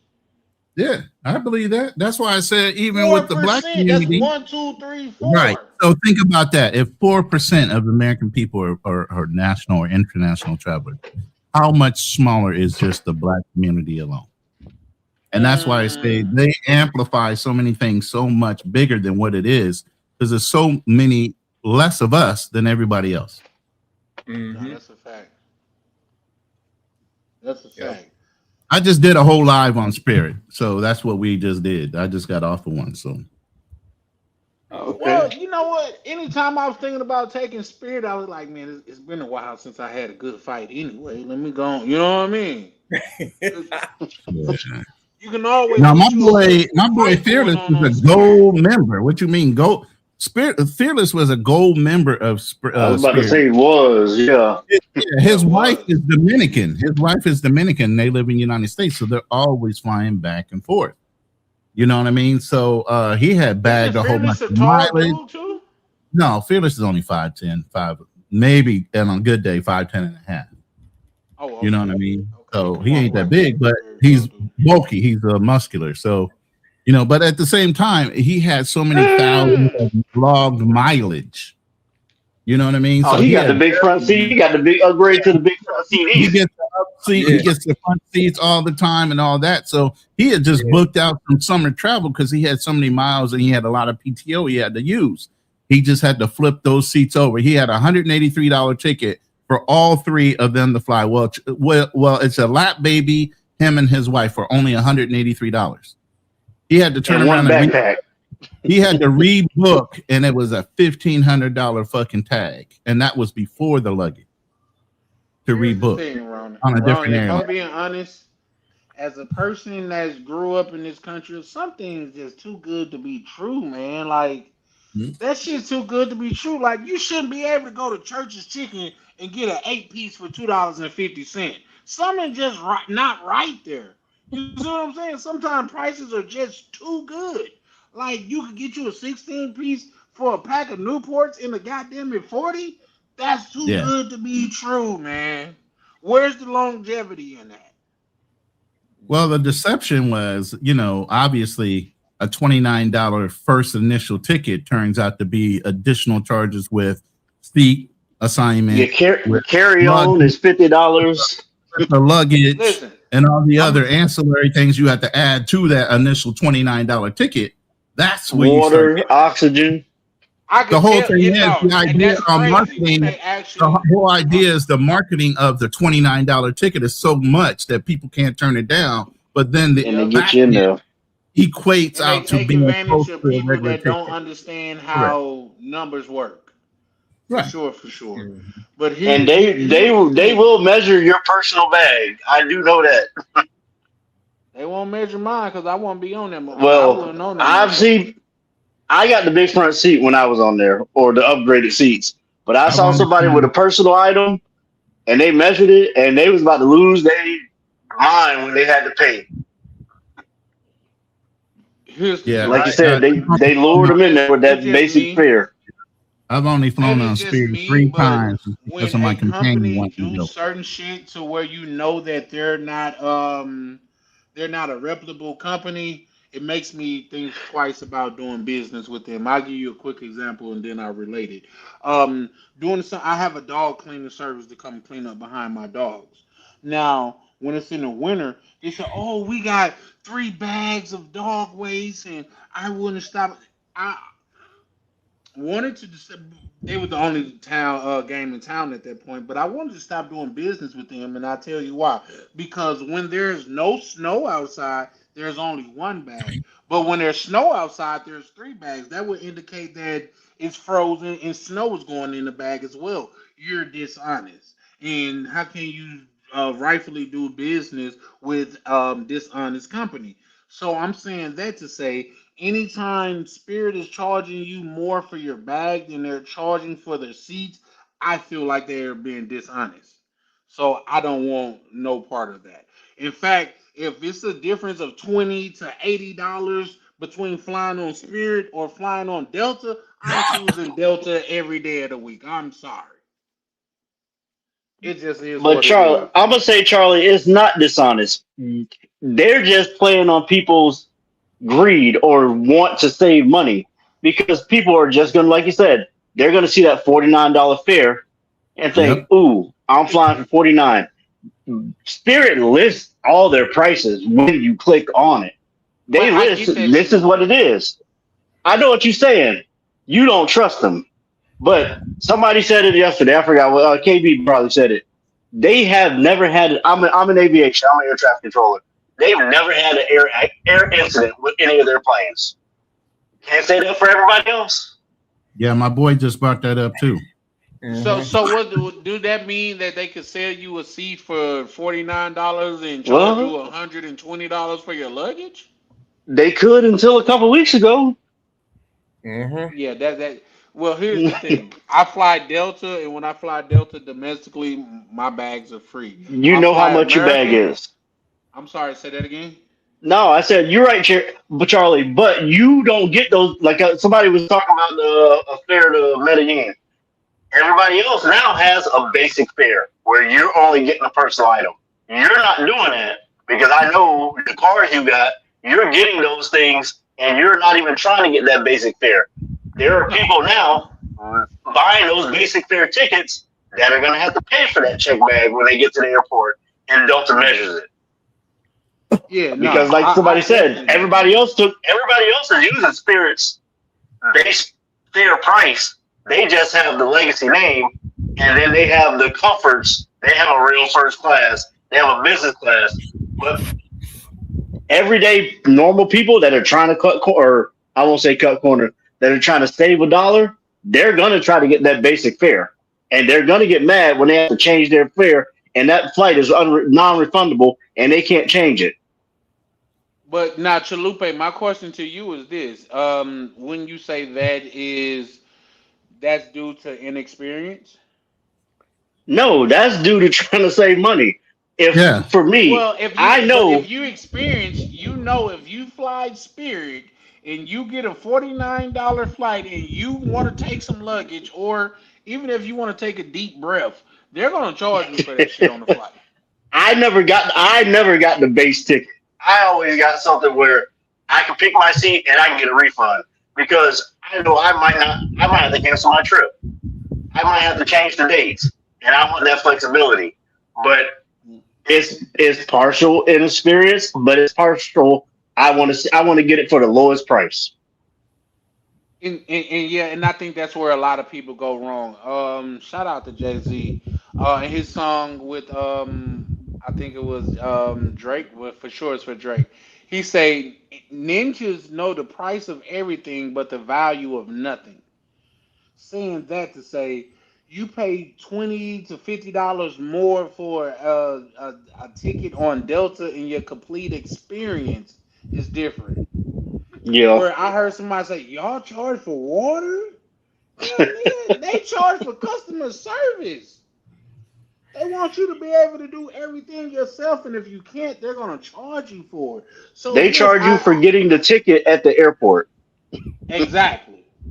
Guess what? Because somebody's got to be involved, and they got to pay somebody for that. Yep. So I understand the important role that Spirit played, but also at the same time, I do understand how it was a downside because now you're flying essentially people that shouldn't be flying in around places. That's why we get so many BBLs in the airport. That's why we get so many people that's dressed prerogatively in the airport. Or dressed like they going to bed at the airport. Right, like ma'am, you catching a flight, you shouldn't have your ass out. Your ass is gonna be on the actual airplane seat. Do you know how germ filled that is? But I guess I'm a hater at that point though. So yeah, no, I'm cool. I'm gonna keep on taking my Delta flights, my American airline flights and things of that nature. And yeah, you right, Chalupe. I'm not flying basic because guess what? With a basic flight on Delta, I cannot get into the lounge. Yep. So if I pay an extra $20 to $30, I get to get into the lounge, eat all I want for free, drink all I want for free. Use When a I clean leave the bathroom. plane, when I use very clean bathroom, and they smell good, and But they you do, got pat. Charlie. Have you Yeah. heard? I think Delta announced. I think it was yesterday. Flights under. I want to say it ain't that many flights under 400 miles, but it's like flights under 400 miles. No snacks, no food service, no drinks. So even No, I Delta's didn't know starting to that. do it. They announced So it. I here's think the thing. it's Here's the thing. Allow me to play devil's advocate here. it ain't They enough got time a to do the service anyways. well, yeah, and that's true because I got a family member that's been in the aviation business for 15 to 18 years or whatever. But um I wouldn't be surprised if more cuts came, and I tell you why, because they got to supplement those gas prices somewhere. So I No, you want mean, to know that it's the gas prices, but because my ex, my baby mama ex, she's a pilot. All these airlines have when COVID happened, the pilots, they basically have their salaries have increased about 30 to 40% over the last 5 years. So those companies are losing money because they have to pay these pilots a lot more. And then those pilots contracts, they're coming up for renewal again. So they're about to start losing money because they got to pay those pilots to operate those planes now even more. which is crazy because a few years ago I watched a documentary about how pilots are getting taken advantage of. They were until COVID happened. Mhm. Okay, And then okay. they came up. But with Spirit, what just happened to Spirit, a lot of them are scared now because you remember before the airlines used to go out of business and or have layoffs and furlough.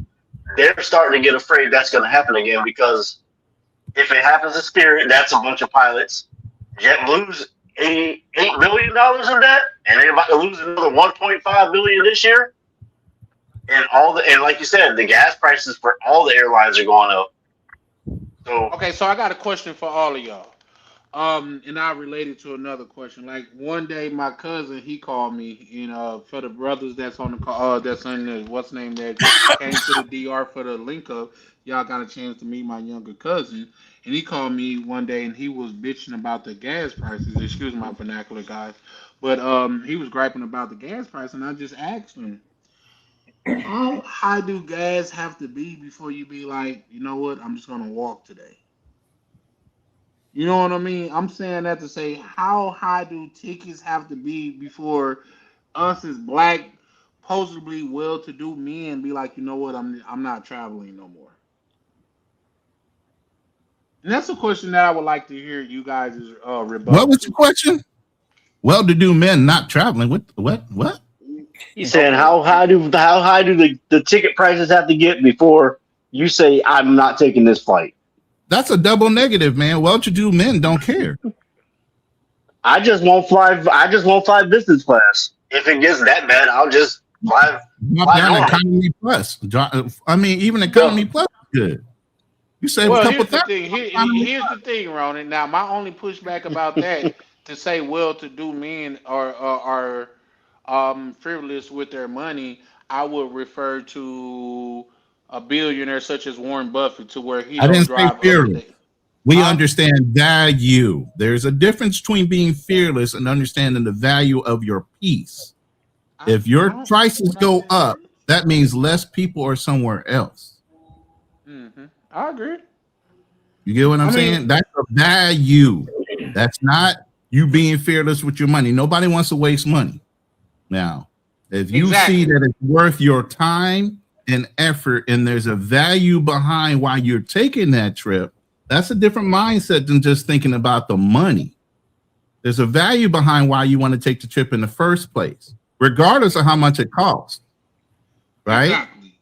Right. So For I'm sure. not I going agree. because I'm going to see a chick. I'm going for the value and the experience of why I'm taking that trip. We don't think about the women. That's ancillary to us.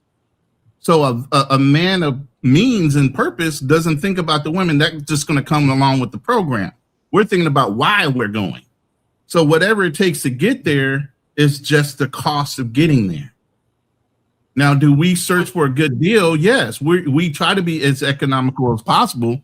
But at the end of the day, if we can't be, we'll still spend the money if we see the value in the trip. or you might hmm take instead of taking 7 trips, you taking 5 trips this year. You might cut Right. back 1 or 2.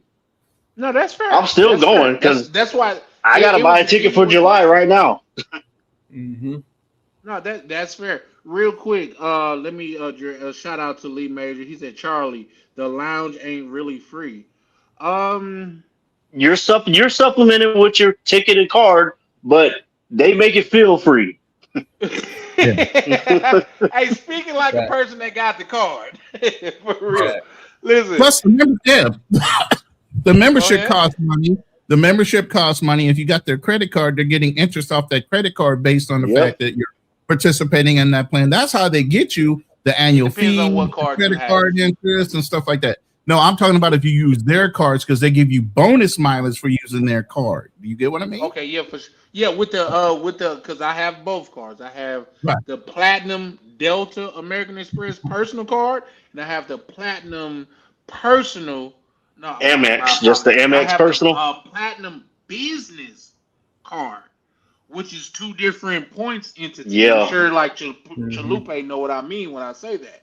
It's two different points entity because one of them is exclusively for Delta, and if you know how to move it around, you can. If you guys want to talk about that, let me know. I could tell And you. then the Amex is your business one, and Exactly. you can use that on a bunch of different Yep. transfer partners.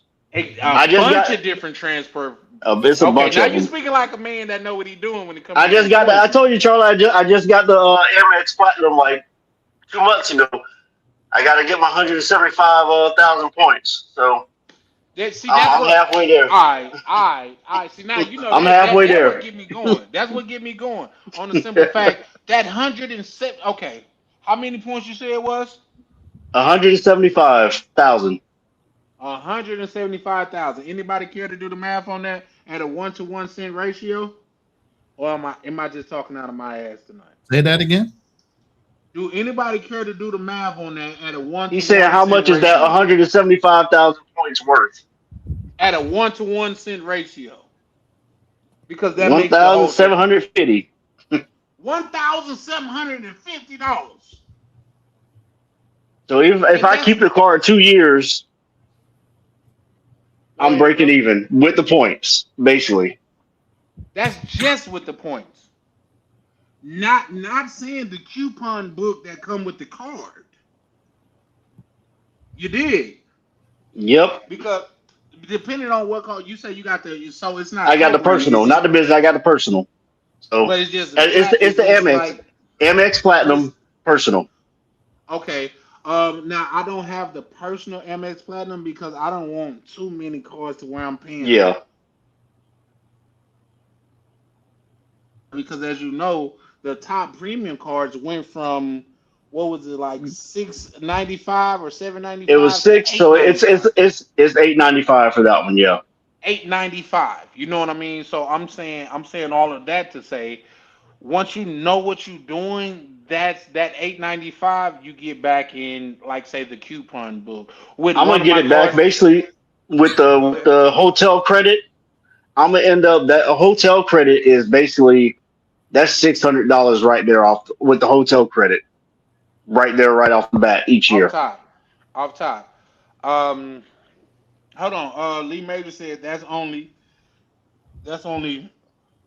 $300. Now, I'm not gonna even No, Lee ask you which one Majors. you're talking about. No, he's talking about, and it's not even $300. It's a little. It's, Oh, it's, okay, it's okay. closer to four. He's talking Yeah. about the Delta American Express card.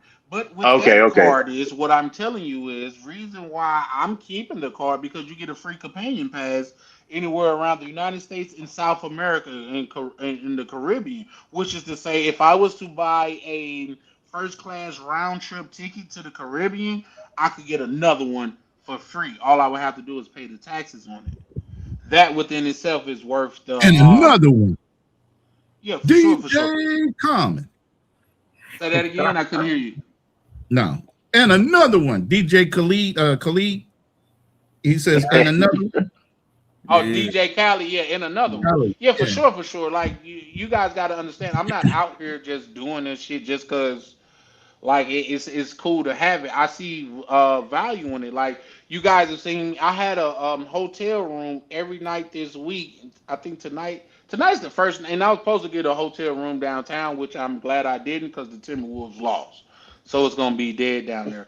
But going through not just because I'm in American Express ecosystem, I'm also in the Marriott ecosystem. You guys want to ask me why Marriott? Because Marriott has the biggest eco footprint of the big three hotels. What's the big three hotels?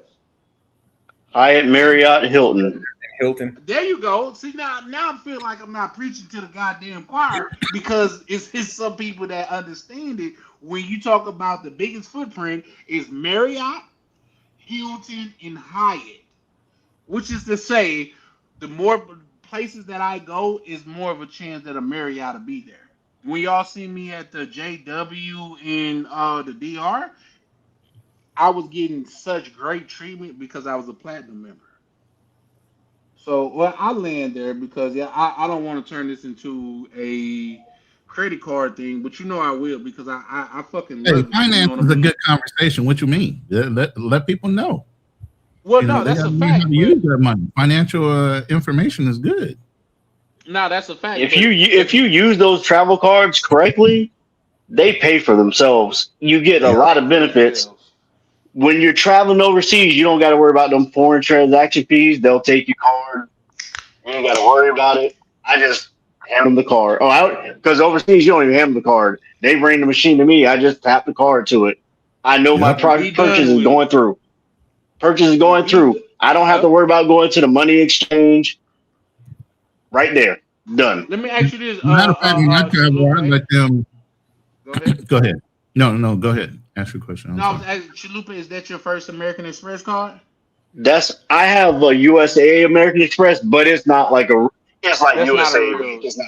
It's not a real American That's how I know Express. you know what you're talking about because a lot of people don't know that's not a real card. Like, you could get an American Express card through Navy Federal, but that's not a real Yeah, American Express card. it's If you not the can't American go on Express their bank. site and see that specific card, it's not a real Right, American Express card. right. Bro said it's all a scam. Trust me.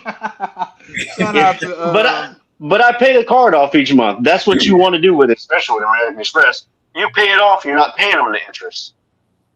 Well, and that's something else that I was going to allude to in this conversation. What a lot of people don't know, a lot of American Express flagship cards, especially when it comes to business, they're charge cards. Do you know the difference between a charge card and a regular card? Yes, because they did not give me a limit on my card. And I was about to say, what the hell? And then I had to think, oh, they trust me. But they also willing to let me rack up that money and pay interest. No. I tell you why. Shout out to you for that. A charge card is when that motherfucker come due, you need to pay everything that's due. You're not carrying a balance Mm, unless you know how to work it. You know what I mean? Other than yeah, that, it's a charge card. When it come due, they want their bread.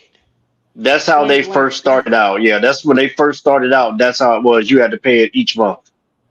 Yeah, but no, that's how it is right now. I like to say what my well, I told people I was gonna stop showing receipts, but like I've showed my business American Express card on here. When it comes due, if I didn't make a purchase after like 3 days after that due date, because what people out don't understand, like your business card have a statement closing date just like your personal card. Right. So if you make a purchase after the statement closing date, that goes to the next billing cycle. But what happened on the billing cycle before that, you pay in full. So much so to where here's the thing. I tell people this about American Express is they good people to have in your corner because I can call American Express. I can't say I can say I have. Call American Express and say I made this purchase. I don't feel good about it and I think it was a scam. They say less. They return it, and now it's on them to prove that they're legitimate. That's how American Express get down. So to me, that's worth the price of entry on the simple fact that it's other cards where you got to show how they scam you.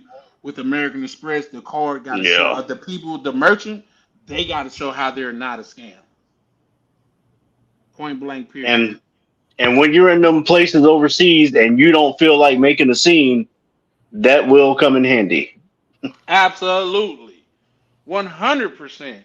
See, now you preaching to the choir, Chalupe, for I've real, had for to real. do it with my Chase card overseas. I just left and got on there and then just disputed the charge right then. And Hmm. they took the charge off.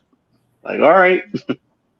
Yeah. Yeah, yeah. And, No, and, that and with that being said, my apologies. Go ahead. Somebody else no. was I was talking. gonna say with my Amex, I remember I had this happened to me twice. Once in Medi and once in Barranquilla. Somebody put some fraudulent charges on my. You know what I'm saying? And I contacted Amex. I was like, hey, I don't know what this is, and they was like. They was like, all right, you've been a valuable customer with us since 2001, Mr. Thompson. All right, go ahead. Like, all right, bet. Is that Yeah. not proving my point of what I just said? They ain't questioned you a little bit.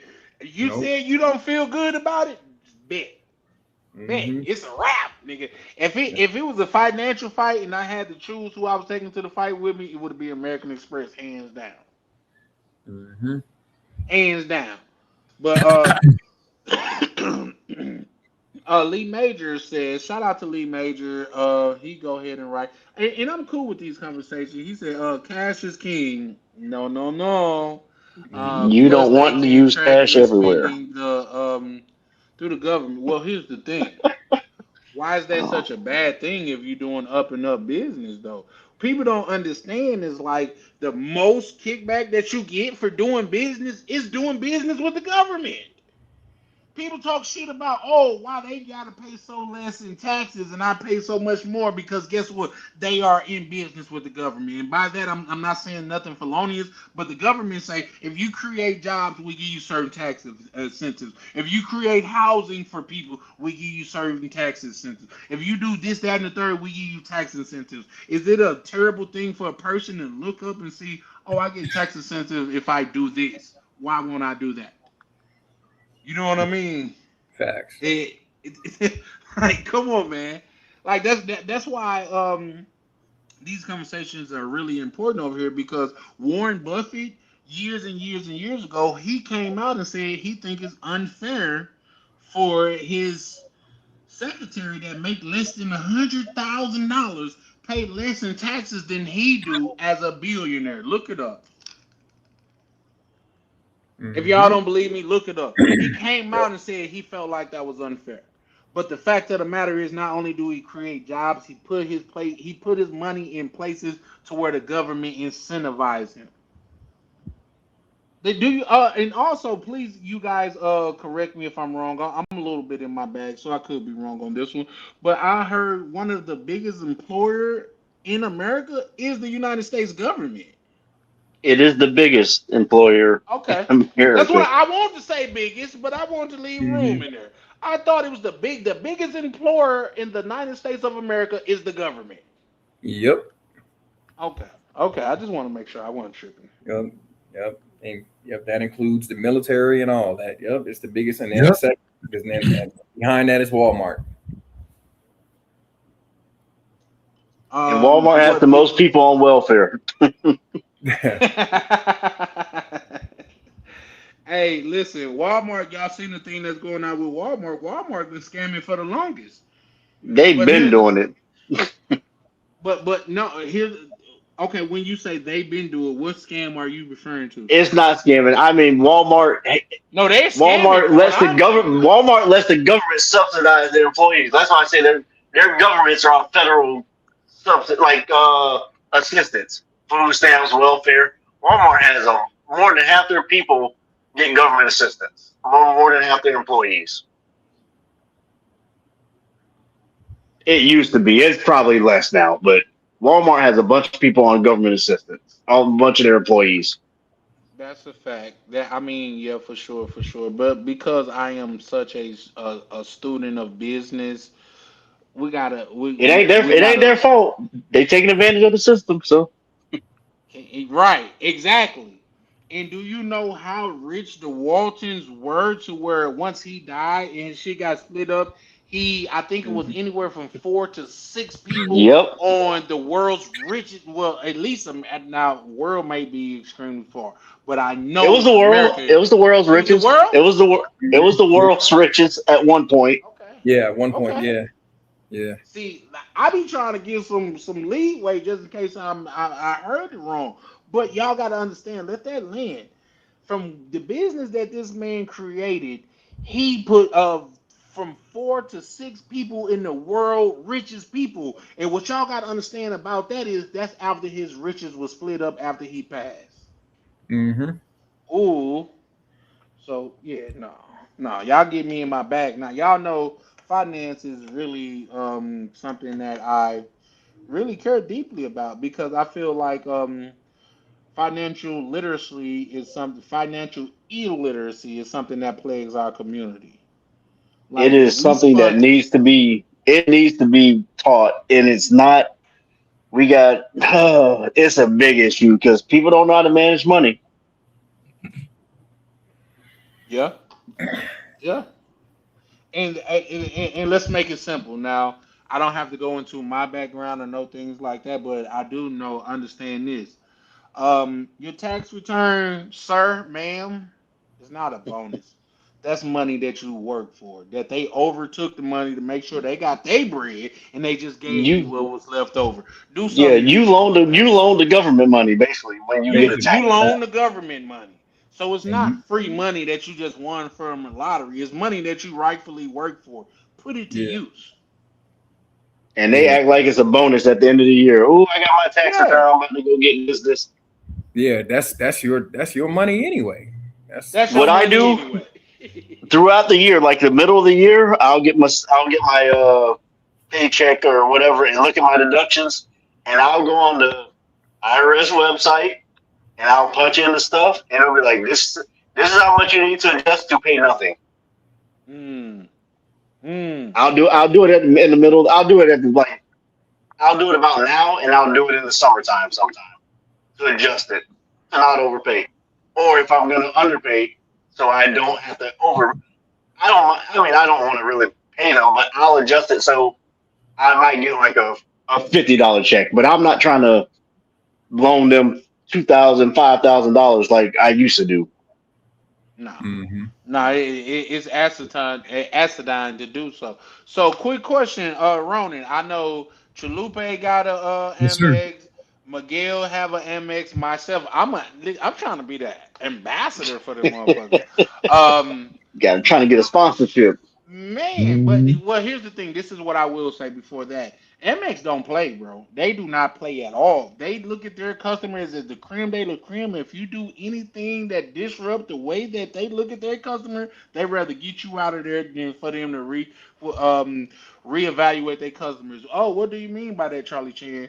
If you have one return payment, whether it was your fault or the bank fault, they looking at your eyes as the side eye. And with that being said, is on the like the card that Chalupe just brought up, where you're not supposed to have a limit, they will bucket you. What does bucket mean? They put a limit on that motherfucker. On a card that's statistically righteously supposed to be unlimited, they put a bucket on it. Because if you having a return payment, you're not their ideal customer. Mm-hmm. I land there. But Ronan, how do you feel about American Express? I mean, if you have a business and you are doing something where it warrants you wanting to be able to get certain things, and you know that you can pay it back in a month, is great. But if you're not the type of person to pay on time and you don't have the wherewithal and you're trying to extend over your credit limit every month, don't mess around with that card. No. Oh no. I tell people that no. That's real words of wisdom. I tell people the same thing about a Navy Federal. People like, oh, I know how to get in the Navy Federal, this, that, and the third. I said, bro, try your best to get in. There's back doors to where you could get in legally. But if you get in illegally and they question you about that and you can't prove it, you're blacklisted. You're Speaking of blacklisted and Navy it's not Federal, worth it. I'm sorry, yeah, go ahead. speaking of Navy Federal, I've been a member of Navy Federal since 1982. Mm-hmm. Drop some gems on. I'm God sorry, damn, that's 1980, before I was alive. wait, is it 1990, Oh, 1992? I'm saying But 82. That's before why? I was And here's alive. the thing, and why? Back in the day, Navy Federal and Miguel might be able to tell you that some banks would not even set you up an account unless you were deployed. Mm-hmm. Navy Federal was one of those banks.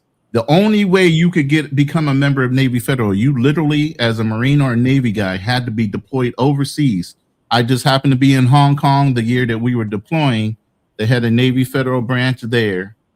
I literally went into the Navy Federal branch, which is a little office, and you had to wire money back to America to even establish the account. But you had to be overseas to do it. Now they just literally let anybody in that's in America, but there used to be a very close-knit type of network for the credit union, and they're one of the only international credit unions you can possibly be a member of. They're not Well, a when it local comes to credit union like you would think. They're an international bank.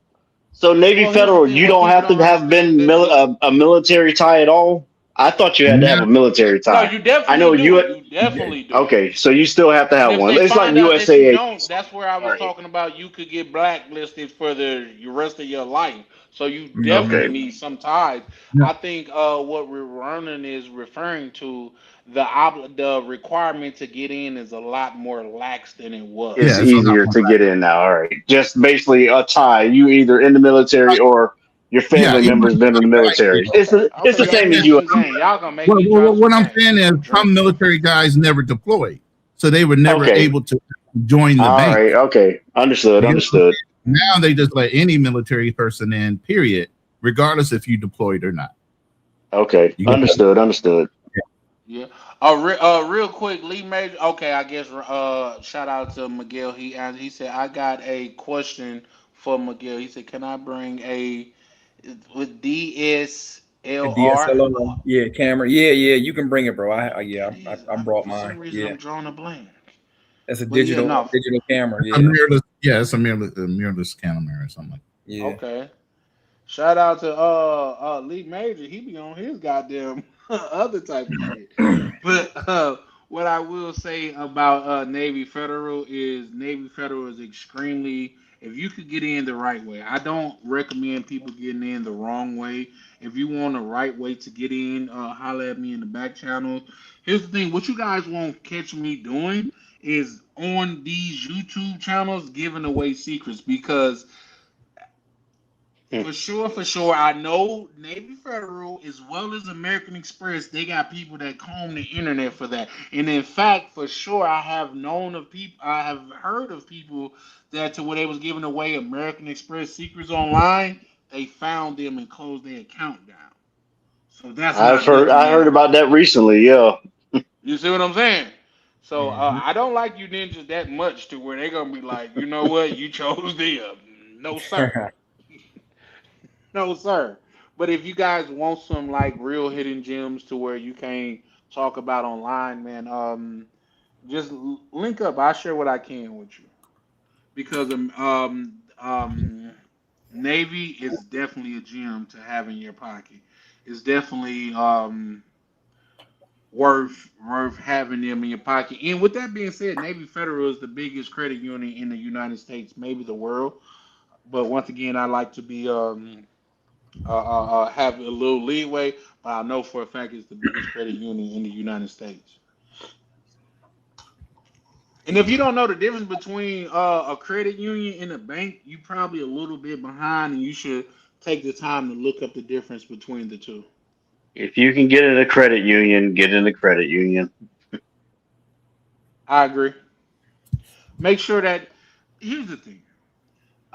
What I tell people is this: is there's every bank don't have the same reach. Every bank don't specialize in certain things. So if you're trying to do something, let's just say like get a house, there's certain banks that specialize in that. If you're trying to get a credit union as well, I'm using that term interchangeably. But if you're trying to get business loans, there are certain banks that specialize in that.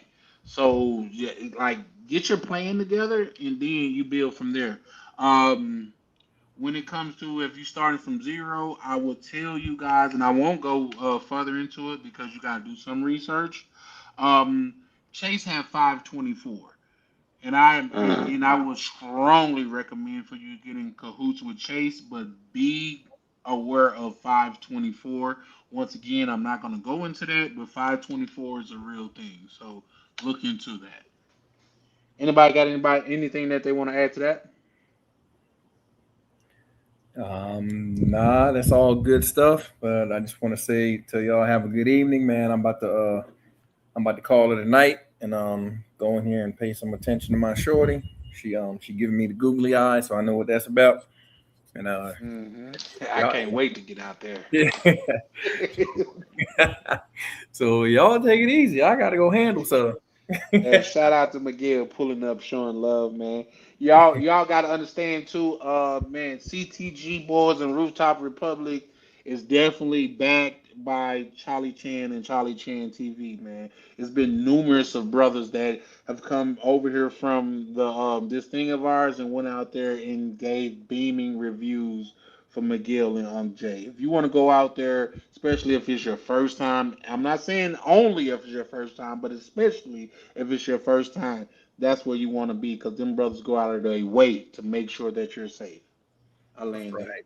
Yeah. Thanks for that endorsement, bro. Uh, Panel, chat, everybody have a good night, and I'll get up with y'all next time. Yes, Shout sir. out to you. All right, all Sir, right. Shout out. So with that being said, we're gonna go ahead and close in a minute, but Chalupe as well as Ronan, can you guys elaborate on the topic? Like, is there anything specifically that traveling has taught you?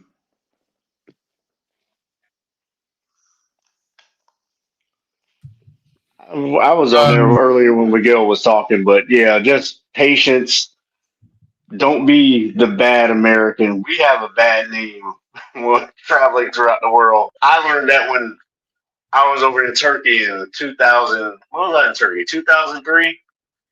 We have a bad name throughout the world when it comes to traveling. Don't be the ugly American. Have some patience. Not everybody does it like we do in America. Yeah, yeah, I agree. What about you, Ronan? How you feel? I'm in the same line of Chalupe is don't go over with your American mentality. You're going to a different country. Their bases might be based off of something different. Yes, I know in God we trust as Americans. We think of that, but even now, it's not even that godly. There's other countries that are very respectful of their religion and their culture when it comes to Muslim religions, even here in the Philippines, as far as their Catholic religion. That means they have grown up with different values than we have. And just because we know the laws in America, those laws do not apply in a lot of the countries. So stop going over there thinking like you know their laws. You don't. You don't know their mentality. They did not grow up the way you did. They did not have the same experiences as you. So if you go over there with respect and being respectful and wanting and have a willingness to learn and humble, you'll be accepted a hell of a lot faster and a lot quicker in a lot of cultures. And if you go over there with this brash, I'm an American, you do, and I know more than you type of mentality, you'll get a lot more done. Agreed. Well said. Well said. No, I agree. And like I say, as far as just to expand on what I was saying earlier, as far as what I've learned from my travels, um, for one, American struggle is not real struggle, and I'm not just trying to like put down people that are going through things in America. But I promise you, if we was to take a field trip, take the people that claim that they're struggling here in America, and take them to some of these developing countries and see what struggling really real like look like, they would appreciate their situation more. Do you guys disagree with that? I No. agree because when you've been like Ronan's been, he was in the military. He's been to some places that Americans would not be able to survive in. We are spoiled. We just don't know we're spoiled. Even our poor people are spoiled. Yeah.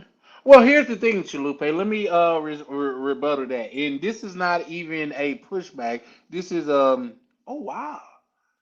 It's not a Charlie Chan pushback. What can we name a Charlie Chan agreement? That's crazy. I agree with you so much so to where I would say Paris Hilton say she had a hard life growing up. You feel me? Like Must be hard having maids and servants. Tell you. yeah, yeah, it's terrible because they didn't make the bed the way that you said you wanted it French style, and they made the bed European style. Like your struggles are different, but I'm saying that to say I agree with you wholeheartedly because the things that we um complain about here, if you got a chance to see what people go through in other countries, yeah, I don't think you would complain as much. So there's that. But real quick, guys, did anybody on the panel see the Drewski newest skit? No, I saw it as far as a glance as an image, but I haven't had time to look at it. Oh man, I we're have to gonna talk check it about out. that tomorrow. I have to check it out a little later, but Drewski going crazy out here, man. Drew, man, listen, Drewski is really cementing himself as like almost the king of skits or whatever they want to call what he doing because not only he's doing it, but he's doing it to death. Like, come on, man. He got this thing about how, and I myself have thought about that. Have you guys noticed how they bring these British actors in America to play ghetto these ghetto black American roles? Idris Elba in The Wire with Stringer Bell. Idris Elba, the dude from Snowfall. Like it goes on and on and on to where they're employing British black actors to relay an American black experience. And Drewski touched on that, and I think, man, the man going crazy out here. But there's that.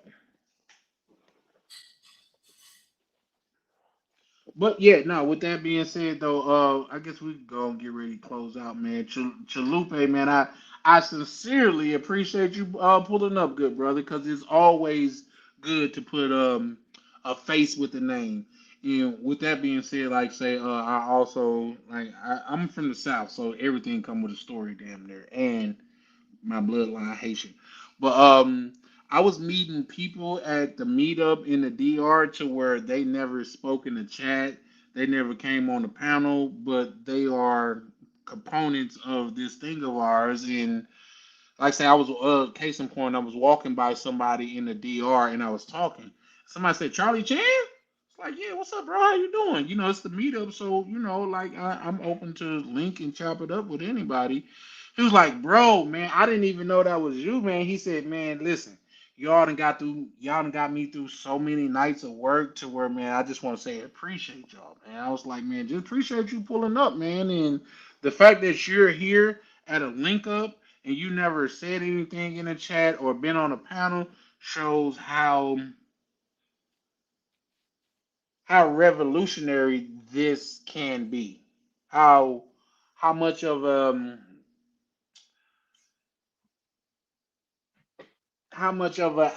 real movement this can be. You know what I mean? When you got people from all over the United States is linking up at a certain time in a different country, I think that's extraordinary, for lack of a better term. Anybody want to chime in? Who else is on? Nobody else on? No, No, Ron is because here. like I said, Go ahead. What happened? Where did Chalupa go? No, oh shit! I think he dropped down by mistake. Well, because he was in the middle of talking, so I'm sure it Yeah, probably he wasn't was. on purpose. But yeah, Now, what was your statement? I'm sorry, I'm doing about 5 different things in the background. yeah. I know you multitask. I'm starting to think that's like a tick with you. You can't sit down and do one thing. You got to do five and six things at once, which is Hey, time is money, man. I'm an older guy, man. I ain't got too much long on this planet. I'm 58, so I you got to gonna live do forever, 20 bro. every day. I'm trying to, but at the same time, I know I got to get things done. So, yeah, and like I said, I just finished a live too, so I'm also following up on that. And I actually did a whole AI video on a Pookie versus Passport, bro, sitting in the airport when the Spirit Airlines announced that they were closing. I did a whole bunch of stuff, man. Derogatory and good and bad. So, yeah. So I'm just going over some things. I'm in an alliance on a line on a game. I'm looking at that. Man, my mind is everywhere and nowhere all at the same time. Nah, shout out to you for that. Well, yeah, no, we like I say, it was just about just this whole travel space thing and Mhm.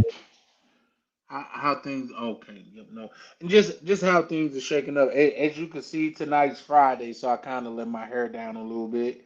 But Yeah. Yeah, I didn't even this go live on this. I just yeah, I got kicked off the other I day a seen that. couple of times. So What you off though, Chalupe. Ronnie? That's No, kind of I don't know. wild. It was StreamYard. StreamYard had some kind of vendetta against me the other day, man. It kicked me off 3 times in a row.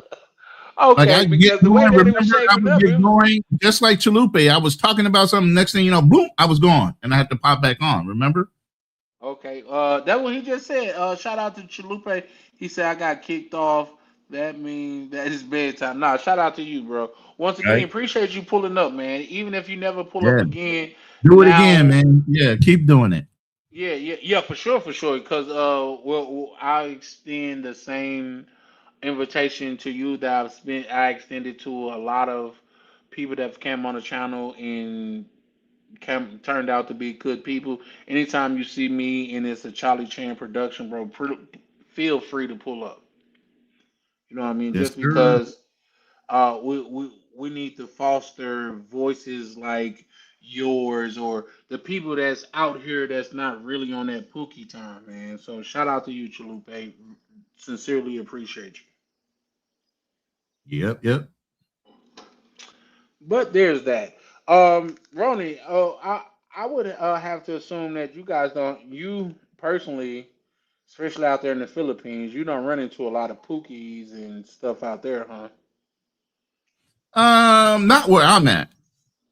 Now that's the whole thing where I'm at versus where other people are. Now, if you're closer to the city, of course you're going to run into those pookies more. You know, So you because saying the pookies that where, made it to the Philippines? of course, I mean, you got Angela City and everything else. So yeah, you have a walking street here in Angela City. It's a way smaller. It's not as big as like all the Pattaya and all the different walking streets they have there, and then also in Phuket or even in Bangkok. But there is a walking street in the Philippines. Yeah. Um, I sent you a little video. It's at the bottom, man. If you want to run it. That's my little version of Spirit closing the airlines with a passport bro and a Pookie. Now the character. Oh, okay.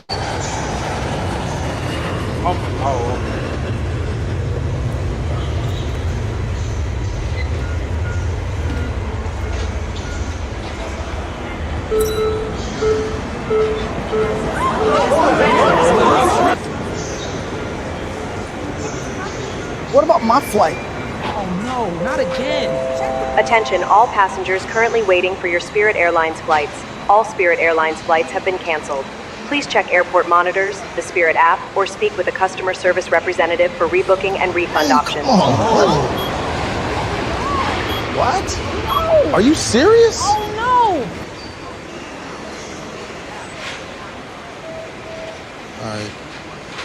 Let's have boys. Please don't help. I already paid for this. Sir, I understand your frustration, sir. So what am I supposed to do? I'm checking the next available options now. Y'all gotta fix this. Please allow me a moment. Can you show me my next available options? Yes, sir, I'm checking that now. Nobody's telling us anything. We are experiencing system-wide cancellation. If rebooking is delayed, what are my refund options? You may be eligible for rebooking or refund depending on your itinerary. Please keep your receipts and monitor baggage instructions. All right. Understood. Thank you. Not the trip I planned, but it is what it is. Man, that's messed up. We're gonna go get our luggage. Why? Because our flight was canceled.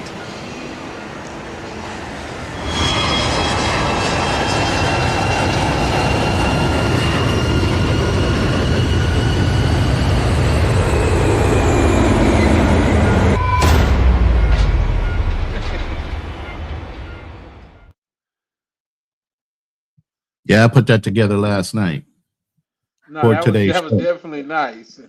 But the idea behind the two characters was I actually used ChatGPT, and it's programmed to do a lot of stuff for me. But what I told it to do was go out, search social media, and come back with a description of what the social media and media as a whole has described the Passport Bro to being.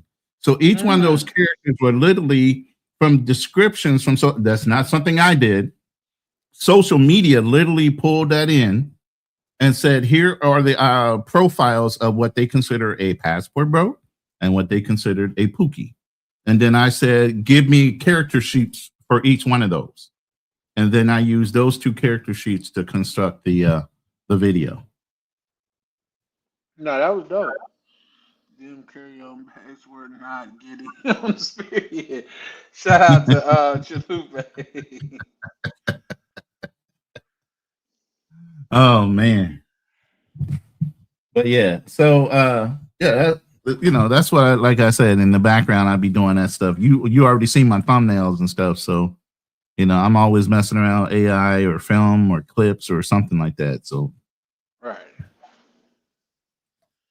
Yeah, no, that's what's up, man. Like I say, I need to get further into that. I'm trying to like change my schedule around because I plan on doing another marathon because I got to get these. In fact, not even a marathon. I'm finna start posting a lot more videos, just because pre-recorded videos, just because it's crazy that I got double the watch hours, but not even a quarter of well, yeah, I got a quarter of the subscribers that I need to be able to go to get monetized. yeah, no. So I know look, we got to do to jumpstart your channel, bro. We got to get you over. Are you doing TikTok videos or anything like cutting up some shorts and throwing them on TikTok and leading them back over here? Are you doing any of that? none of that. None of Okay. it.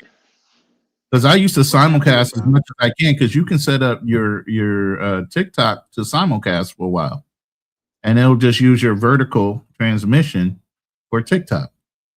Oh shit, I didn't know that. Yeah, so if you've been on TikTok longer and you already have your 1,000 subscribers or 1,500, whatever that requirement is, you can literally go live on TikTok and on YouTube at the same time. Yeah. Okay, that's what's up. Oh shit, hold on. Let me. We got Johnny Johnny. pulling up. Shout out to Johnny. He said, Poochie Hooking up in said, Keisha. gonna They coming for sail me? to the Philippines to kick Ronin. It's about spirit. Hey, shout out to y'all. Shout out to you, Johnny. Nah, he gonna run into it. Like, can you imagine him walking down the street like, hey, you Ronin? He like, yeah. What's up with all that stuff that you was talking about, spirit? It's gonna go Hey, like I down. said, my partner in crime, Fearless, is a gold member of Spirit.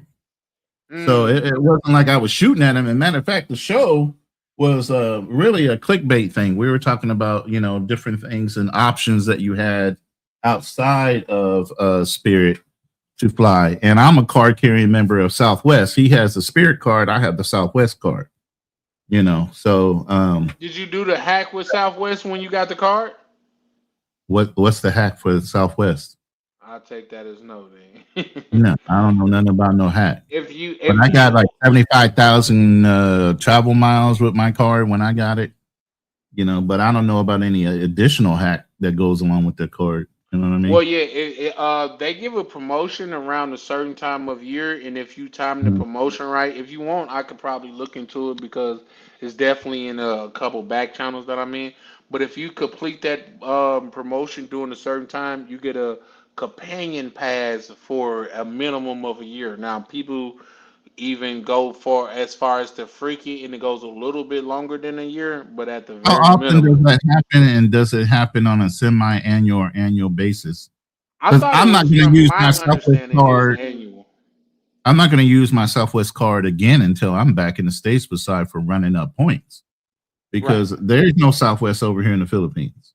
So for Yeah. 2.5 years, I won't have an opportunity to get on a Southwest flight until I get back to the States. What made Unless you they go with start going Southwest, if you international. don't mind me asking? I've been with Southwest. I mean, I lived in Kansas for a lot of years, and I lived in California for a lot of years. And going back and forth, Southwest was the one. And then Okay. traveling back and forth from Kansas or Missouri to Texas, Southwest again is the one. Because they're hubbed out of With that being Texas. said, what do you feel about them changing the assigned seats and what is it now? They charge you for your bag? Well, initially you had 2 bags for free. Are they starting to do that now? Because that changed after I Yep. left. Yep. So now you Now need to they're pay for charging for that. it, and you got to pay for your seat. You got to pay for your seat now. Yep. If you want a seat Well, that's I'm like expecting lower rates. Because here's the okay, thing that they were doing. The way they were doing it was you either paid early bird and you got an A boarding pass, and it was free range seats. You get whatever seat you want. If you're on an A boarding pass, you just get first pick at any seat in there. There's no priority or business class or anything like that. You know what I mean? You just got pick of the litter or whatever if you paid for the A boarding pass or you checked in early enough that you got the A boarding pass. If people didn't pay for the early bird. But then you already have priority seating if you're disabled, if you're a veteran, or if you're a military person that's in uniform, you have priority, and you had at least 2 bags that were free, right along with the carry-on. So now they've changed all that. Is that what you're telling me? yeah, for sure, for sure, for sure. Oh, They even I'm not have aware. commercials about it in the United Yeah. States. Well, yeah, I'm not aware because I'm not there. So, and they don't run ads in places they don't fly. So, I had no idea. I'm gonna have to take a look at what the ads are saying. But yeah, that's Yeah. crazy. That's like basically they just reverted to Spirit. So that they changed their flight, their cost. Are the tickets like dirt cheap, and then you start doing the a la carte thing like Spirit? Well, with that, if I'm being honest, I can't answer because Mhm. I'm not a big component of Southwest. Just Mhm. because the couple times that I took the flight, I almost got to fighting with someone because it's two of y'all, and one of you want to sit towards the window and you want to sit towards the aisle, but you want to bogart the middle seat. I break your jaw on this plane. I'm too You big for that. know. My shoulders are way too wide. You ain't trying to get me in like that. Nah, Well, I'm here's the sorry. thing. I'll never take It's a for middle. me. It's people that's trying to beat the system. You Right. want the whole row to yourself, so one of you guys sit towards the window, and the other guy sit in the aisle, and then you Sits want in to the make it aisle to seem try to block out, right? To hurt right the middle whoever sits seat, in the middle between y'all. Right. right, and that's Now what my I've thing seen that is. game played, and you know I've never played it, but most people see how big I am as far as my shoulders, and they already know. You sit next to me, you better be small because you ain't pushing me like that, Well, my thing is, and I'm not going to shrink myself to appease you either. yeah, no. Only way you're gonna shrink yourself is you get on the Spirit flight. You gotta You sitting there automatically like shrink this. You yourself sitting to there get on like there. this, trying to be like a cordial to everybody. Nah, you knew what it was when you sat next to me. Big burly nigga. I'm sitting here, Yeah, goddamn, spread it out, taking much room. I'm talking about. I'm goddamn it on my wingspan type shit. You know what I mean? So, but at the same time, I don't be wanting to get into it with nobody on the way to my I don't destination. normally. Right? Yeah, nobody usually pushes it that much. I've never had a conflict in public like that. Yeah. It happened, and these spirit flyers finna be everywhere, so you got to be cautious nowadays. Yeah, I'm. This is that's the question. Where are the Spirit customers going to go to as a priority choice in flights now? Well, Now that I've there's no already more said Spirit, this. are they going to JetBlue? Are they going to go to Frontier? What? They need to go to Where are they Frontier. going? I don't want them coming over to Delta. I'm sorry, we don't be fighting over Oh, that, man. they Like, wouldn't come to Delta. They definitely wouldn't yeah, come to Delta, American Airlines. None of the big three. I don't think they would come if they had a choice. You know what I mean? yeah, yeah. If they do, I'm like, bro, whatever side of the airport you gonna Now, be on on, our I'm gonna be show, on the we ran opposite. through options for flights other than the Spirit Hub. What people could use, and I'll pull it up real quick so you can just share it. But most of the people that travel there know already what they're using as a filler. But the new people or people that are flying there for the first or second time might not know what those filler airlines are. But if you pull up that image I sent you, I shared that earlier today.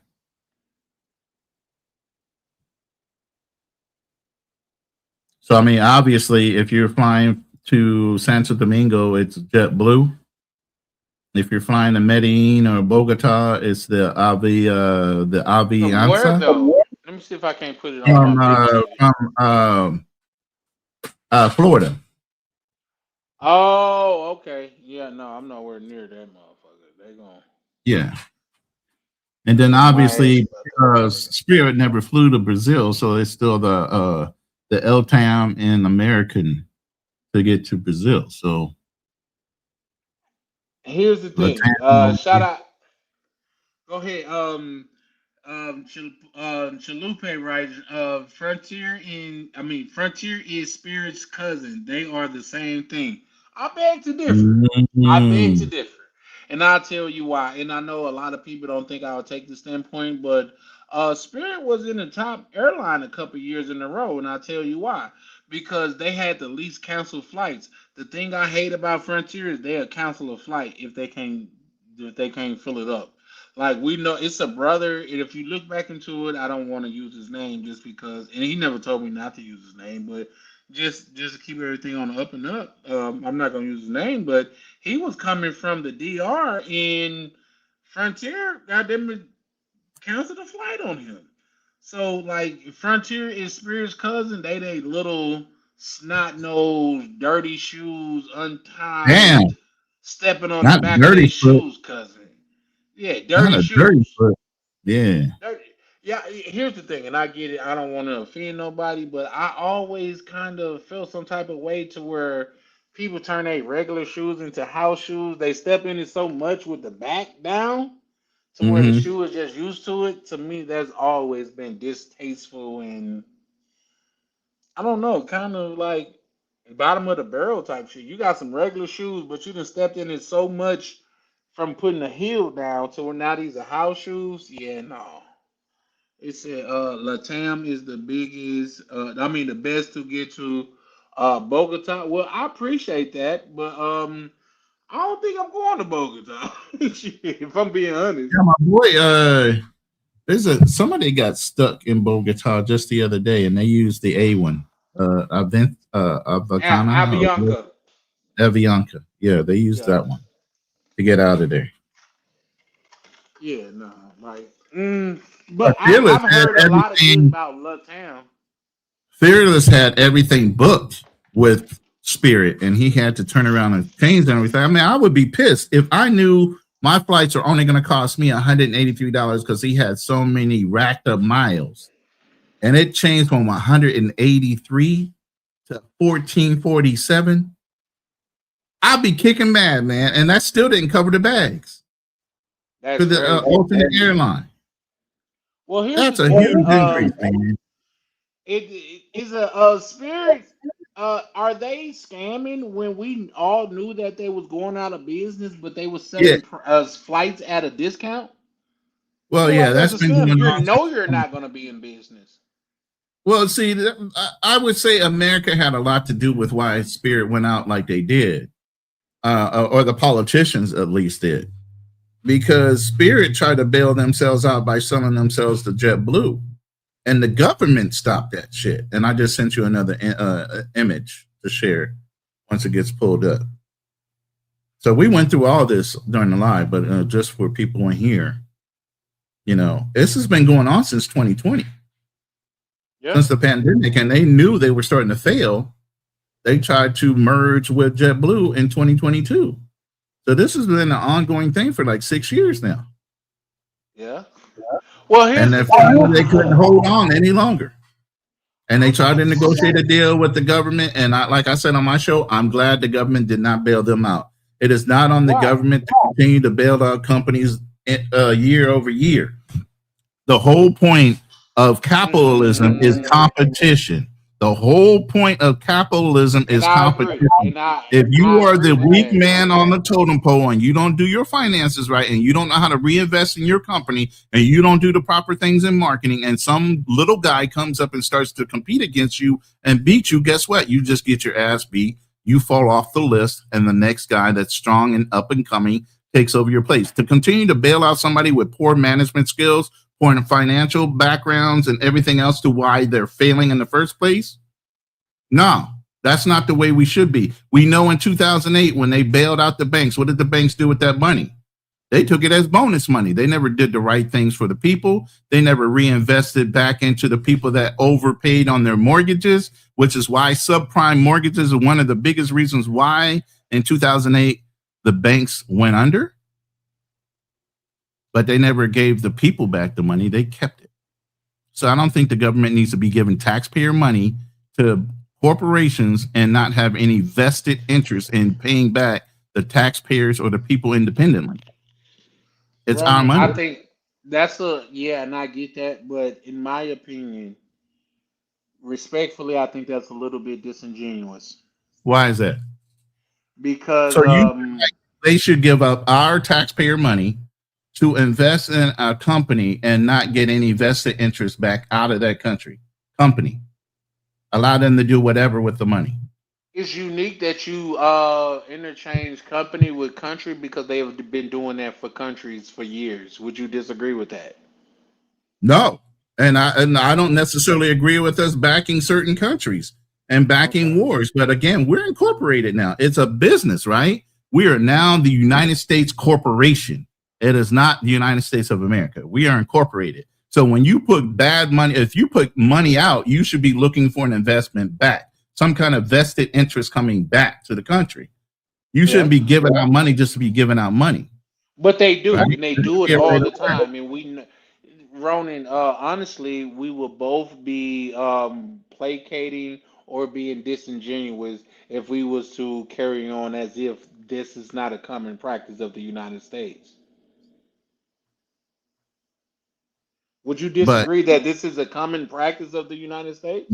now, I would say this about the United States: if we are doing something up front in front of the public for them to see, Yeah. there's nothing to say that there's no other backdoor agreement that's coming back to the United States that the people are not aware of. Mm. There's a vested interest in some of the things we do on the back end, whether it be in trade, whether it be in rare earth metals, whether it be in whatever positioning, global positioning when it comes to our bases. If we're doing something in that regard, but we don't know as a people, the public doesn't know, I get it. I understand intelligence and not divulging every reason why we're doing certain things. But if we're just giving out money after bad, like the little hat people who feel like we owe them and we are owned by them, you get what I mean? I do. That's something we keep kicking out money for. We don't get nothing back from them. They keep taking and saying we owe them when we actually help liberate them during the World War II. Yeah. So let me with that scenario that you just built, with that being in place, do you think we as Americans, my apologies for my slurring or whatever, but All right, brother. would you think that that money will be best served going into an American country to where at the very least Americans can they could prosper from the deal with Spirit being prolonged opposed to this money going out to these countries to where we'll never get a return on that money.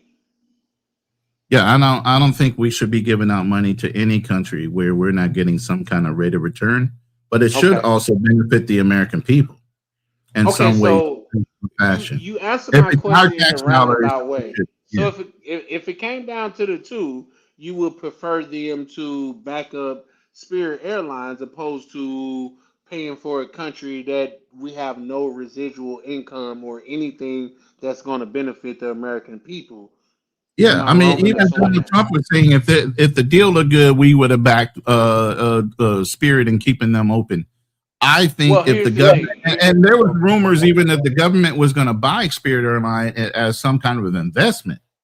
Now, if that was something where they were reinvesting back into a company and it has some kind of vested interest and income coming back to the people or subsidies in some way, then that's great. That's awesome. But to just give money to a company that we pay into our tax dollars that should be going to our roads, our cities, our schools, and other things, nah, no, that's not what we're here for. We're Yeah, not here no, to help other I people agree get with that. wealthier. I agree with that, but that in my attention is like concentrating on a black eye when you have a broke arm, and I'll tell you why. Because yes, we have more than enough money. If we was to redirect it, we have more than enough money to pay for our schools. If we didn't send money overseas to countries Exactly. that Yeah. wasn't, we have more than enough money We to have do more that. than enough to pay for everything. We could have got rid of homelessness just with the money we sent to Ukraine. We Years, could have had yeah, reparations. We could have had reparations paid just from the money we sent to Ukraine. right, and that's my point. Again, So yeah. for them to opt out of doing what's best for America and like doing something outside of that, how can we as Americans that want the best for America kind to like make an excuse for that what they're doing? Because at the end of the day, and I'm sure you can agree that Mhm. Spirit Airlines had an effect on the whole airline industry, which made So, travel more but here's affordable the for thing. a To be lot of honest, people. hold up. To be honest, so did Braniff Airlines and other airlines that came before them, or at the same Well, time as them. Do you remember I gotta Braniff? disagree with that. Do I you gotta remember disagree. Braniff Airlines? Do you remember But Braniff Airlines based out of Texas?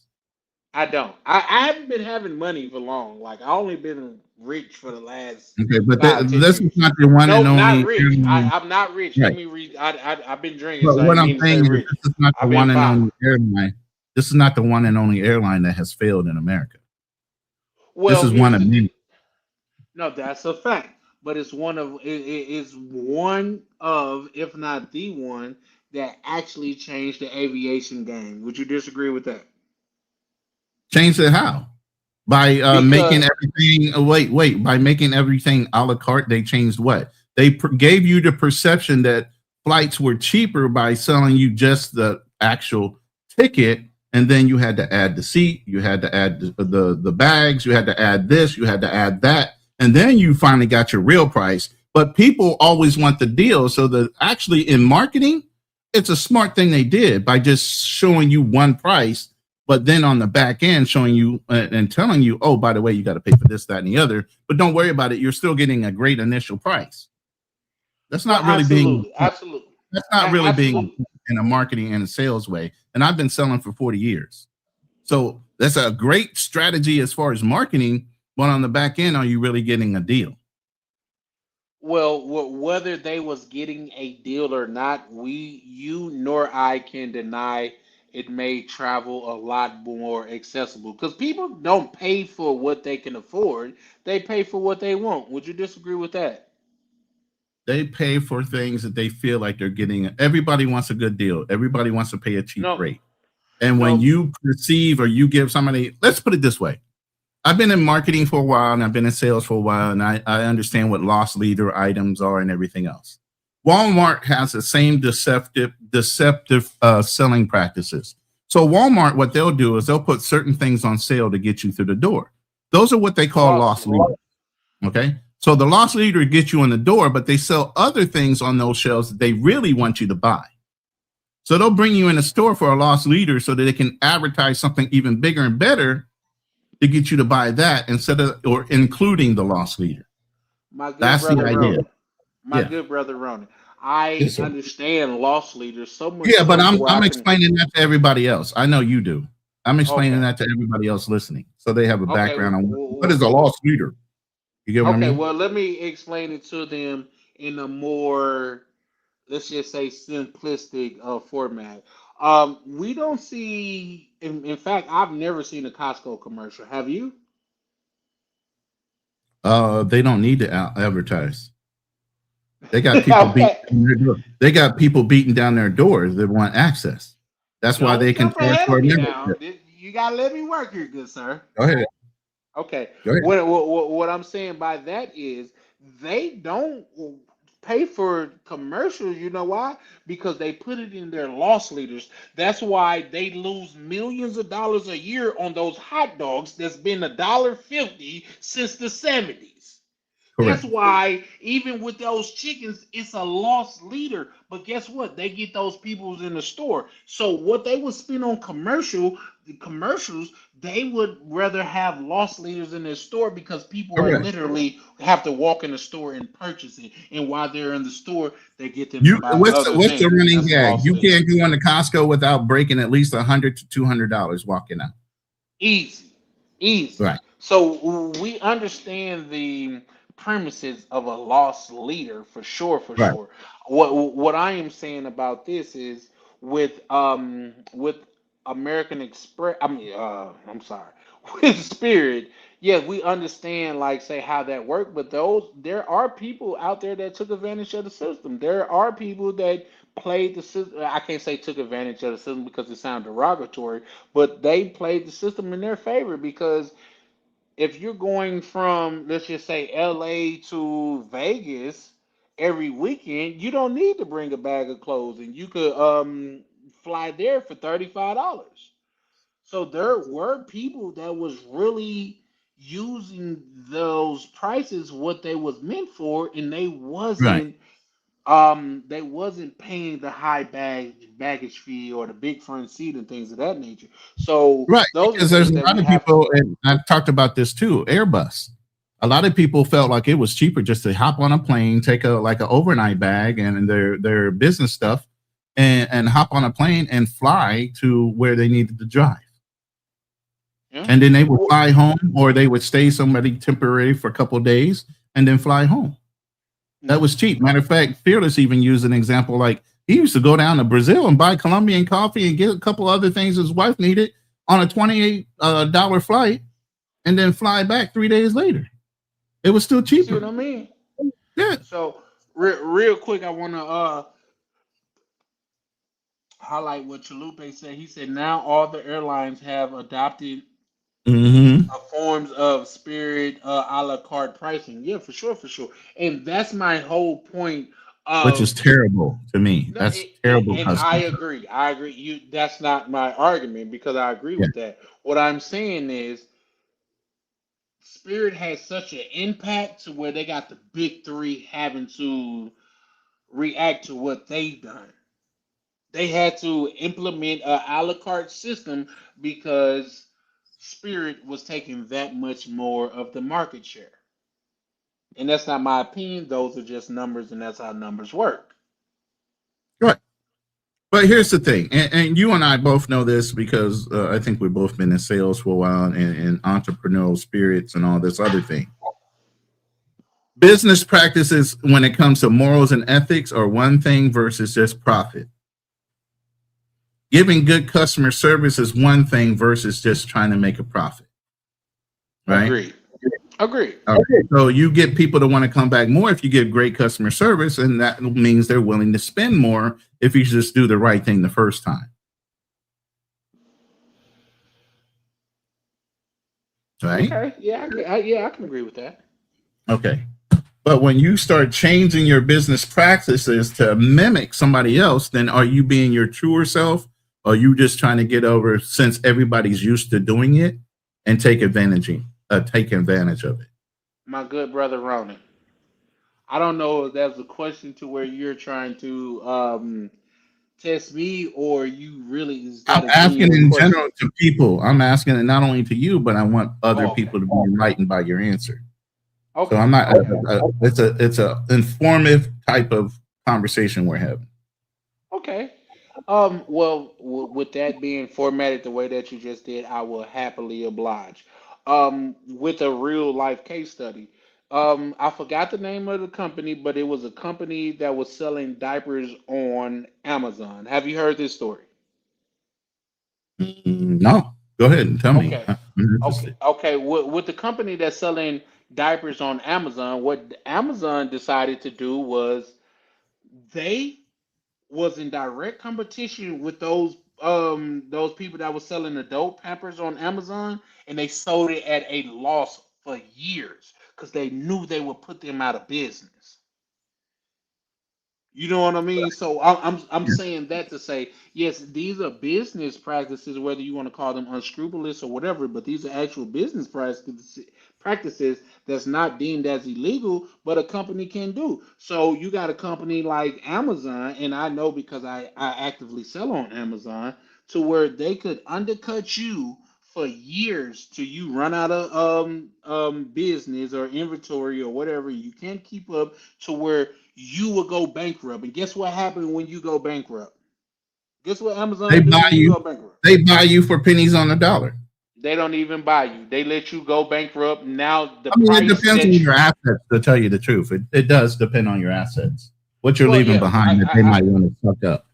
yeah, but here's the thing. This in this specific case, what they did is they ran that company on the brink of to bankruptcy, let them go into bankruptcy, and now that they're no longer able to sell, now the price of the Pampers go up. They Yeah, ran that's them out called of business. They sold yeah. it at a price to where that company couldn't compete. And once they went out of business, now they up the price to the actual market value of it. Okay. Now let's say this, and we'll put it in your terms. So the bad company does this in order to compete with a person that puts out a quality product. And eventually people just want to buy something cheap, like I was saying with Spirit, right? Yeah, for People sure. just want to buy, they want to see that cheap price. They don't care whether the quality is there or not. They'd rather spend the cheap money. But then Hmm. once that person puts them out of business, then they realize the company that got put out of business actually sold the more quality product. Hmm. And now they regret it, but it's too late now.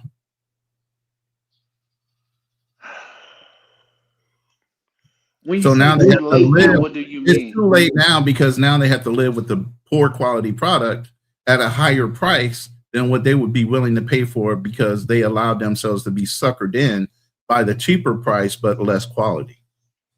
Absolutely, but here's the thing about that is now the what you got to understand is, well, not you have to understand, but what the people that's watching have to understand that Amazon is a billion-dollar slash trillion-dollar business. Yeah, Once you go out of business, now they could meet your manufacturer and they could buy 10 times what you was buying at a fraction of the price and give that same price that you was giving with the same quality.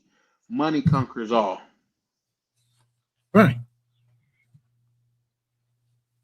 So I'm just relating that to the whole thing about it is like with Spirit, you had these big three airlines that had to adopt, like had to consider Spirit as a competitor. So they had to adjust to that. Well, to me, and what I would have done in a marketing aspect, and a lot of people don't like to do this because they think it's poor business marketing strategy to talk down about the competition. I would have just clearly said, look, you can go with the smaller guy in Spirit and go a la carte for everything, or you can pay for quality and comfort. Our seats are bigger. This is why we do this. Our we allow you to have two. I would push out the benefits of why we doing what we do instead of sink to the level of saying, oh, we'll offer you a cheaper price and sell you everything by a la carte and Yeah. show you Well, all the negatives behind why that is, and I just keep get that. pounding that away. Well, here's the thing. With that, Ronan, you're preaching to the choir. I get that. Right. I understand that wholeheartedly. But the people that are not so financially sophisticated, they look at the price of their ticket and think they're getting a deal. You and I know they're not getting a deal because once they get done and get to the airport, you're paying $10 less for a flight to where you have no reclining seats, you have no free amenities, you have no lounge access, and things of that nature, but they make you feel like you got a great deal. And a lot of times it's not what you're actually getting, it's what you're perceived to getting. We Correct. know me personally, I like once I in so much so to where I've made up in my mind if there's like a anywhere from a 20 to a $80 difference between a Spirit flight and a Delta flight, I'm taking Delta all day. Right. All day. But that's just me because the way that It's I not that big arrive of a is difference. important to Right. me. To me, the way that I ride, if I gotta take a whole day to rejuvenate because my knees hurt or I was bumped up in a seat like this and stuff like that, I'd rather go ahead and spend that extra money. And when Mm-hmm. I arrive, I'm ready to hit the ground running. So Right. that's what I mean by that. But see, I think what the whole model is, and some people say there's a lot of experienced people they take it, but I think a lot of inexperienced people take Spirit the first couple times and realize I don't feel like that's worth my time before they understand value over being cheap. That was me. That was me. Once I've flown for Spirit probably like three times. The first time I was like, whatever. It probably was a one off. That was the plane I was on. The second time I was like, I got to where I was going, but once I got done paying for my bags, and that's where my gripe came in. How you charge more for the bag than you charge for a seat? That's the you have down south roots. So when I say the pee in the cup, that's what that Yeah. is. The pee in the cup. They just moving around the prices, and you Yeah. pick a oh shit. You know what I mean? So Yeah. that's what I mean by that. But I land. Go ahead. No, you're good. I mean, that's exactly what it is. So, like I said, I don't always look at value by cheapness. I look at value by my comfort. And again, this comes with experience. This comes with a little more wisdom and traveling and other things. I look at the overall, not just the perception that I'm getting a deal. Because sometimes when you think you're getting a deal, you're not getting a deal at all. Like you Not at said, I all. don't like being cramped. I don't like being cramped. Bigger guys and guys of height and people that like comfort know that even once you get somewhere, it might take you 12 to 14 hours to recover from the damn flight because you Just weren't to comfortable the recuperate. whole fucking time. You know, now you're sleeping because you're jet lagged. I flew a 17-hour flight to get just to Taiwan and another 3 hours to get to the Philippines. Do you think I wanted to sit back in the back and be like in a cattle car for 17 hours, not get a little bit of sleep, not be comfortable? I mean, even in an economy plus, let me put it this way. The economy flight would have cost maybe $615 to $900 to sit in the back of the plane. My ticket was $1,400 for that 17-hour flight. But I got into a seat where I still had the eye bag cover. I had my own personal TV. I had full reclining. I had everything, and I was one off of just the business class. Do you know everything they gave the business class, they gave the economy plus people? They literally walked, and they kept on bringing me food, bringing me everything they were getting for that little bit of extra money. But I was comfortable. I got to sleep. I got to wash my face, and I actually got to pre-order my food and everything else that everybody else got to do in business class for that much less. I think it was $1,000 or $1,500 less than business class to do the economy plus flight. But it was just as big as everything else that business class had. It just didn't So have the the seats was prestige the of same the size. seats were The the food was the same. same. Exactly. The food was the same. Everything. Mm. You just had the perception that you were business class versus economy plus. Mm. That's interesting. And that was on a top 10 airline, That's EVA. interesting. Okay. So No, that when you start looking at that value for comfort, value for this, value for peace, we travel for peace. We travel for what? We want to be able to have an experience. I don't want to have to recover from the experience of just the flight before I can actually have fun. But people don't think about that. They just want to get there. They'll figure it all out once they get there. Part of the experience is the flight. Part of the experience is the comfort of whatever you're doing. Absolutely. Absolutely. Your trip start once you get to the airport. Yeah. I agree with that 100%. Yeah, you want to feel like, yo, hey, if I'm going to spend some money and have a trip, I want it to be an experience from the moment I step in the airport to whether I'm in a lounge while I'm waiting. Like my lady never flew to Manila. So they don't have that stuff here in the small province. But once we got to Manila on the flight back, we got to sit in the lounge. There was all kind of food and stuff for her to drink. She had never had that experience in her life, sitting in a lounge. Mm. You know, but it wasn't that much more to do that than take a regular plane ticket and pay for it. Yeah.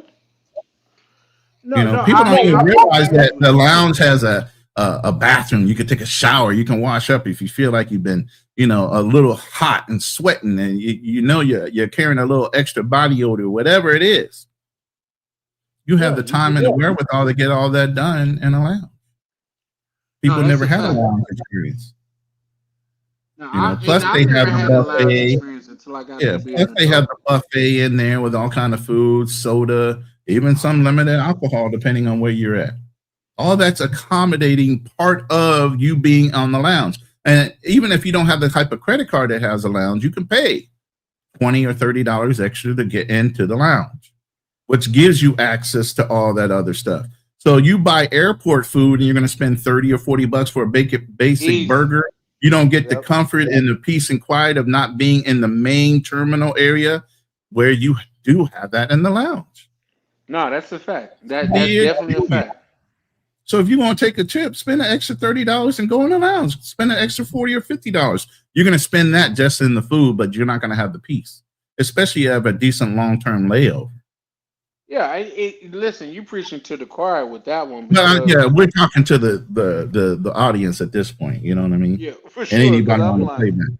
I'm not even broadcasting it. This is all for you. This is nothing to do with me. I done did my 3 hours of broadcasting, so I'm done for the day. No, I think this is an intriguing conversation that we're having. But we could get ready to wrap up in a minute. I'm not tired, bro. I told you it's 1 o'clock in the afternoon for me. It's midnight, 1, 2, 3 o'clock there. That's my day. You know what I'm saying? I just started my day. It's Saturday for me. Saturday afternoon, we're having a conversation. It's Y'all 1 are the o'clock ones. Saturday for me. Yeah, That's for yeah, sure. yeah. Listen, you ain't gotta rub it in my face, brother. I'm gonna be on the road soon enough.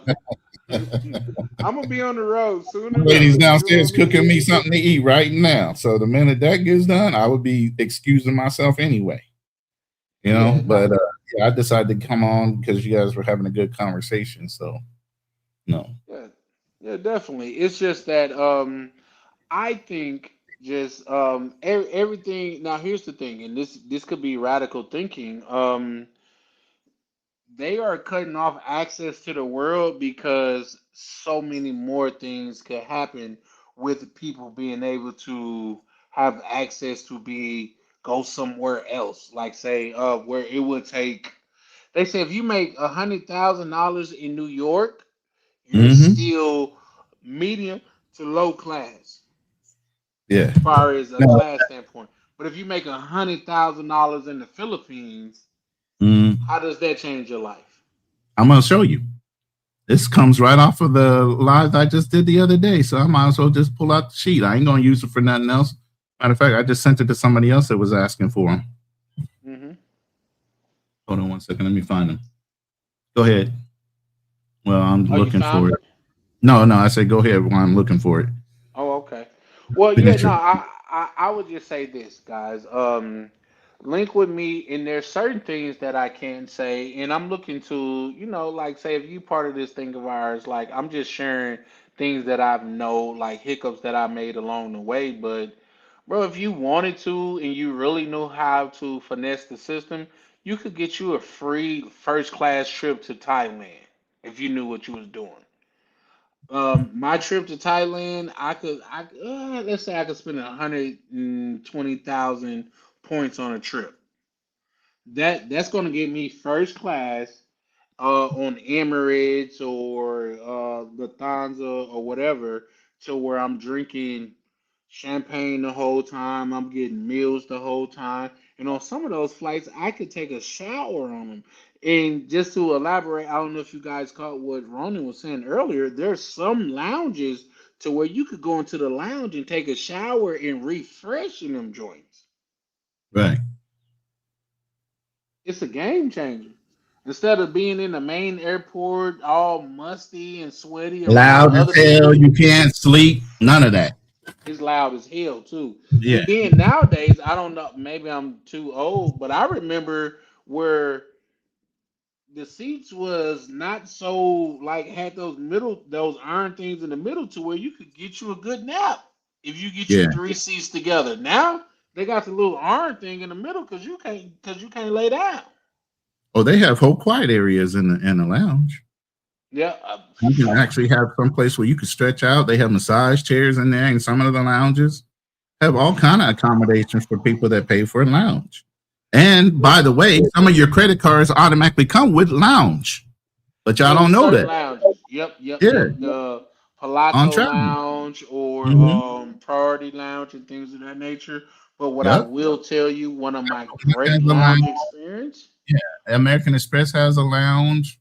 I mean, Yeah. beside for the airlines, some of the credit card companies have lounges that are partnered with the airlines. It okay, okay. Let's go into that then. Let's speak about American Express. With American Express, you could, if you got a Delta flight, you could go into the Delta Lounge.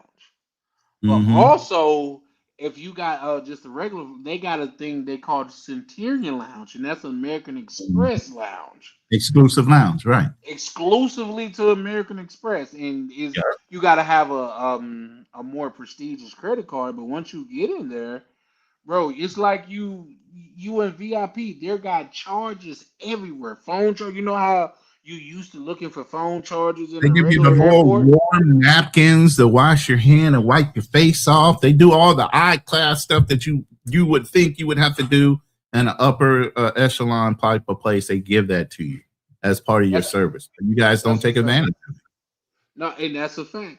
Oh, one of my best lounge experiences, like not only did they have some great food there, but to lounge members, they was giving out free massages to where they had a massage room. You could Yep. go in there with a bottle, with a glass of champagne, and get a massage. If you guys don't believe me, call me on it, please. I have the receipts for it. Now, He said, I got the because video. yeah, for sure, for sure. Now I done had a couple brothers that's a part of this thing of ours that say, stop showing receipts, man. If people not gonna believe you, they're not gonna even believe you real receipts because they're gonna say it's manufactured or it's AI or whatever. So stop showing receipts. But the beautiful thing about really doing what you say you do, that you have no problem proving it. So there's Yep. that. But what I will say is when I went to Sao Paulo, because if you guys watch me, you've been watching me long enough. On my way to Brazil, I got so lit in the lounge, I missed my flight. It's something about them just giving you free drinks that help you forget track of time. I I'm think just that's the keeping it a setup. buck, Ronnie. Say All that right. again. I think they set you up for that. I'm telling you, I feel like, hey, yep, he here right now. We finna give him the strongest thing that we got.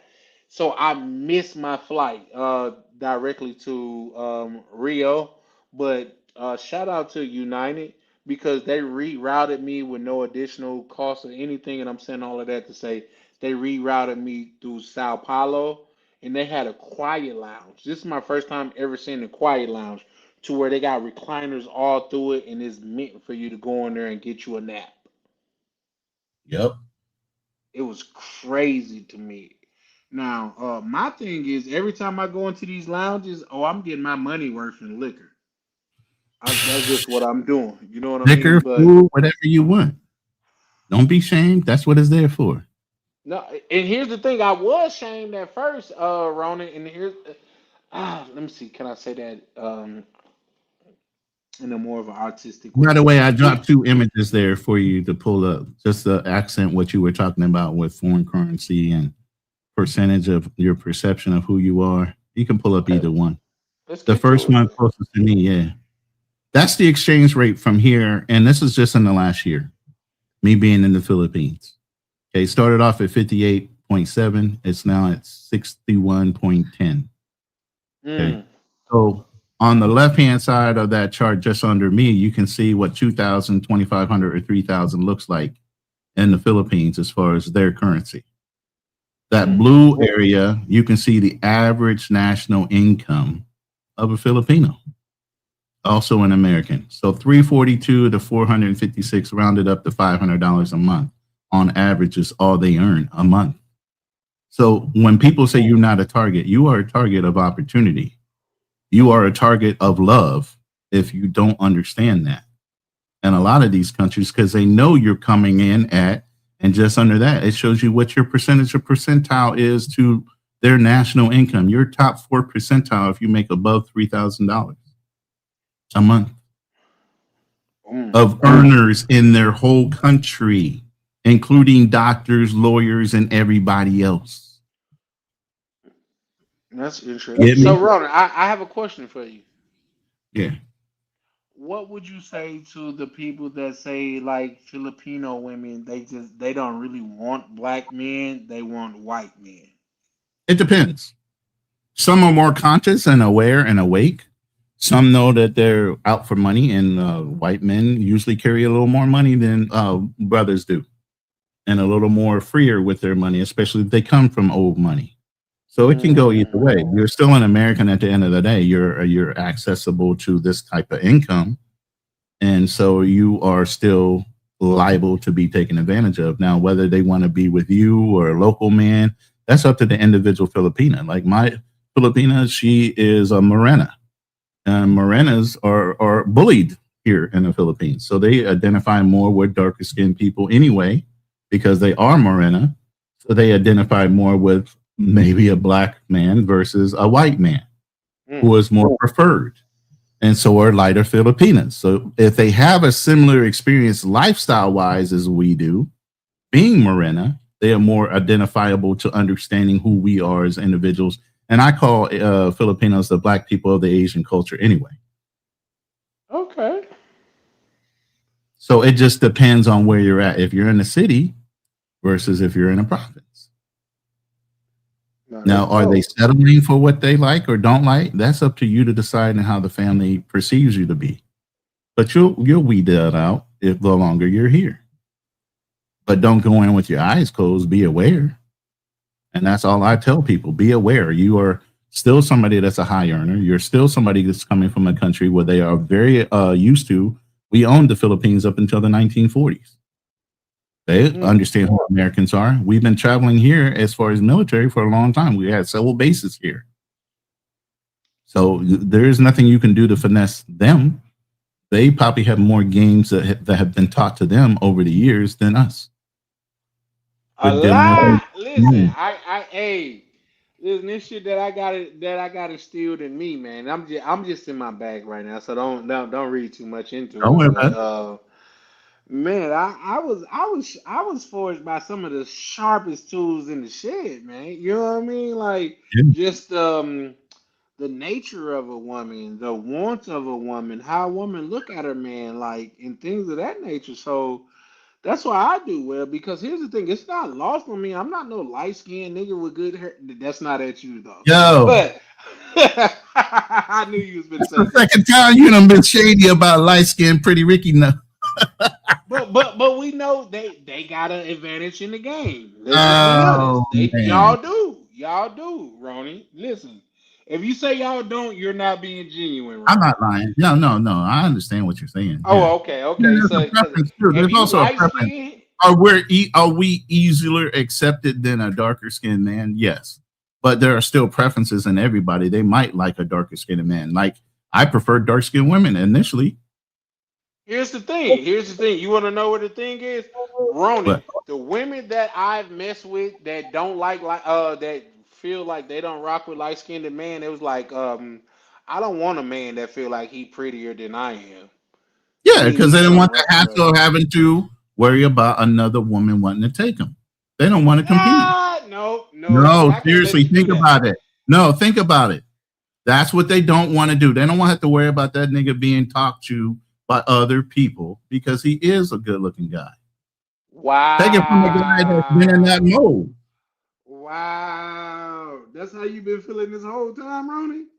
I'm not saying that it's just me, but I'm just saying when you grow up around that kind of environment, other people are intimidated that you come from that environment So you that aren't saying like, hold on, let me make sure that I'm comprehending this correctly because as you could tell, I've been having a drink. But you saying the chicks mess with light skinned dudes because they're less likely to have other suitors? what? Say that again. You Because I didn't understand the way you worded that. chicks don't like messing with light skinned dudes. I mean, they prefer messing with dark skinned dudes because they are less likely to have suitors. In Or some do women's you? minds, yes, that's true. Wow. And some Maybe I women, don't get it and because some, I'm no, light no, skin. and I mean, some because women, I'm listen, dark listen, skinned, listen. but that's In some women's crazy. minds, it is true. I said in some women's mind, a lot of men are fetishized by their skin tone, right? Mm. While I'm being fetishized by my skin tone for what I might present to them in their mind's eye, darker skinned men are fetishized as being more mandingo, more masculine, more this, more that, and they are fetishized as well, right? Hmm. So it's an even keel. There's not competition. It's preference. You It's get what just a I'm saying? preference. There you go. There you go. Yeah, I could. Yeah, for Right. sure, for sure. It's Here's the not a thing. downer. It's not a downer or a negative. It's just other people have preferences for certain things. Are lighter skinned people more preferred in some cases than darker skinned because they're not used to being around that? Yeah, but they're fetishized more in that respect.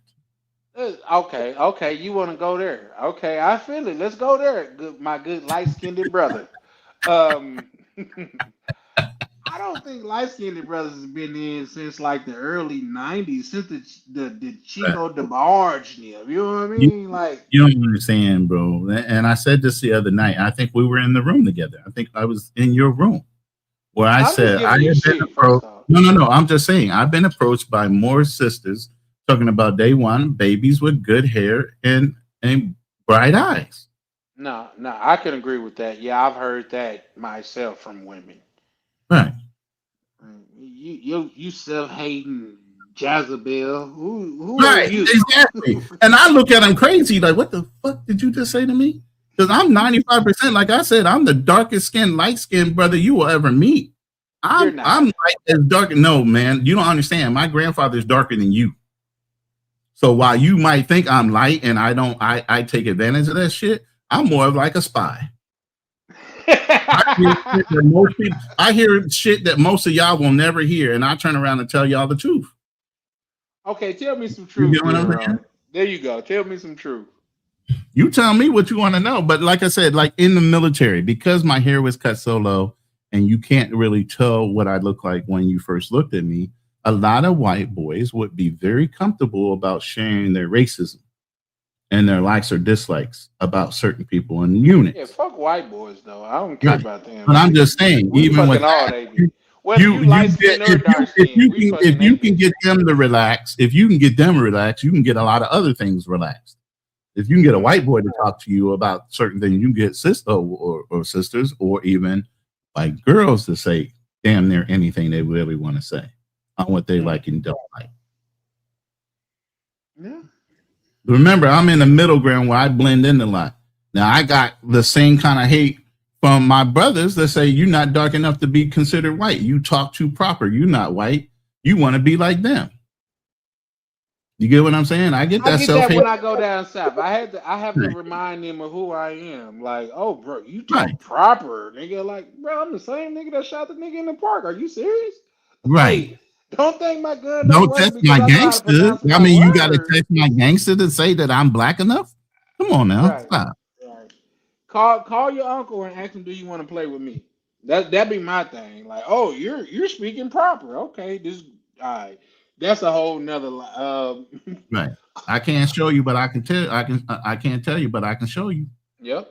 You Mm-hmm. go ahead and cross that line and see what happens. Yeah, And, I say what I used to you gonna say, fuck what around I and used to find say, out. yeah, what I used to say, if you see a light skinned person that ain't got a cut on their face and they ain't got their nose broke, you got somebody that knows how to fight and has been tested enough to prove to you that they know how to fight, especially if they're super good looking. Because I can tell you right now, every black woman in the world, if a light skinned black chick showed up with good hair and green eyes, they were all after her while she was growing up.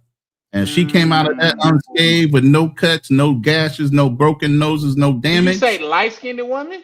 Yeah. How many of them you seen ain't got no cuts, no scrapes, no fights, never been in no issues or nothing from being self-hated when they were growing up as children? That's an Think about that. interesting standpoint for sure, for sure. That's definitely an interesting standpoint. But I don't know. Like say the mother of my daughter, she's chocolate. One of my other I would say, like, say she one of my great loves. Like, she had, like, some certain African chicks to where, let's just be honest, we've never seen that with white people. At least I haven't. To where a black person can have some skin so beautiful to where it makes them beautiful. Like, your skin is so melanated and perfect to where it's damn near flawless. Have Yeah. you ever seen that? Yes. Love that. You see what I'm saying? My daughter's mother, she was like that back then. Another chick to where I used to fuck with, I mean mess with, she was like that back when we was into it. Like she had like some like milk chocolate black dark skin to where it just seemed like if she got too hot in the sun, she would melt. Very, very beautiful woman. Oh my god! Like if I showed y'all, oh, do I got any pictures? Well, I said I'm done showing receipts, but No, if that's I show, funny though. You're what's that? looking for pictures and you're single. My I'm my looking for my who? lady pictures that you of your exes and girls that you dated. Mhm. I have the personality and the mentality. I don't keep any kind of pictures like that. When you're out of my life, you're out of my life. I don't even want to harbor on memories. So even my Well, lady goes, "Can you show me pictures like your ex-wife and this, that, and the other?" I said, "I really would have to go dig on like my son's website pages, like their IG or their Facebook, in order to even find a picture of my ex, because I don't keep those as souvenirs of conquest or when I'm done with you, I'm done with you. I don't want to see you. I don't want to reminisce about you. I don't want none of that. And you know what? That's a fair point. But for me, what I'm alluding to is the fact that all the matter is, if I got a picture with a chick, it's more or less up in an extravagant situation. It's not never us sitting at Do home you and have a taking picture of your pictures. ex that you have your kids by? No, I don't. See And what I I only mean? have one That's child. what I mean. Right. I And have that's one what I child. mean. Okay, but that's what I mean. You won't keep a picture like that. For what? When you're done, right? Yeah, well, if you just expand on what I was saying is, if it's a picture with me and them, like say my most recent ex, the only pictures that I have of her is us at monuments or us like say we was in Vegas in foreign cars. Like I think what was that? I had a Porsche 911. We was together then, so she's in that picture. When we was at the Cosmopolitan Suite we was together then, so she was in that picture. It's never no picture to, oh my God, you look so good. Let me take a picture of you. No, I'm not that guy. So I get what you're saying, but yeah, no. Mm-mm. And I don't have a picture of my daughter's mother because my daughter's 21 and we Facts. haven't been All my together kids since are then. grown. I got grandchildren, man. All my kids are grown. Why would I keep an ex picture of my grown ass son's mother? You know, I Yeah. don't do that. One of my other ex, like say we was on Ocean Drive in Miami, and I got a picture of us having breakfast that morning. You know what I mean? It's never the chick is the centerpiece of the photo. It's everything else that got to do with the photo. It's the If moment. that Yeah. makes sense. It's the moment. I like the way you put. It's the moment. So she was there. That's just like where niggas be like, "Oh my God, we don't do this for chicks," or "You a trick." I'm like, bro, it's the difference between tricking and accommodating. If I drink good, if a chick's around me, she's gonna drink good too. If I smoke good and the chick around me, she's gonna smoke good too. If I eat good and it just relates like that, so you mean to tell me I need to have a lower quality of life because the chick is around me? That's Me, just not if how you're I'm that cut. concerned, you're fucking up the vibe and you're not really enjoying yourself. You worried about the vibe. You worried about the perception versus the vibe. I don't care. If you part of the vibe, you can catch the wave with me. But once the wave is over, I'm out the door. It's nothing It's a personal. wrap. I'm gone. Once it's done, it's over. You know what I mean? Shout out to Black Cleaner pulling up. He said, "Wow, you are still online." Yeah, sometimes we kick more shit than a cattle farmer. It happens. It's a rare occasion. Those phrases, bro. Those country phrases. I love it. Hey, you know what? My nephew asked me. He said, where do you get all of these phrases from?" I'm like, I don't know, bro. I just being in the South, man, people say some crazy ass shit. Somebody asked me for like it's gonna be 20 gauchos. I had to look, what is gauchos? I said, nigga, you don't know what gauchos is? Give them $20. I was like, okay. So Mm, the South is different. But yeah. yeah, no, though. But here's the thing, Ronan. Now that I'm onto a bigger scale, my scope is way bigger. Like the chick that I had in Brazil, I can't even say she the most beautiful woman that I've ever had in my midst. It was an American woman, and we was in a relationship. But the chick that I had in Brazil was a beautiful, beautiful. I had two very extraordinarily beautiful chicks. It was one chick, and I said this before. If I felt like I could have got away with putting her in my suitcase and smuggling her to the United States, I would have done it. She was that bad. Oh my God. Oh my God. She was that bad. And then there a whole vibe out there. Rona, have you been to Brazil? No, I have not. You don't plan on going, do you? Not unless it's a trip for both of us to go. Yeah. Yep, yep. I was finna say, in which case you shouldn't go. Why? I know how to control myself. I'm a grown ass man. What you mean? I get that. I get that, and I'm with that. It's just like my first time in the DR. I stayed at what it was New Garden, and everybody like say it's a men like Sasua is like a man's paradise. So obviously, it's gonna be a lot of men there, particularly a lot of black men. So when I stayed at New Garden, like say every room, especially at least the one that I had, it had a balcony My neighbors had balconies, so we three different black men. Like I said, I was my hotel room was in the middle with a balcony. It was some younger guys.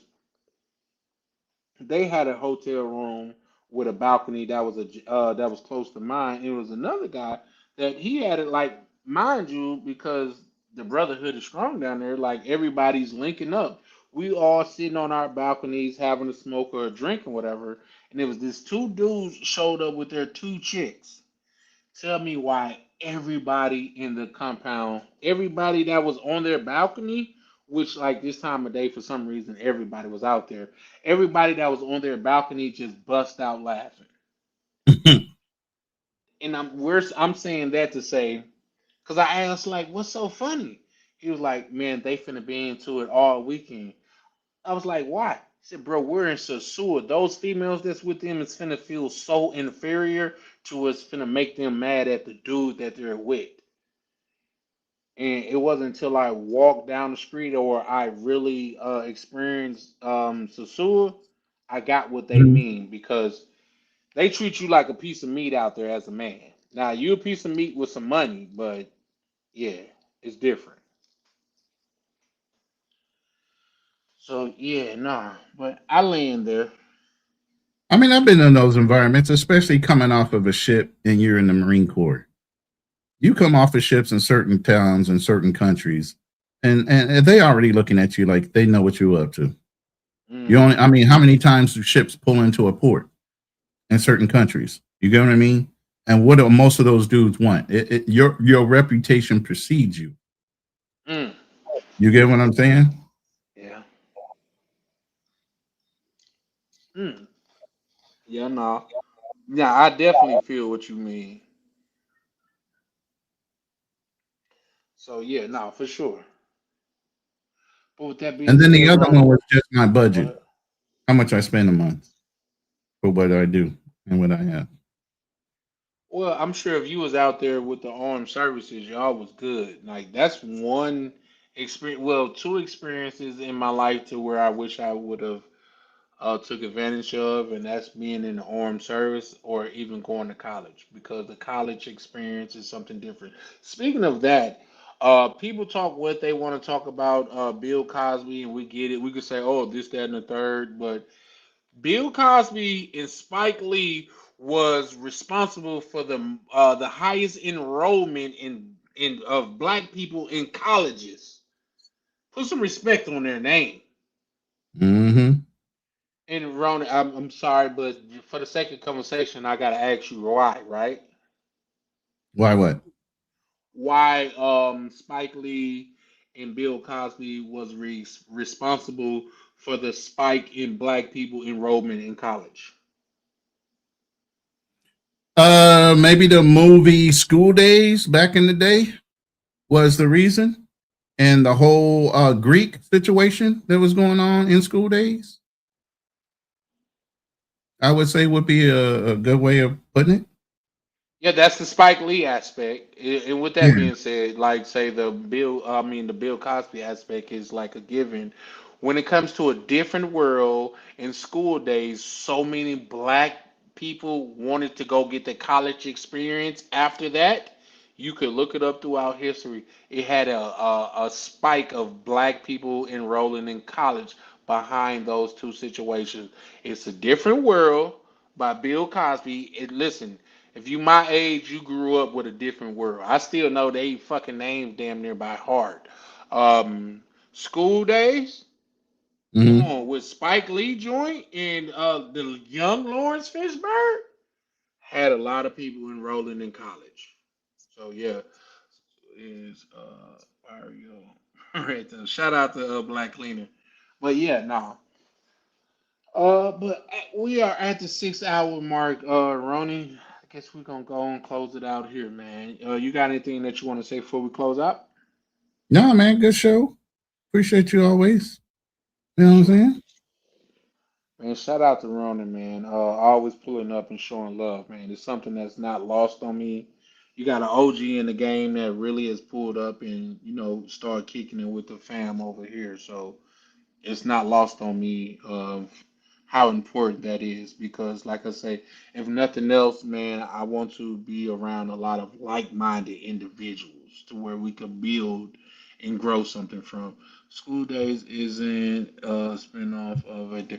I didn't. He said, and it is a spinoff of A Different World, which Bill hired the cast of School Day. Oh, okay. Well, I know for a fact, like saying, and I forgot what I was watching, like doing School Days in A Different World.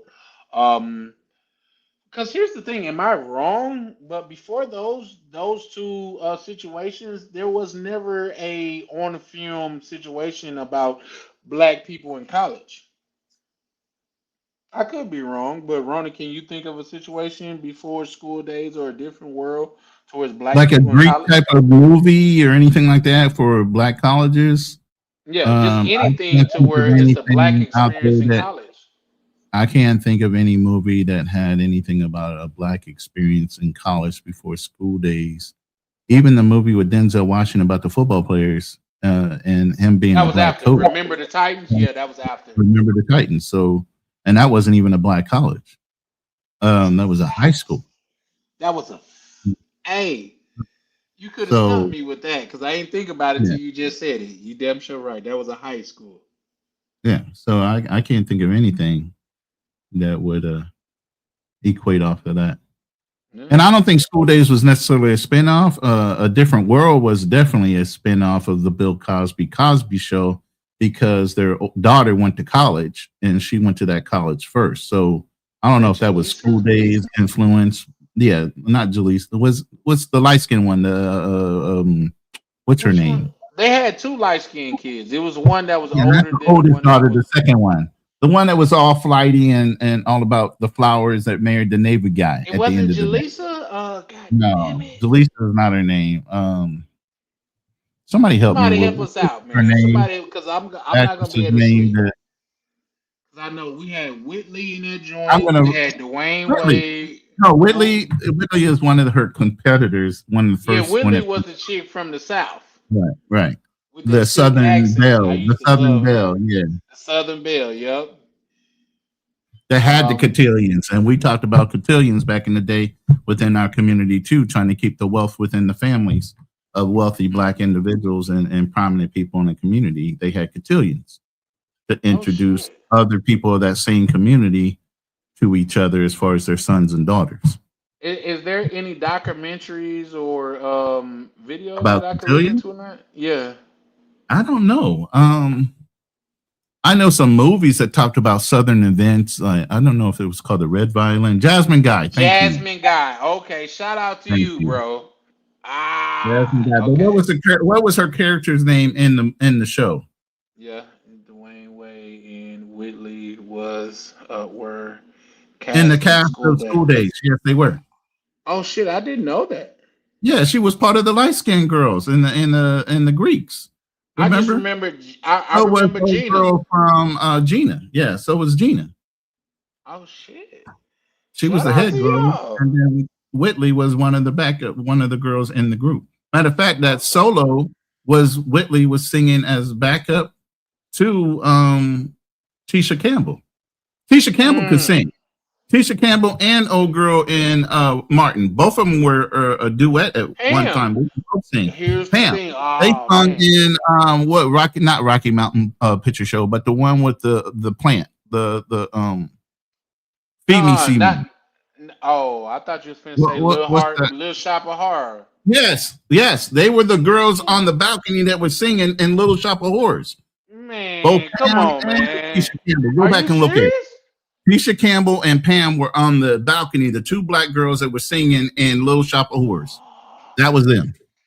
Oh, Black Clearance say Lisa Bonet Monet. Bonnet. Yeah, Oh Lisa shit. Bonet. That's her. And what was her name in Albums. Cosby Show?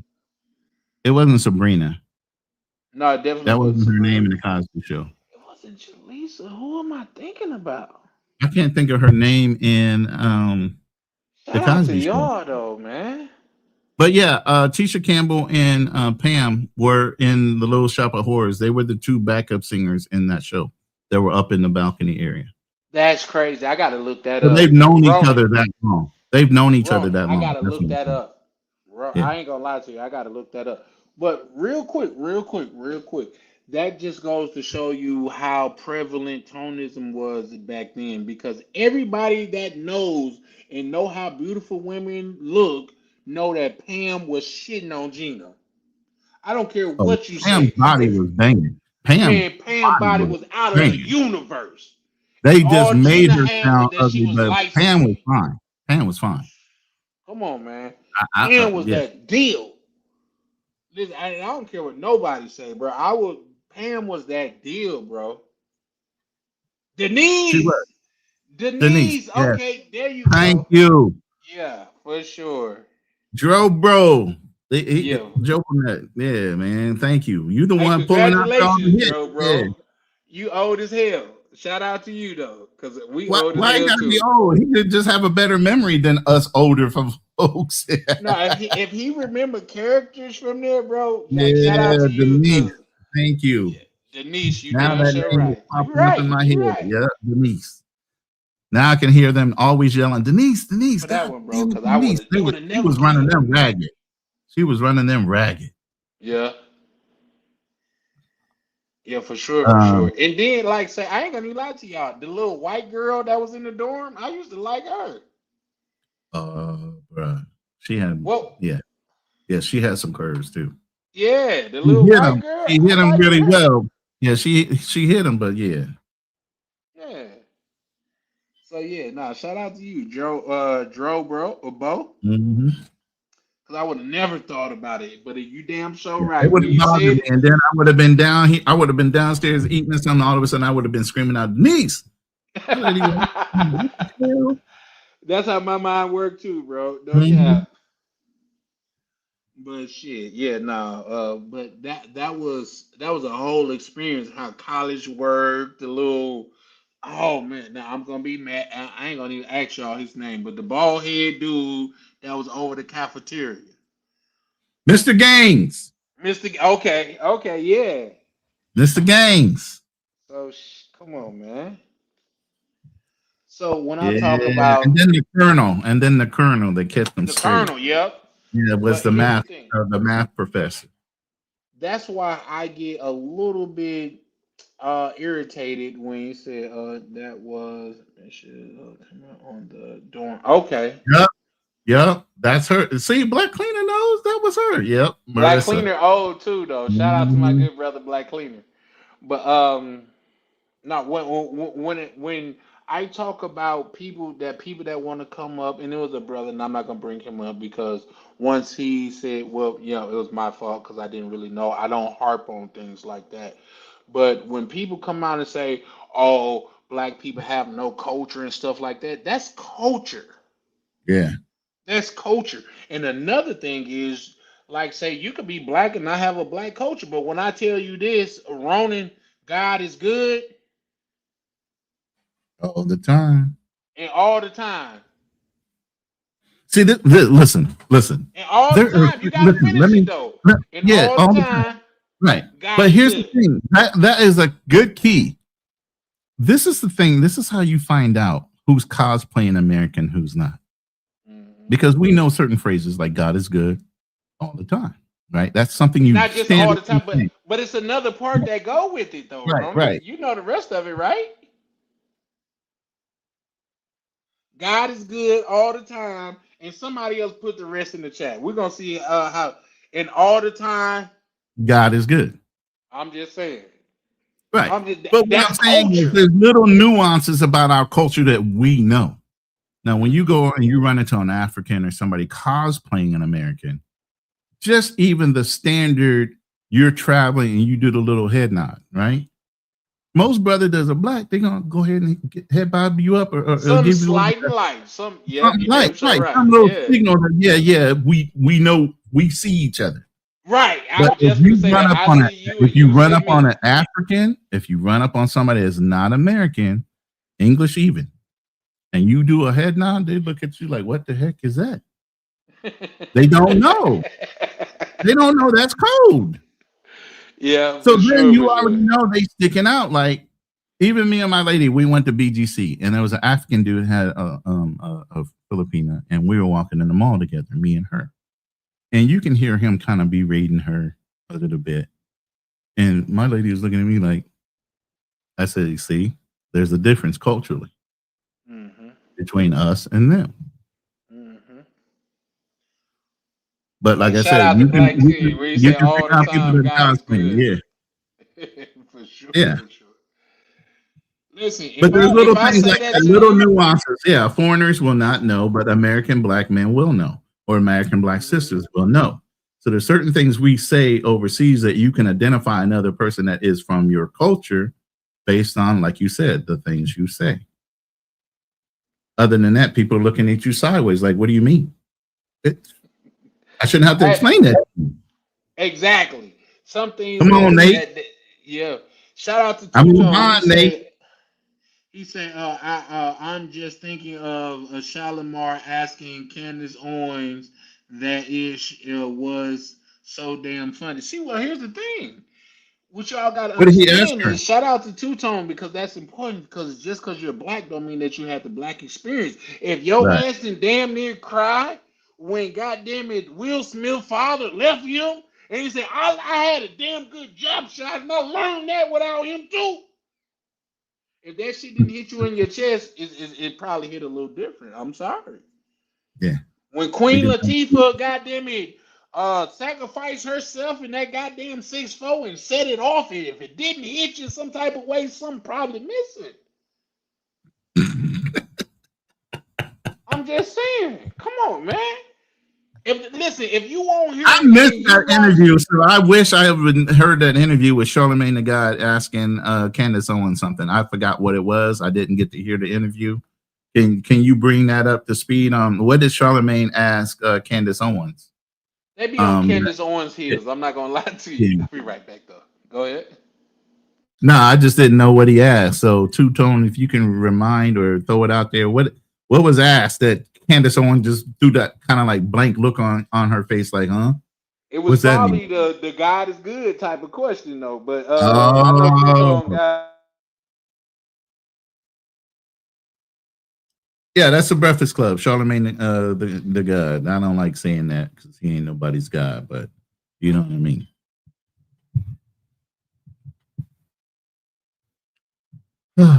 Man, it is steaming up here, man.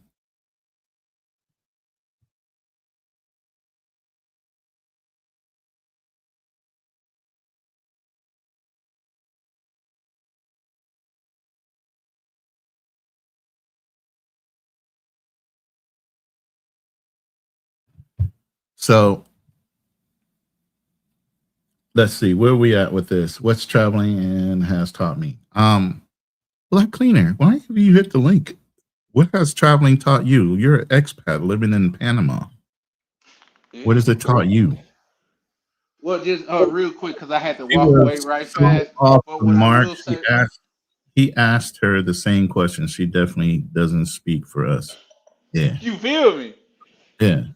I mean, there's a But lot of people, even in politics, that are cosplaying being Americans. They're second generation or third generation immigrant, but they really can't speak to the okay, whole experience being that because and their I'm sorry, parents don't have the experience.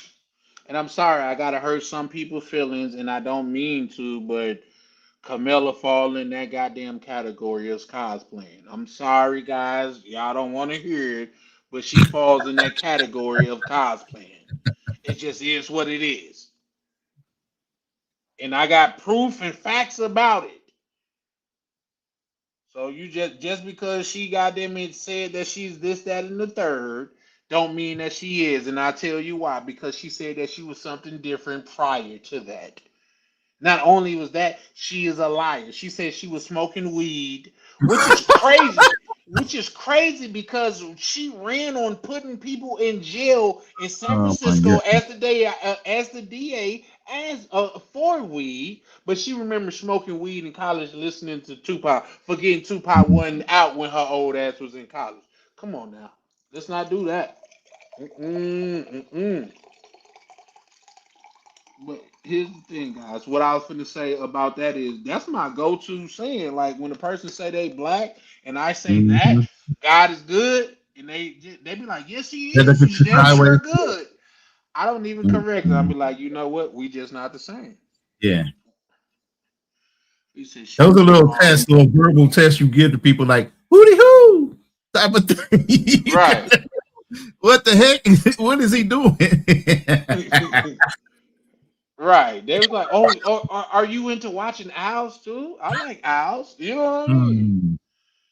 So you can't tell me this thing of ours, even as black That's Mr. people, Charlie coming doesn't for you. have culture. Hmm. We come on, man. I can't We, drop the we link. Black Cleaner is like, can you drop the link? But man, absolutely. Black cleaner, you ain't even gotta ask, good mhm, sir. I'm not live right now. I'm on Charlie's time. Hold on, let me figure out where do I definitely got you though, bro. So you saying she said God is good, and she said like freedom and justice for all. What the? Oh hell! He lied. Hey, Two-Tone, you gotta be bullshit, bro. Please tell me you BSing. You got me That was cursing Black on here. Cleaner that said that. So Oh, John, is that that what hold he on. said? Let me Is drop your this link granny so so Black Cleaner can pull green up. in the bathtub? Hold on, let me okay. I got it. Oh my goodness! I got you, Black Cleaner. Oh, I guess we kicking it late into the night tonight. It is what it is. Fuck it. Hey, it's on y'all. My lady's still cooking, man. And then she says soup's on, man. I'm going downstairs. But yeah, that's funny. Hey, oh shit, hold on. You catch them all the time out there, and that's why they be hating. I think there was a brother. I don't know if it was BMT just the other day. He was in Vietnam, and him and some other dude was walking up the street. Aaron Ferris from Mm. Passport Bro. He was walking up the street with another brother, and he had just kind of like did the head bob and say hey to somebody. And it was an African, like Nigerian or something like Ghanaian, and they were like "fuck you" or da da da da da. And we're like, "Wait a minute, what the hell? I thought we were brothers." You know, you hate Americans. What the hell? Yeah, you hate Americans because we're blowing up your spot. Because you can't fake being American while an American is there. All You ain't right. got the same swagger as us. Oh, real quick. What Two-Tone right? He said, "Did your granny soak greens in the bathtub?" F out of here, Kamala. You see what I'm talking about? You see what I'm talking about? Now she was trying to get to people. Oh, she's a woman of color. Well, let's be honest. A woman of color don't necessarily mean she's black. Come on now. Mm-hmm. Come on now. Welcome to the panel, Black Cleaner. How you doing, good sir? Doing all right. How's everybody? Man, it's a blessing and a half, man. I get to kick it on here with some melanated brothers while I talk my shit, and they don't Mm-hmm. goddamn it feel like I'm over blacking the situation. Yeah, yeah, I hear you definitely. But yeah, it was something lame like that. She was just saying "God bless America." She said something funny at the end, and everybody just looked sideways like, what the hell did you just say, Kansas Owen?" But Hey, I hope you playing Black Cleaner because I'm gonna look that up, um, bro. That shit look is it up. hilarious. Yeah, that shit is hilarious. If she did that, I know everybody in the room stopped and went like, "The hell you say?" Right. Be like, "You Because they just excommunicated. We taking your black card right now." And well, I with that mean, type of shit, she ain't never had a black card. I ain't gonna lie to you. she's Haitian. That's why she has. That's why everybody keeps on trying to check who's what background are they? Are they really foundational Black Americans? Is their family originally from the states, or are they coming from other countries? And as you said, because a lot of times when they are coming from other countries, their family is going to tell them, "Hey, don't be hanging around those Black folks because they're gonna get you deported." That's what a lot of my African friends told me. They would say during the debriefing, they would tell them, "Hey, stay away from those Negroes over there because those Negroes ain't nothing but trouble. And if you mess around with them, they're gonna get you deported." So that's what they told the kids, and the kids would try to stay away from us growing up. Mm. Well, speaking of that, Black Cleaner, you bring up something else, and now we just free balling it right now. But what is you guys' standpoint on where they was talking about black people should stand with people that's getting deported because you guys are gonna be next. No, What's we your won't. No, What are you we saying? definitely Mister? won't. This our shit, nigga. What the fuck you mean? I'm trying not to cuss. I'm apologizing to myself, but what's you Yeah. guys' standpoint on that? Hell no. It ain't gonna happen like that. It's never gonna go down like that. Where were Might you? try to you might try to encompass all of us when it's your turn to go, but we know where we belong. You know you don't belong here, and you know you're always flying up that other flag when y'all do something great. But when we do something great, we don't have any individuality. Y'all get to cosplay as part of the overall group. It's Mm, done and over with that now. Well, now here's mm. the thing: we tried to be inclusive. When we changed from Negro and Black American to Afro American back in the 70s and 80s, that was us trying to be inclusive of everybody. And I think But then when you unrightfully kept so, though, your Ronnie. tribalism, right? But then when you try to keep your tribalism and your individuality when you came in here, like you were just saying, and then when you do something great, all of a sudden your national flag comes out, and then you're never us, but you're always wanting to get the benefits of being us. You know, scholarships, all those things that are set aside for Black Americans. Do you know they just changed the law? I think if there's something that's supposed to be for Black FBA Americans, it's no longer going to be inclusive of other Africans or immigrants that come on that are non. It's about damn time. I think that was It's just about damn spoken time. the other And week, here something and about here's that. the thing, Ronnie.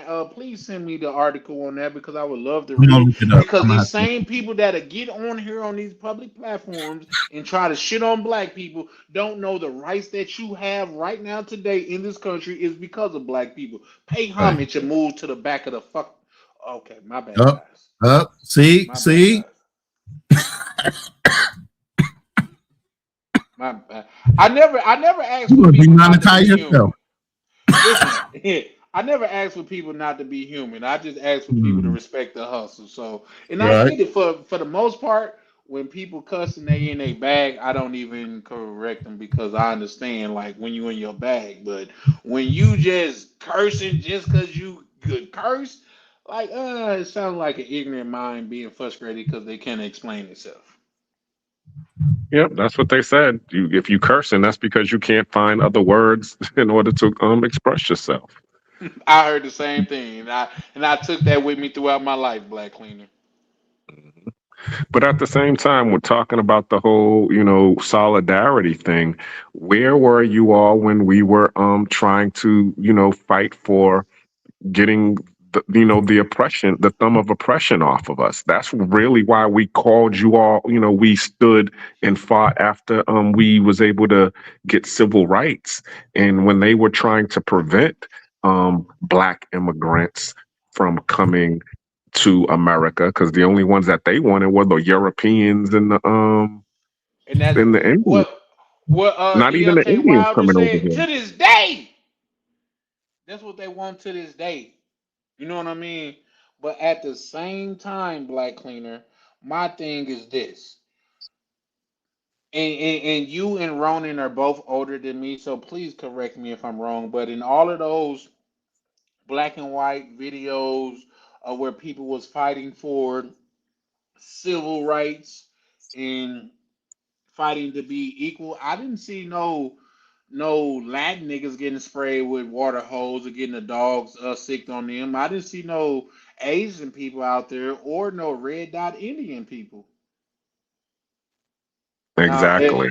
if it's something different, please inform me of it. Send me the article. That way I could change my perspective. But until I'm then, I'm looking sticking. at something similar to the article, but it's in the Department of Education right now. It's since July of 2025, the U.S. Department of Education opened investigations of several universities regarding exclusionary scholarships that were in view only accessible to undocumented students or deferred action and childhood arrivals when they were supposed to be for American citizens first. So some of these colleges have, immigrant administrations.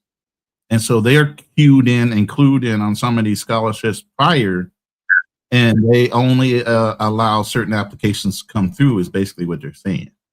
And so even Donald Trump has brought that up, and several press releases that they're going in and looking at making sure the people that are applying for certain scholarships that are supposed to be set aside for that community to only be able to be applied for by that community. By that community.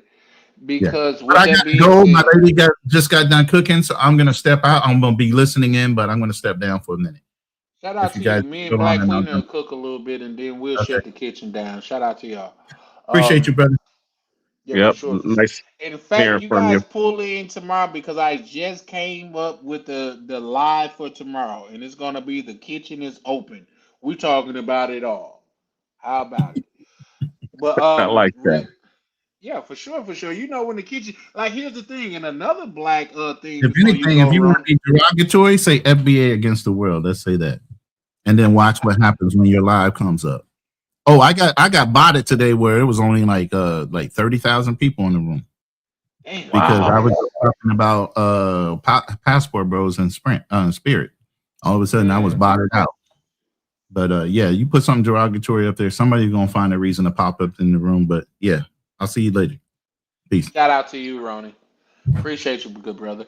Real quick, I want to read this comment from Two Tone. Shout out to Two Tone, brother. Still rocking with us, man. Two Tone, me and you gotta, bro. We gotta converse, you and I. He said, when I realized how many foreign brothers, um, were running around saying you have no culture, that kind of hurt my heart.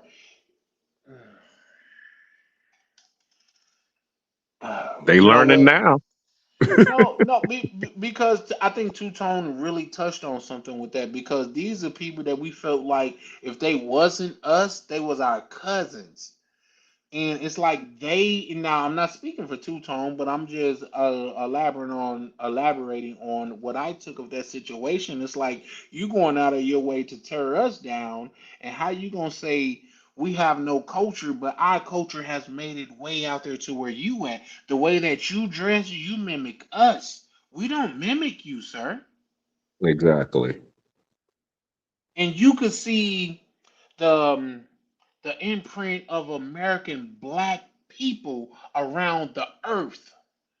When you see those Asian, Japanese people trying to get their hair in a afro, or they trying to look like they got locks, when they're getting gold teeth and shit, that's an American black thing. Or It's even not 10. a right. Yeah, even tan.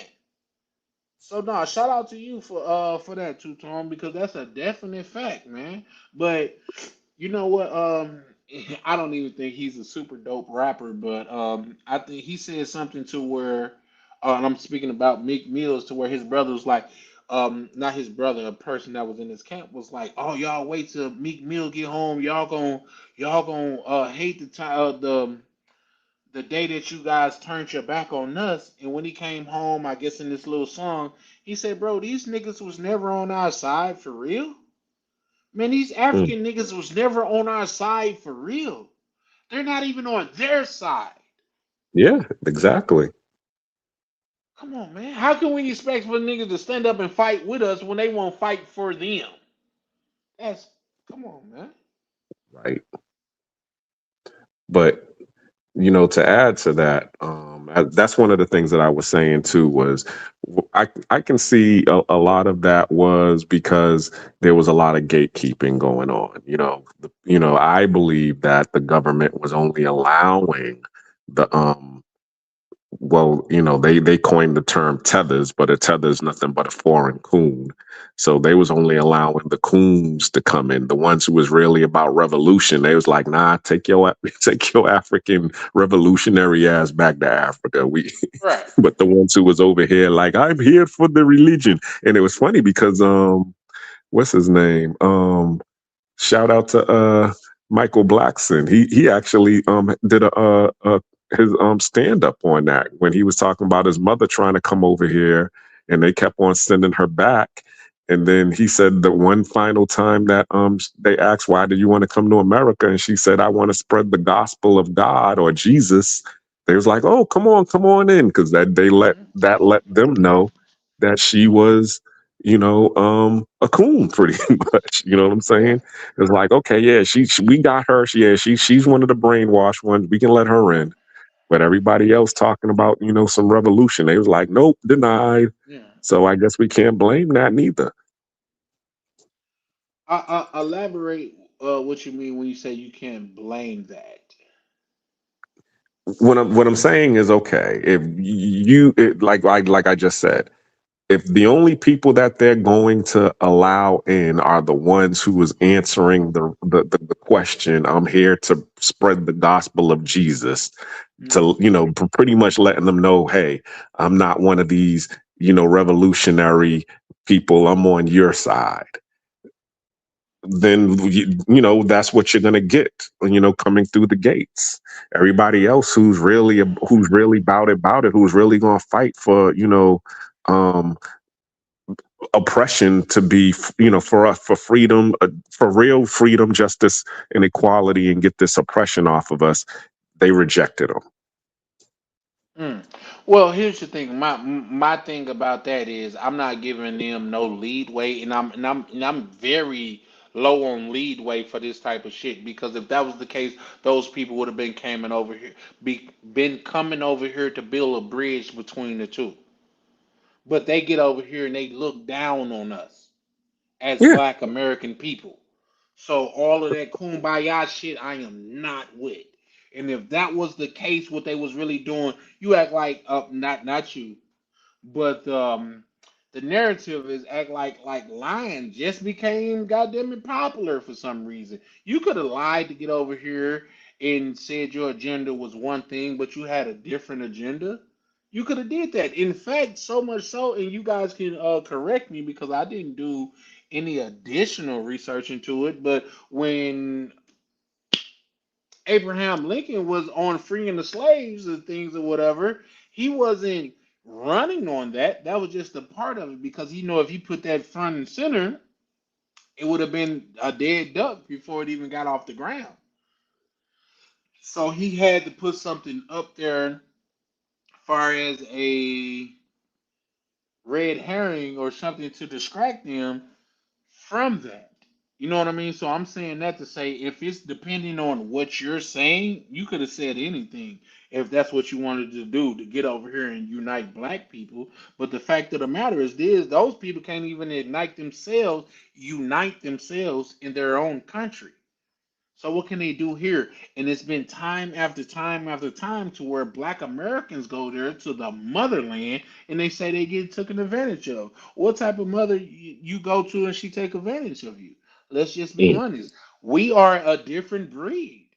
I'm not saying it's good or bad. I'm just saying the side that I'm on is better. How about it? mm, I like that. Now you need to cue. They not like us. You dig? You They dig? You not know what like I us. mean? They not like us.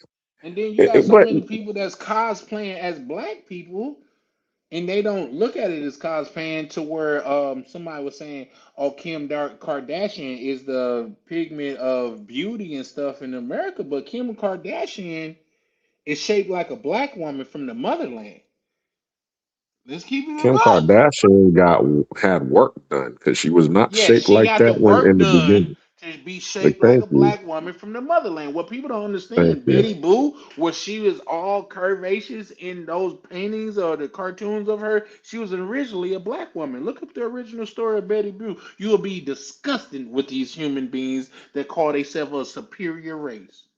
And how the fuck you're superior when you're plagued with disease? You're plagued with being immoral. You're plagued with okay. Yeah, he's like it. I'm trying not to. I'm trying not to, but No, y'all you got me you in the about to. back tonight. Go Yeah, you ahead. about to get the what's his name? Freaking I can't even think of Mr. Wildin' Out Yeah. with the 12 Who? kids. Oh, you talking about Nick Cannon? No, Nick Yeah, you Cannon. about you about to go Nick Cannon and on us and start wilding out. Eventually, you know what happened to him when he started wilding out with Professor Griff. Yep, but They here's made the him thing. apologize. Yep, yep. And he was talking about self deletion. Don't go stand at the top of that hill and yell to the mountaintops if you're not willing to die on that hill. Point blank, Yep. fucking period. Yeah, there you Point go. blank, period. Don't go to the top of the hill and start yelling to the hill if you're not willing to die for it. If you're not willing to be a martyr, yeah, it sounds good when you're going on national radio or syndicated radio saying, "Oh, I'm gonna pick up where he left off." But as soon as you started picking up, they started applying pressure. Now you on TV crying and talking about you thinking about self deleting yourself. You wasn't built for it no way. You're just a rich Mm, black man. There's nothing wrong with that, but it's the difference between a rich black man and a man that has money that's willing to stand on what he believes. Shout out to you. yeah, Maybe you shouldn't have so many goddamn kids. Shout out to Two Tone. He say they see us as an enemy tribe. They also think we're weak for advocating for them without any reciprocity. I agree, but they have no reciprocity within themselves. South Africa has the highest HIV rate in Africa.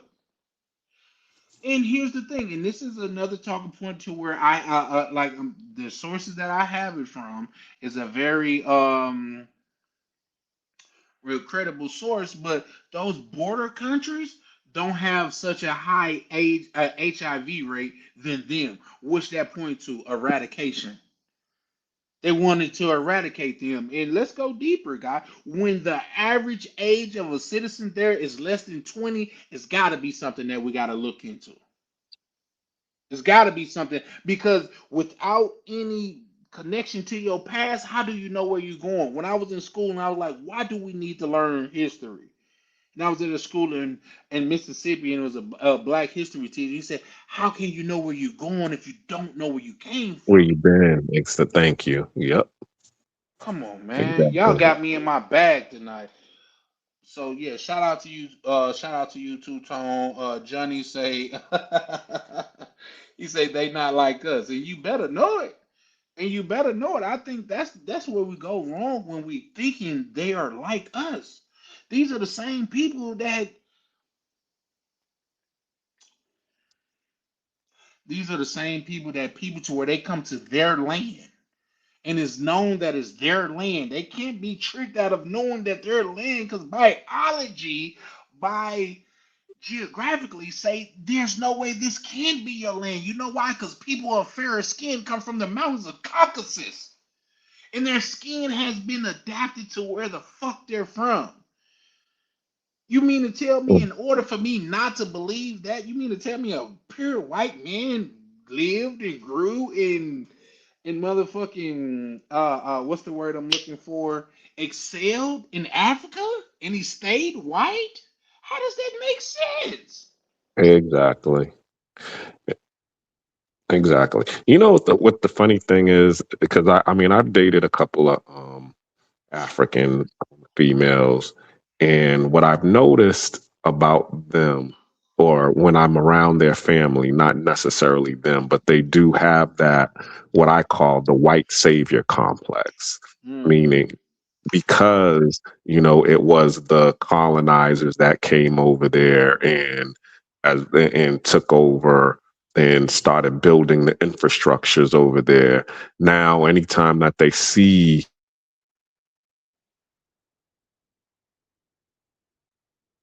Black Cleaner, you there?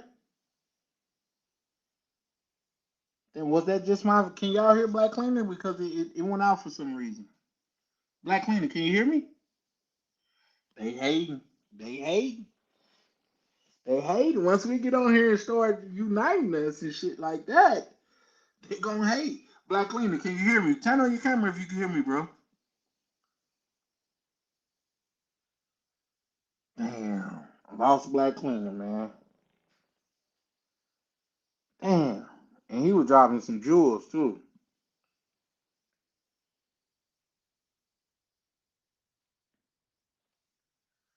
He said, so he went out. Okay, so it's not just me. Okay, for sure, for sure. He said Black Cleaner, no sound. Okay.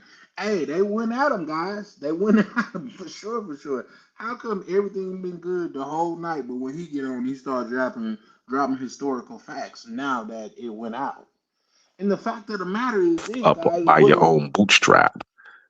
Oh So shit! Now that's you, what I Black Cleaner, try can you hear to me? do is pull myself up by my own bootstraps. But then when I see other people talking about write your governor, vote, it's like none of that's gonna help you. What you need to do is, pull yourself up by your own bootstraps and align with your own people. I agree. Black Cleaner, can you hear me? I can hear you now. Okay, you had went out for the vast majority of that. You want to just give us the short and skinny of it because even in the chat that Johnny was like Black Cleaner, no sound, and Robo says he went out. So you want to give us the short and skinny of that, bro? Well, basically, stop looking to white folks and the pie in the sky to save you. Pull yourself up by your own bootstraps. And as they said in the Nation of Islam, accept your own and be yourself That's a and fact. align with yourself. Listen, to dive into that a little bit more is that like not to quote Drake, but I'm gonna quote Drake. What he said, all the love I need is here in OVO. Everything that we need, as far as my standpoint, is over here in this community, man. We got brothers that's not only getting money, we got brothers with professional accolades. We got brothers that's been traveling for a while. We got brothers that's been getting money for a while over here. We got brothers that stay in Panama and been staying over there for a while that seem to figure out a blueprint. All we need is here within us. You can't tell me that we gotta build a fucking community. My bad. My bad. Y'all get me in my bag a little bit. But Charlie Chan can get I don't want to use the word radical because they could use that against me in a very derogatory way. But I am extremely for my people.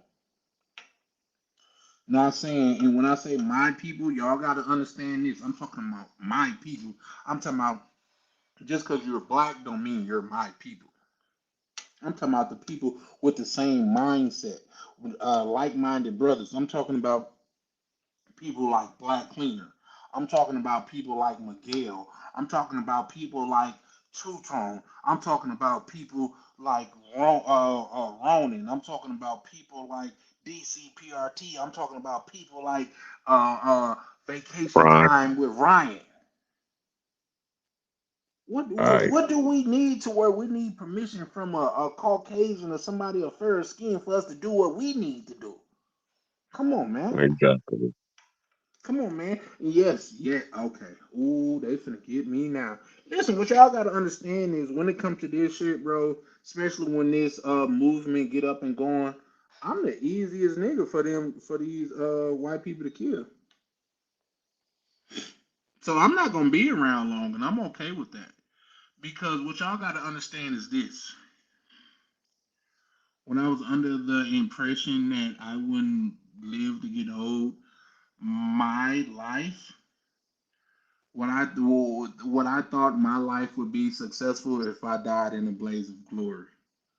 I wanted to die like 20 niggas against me, and I got my best firearms with me, and I take 15 of them, but the last five eventually gets me.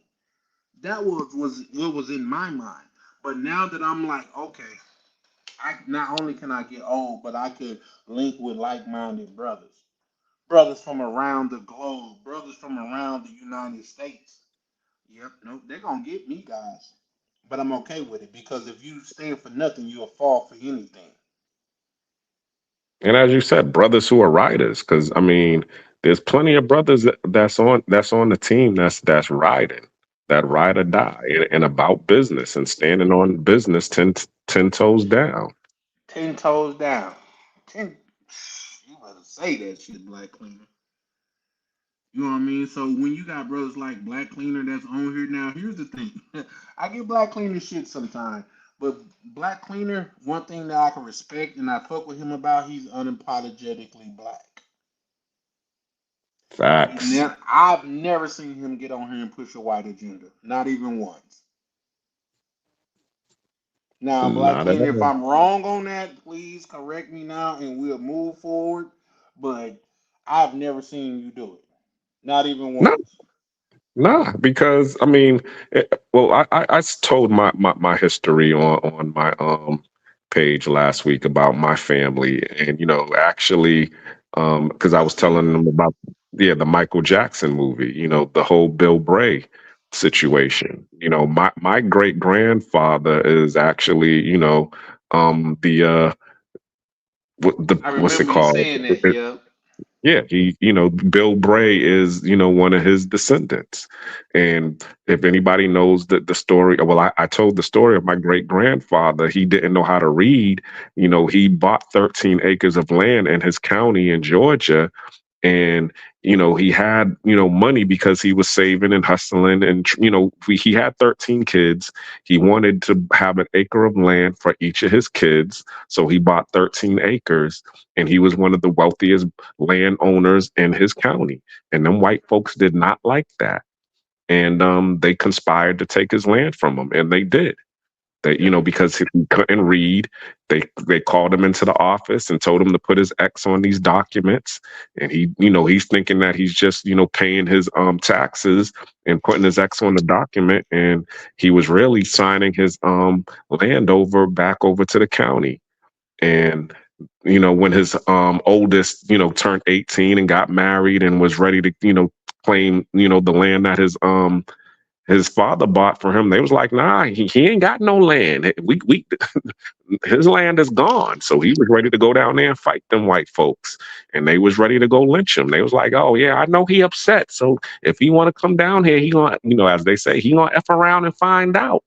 Because the lynch mob was down in the center of town waiting for him. And they had to sneak my great uncle out of town.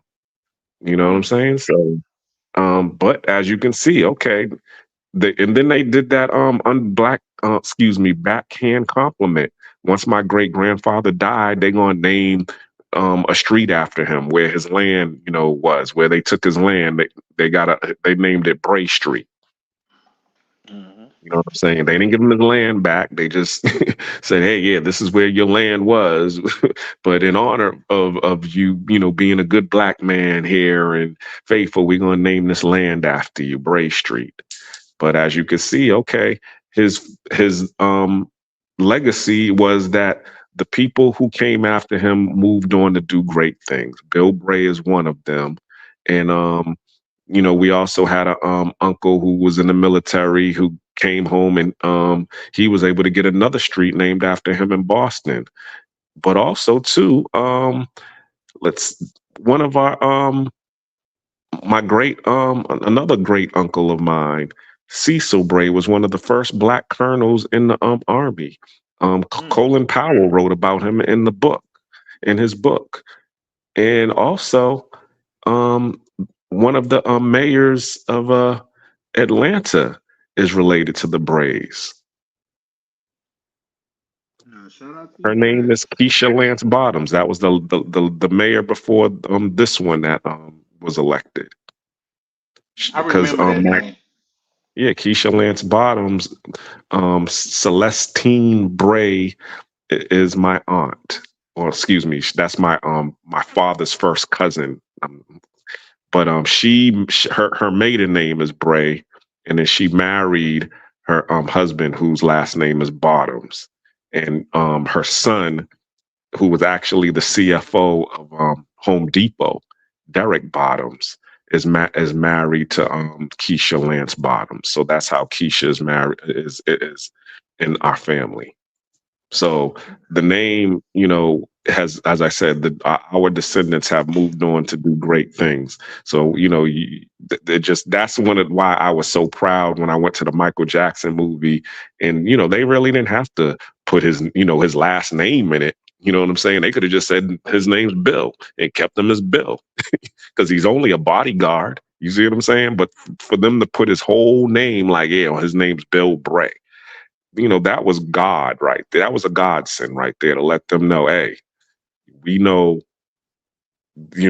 what they did to you, what they did to your family, and we ain't gonna let them forget. Your name is gonna be known all around the world. And I'm here in Panama watching the Michael Jackson movie and hearing my family, my father's last name being said in Spanish at that, because I'm watching the dub version and I'm like, what did they say? My my father's last name? Oh shoot! So think about that. And that's why I don't, I'm as you said, I'm not on no white agenda because it was the white folks that robbed my great grandfather. So no, I'm not going to be over here, on some. Can we all just get along? Oh yeah, we can get along when you all repay and repair what you all did to us. Mm. And here's the thing, Black man. I agree with that, but to think that all right, let me see, can I say it in a PC way? To think that people that have written a wrong, that has made a wrong, is gonna right that wrong when they have no history of doing so, I think we're doing each other a disjustice. And the way that we get reparations is by coming together. And this is something. Okay. I'm gonna touch on it a little bit. Um, this is something that has always been in the back of my mind. And guys, and maybe I'm biased because I'm black, but I don't know of any other race that in America that's been held back as much as the black people. Like, Because say, we are there's the been a we time. Just give me 30 seconds. There's been Go a ahead. time to where black people's been like, you know what, you good. We'll just go over here and do our own thing, and they came and sought us out and destroyed that. I don't know of any other time to where that has happened with other race. With that, I land. Go ahead, Black Planet. Because we are the primer to the engine that runs this world. When you see exploitation in the dictionary, it's a whole bunch of black people standing there. Because Mm-hmm. that who do you think is being exploited? We are. If if if we weren't here, who would they exploit? Because the Asians ain't having that. You know what I'm Mm. saying? The Indians ain't having that.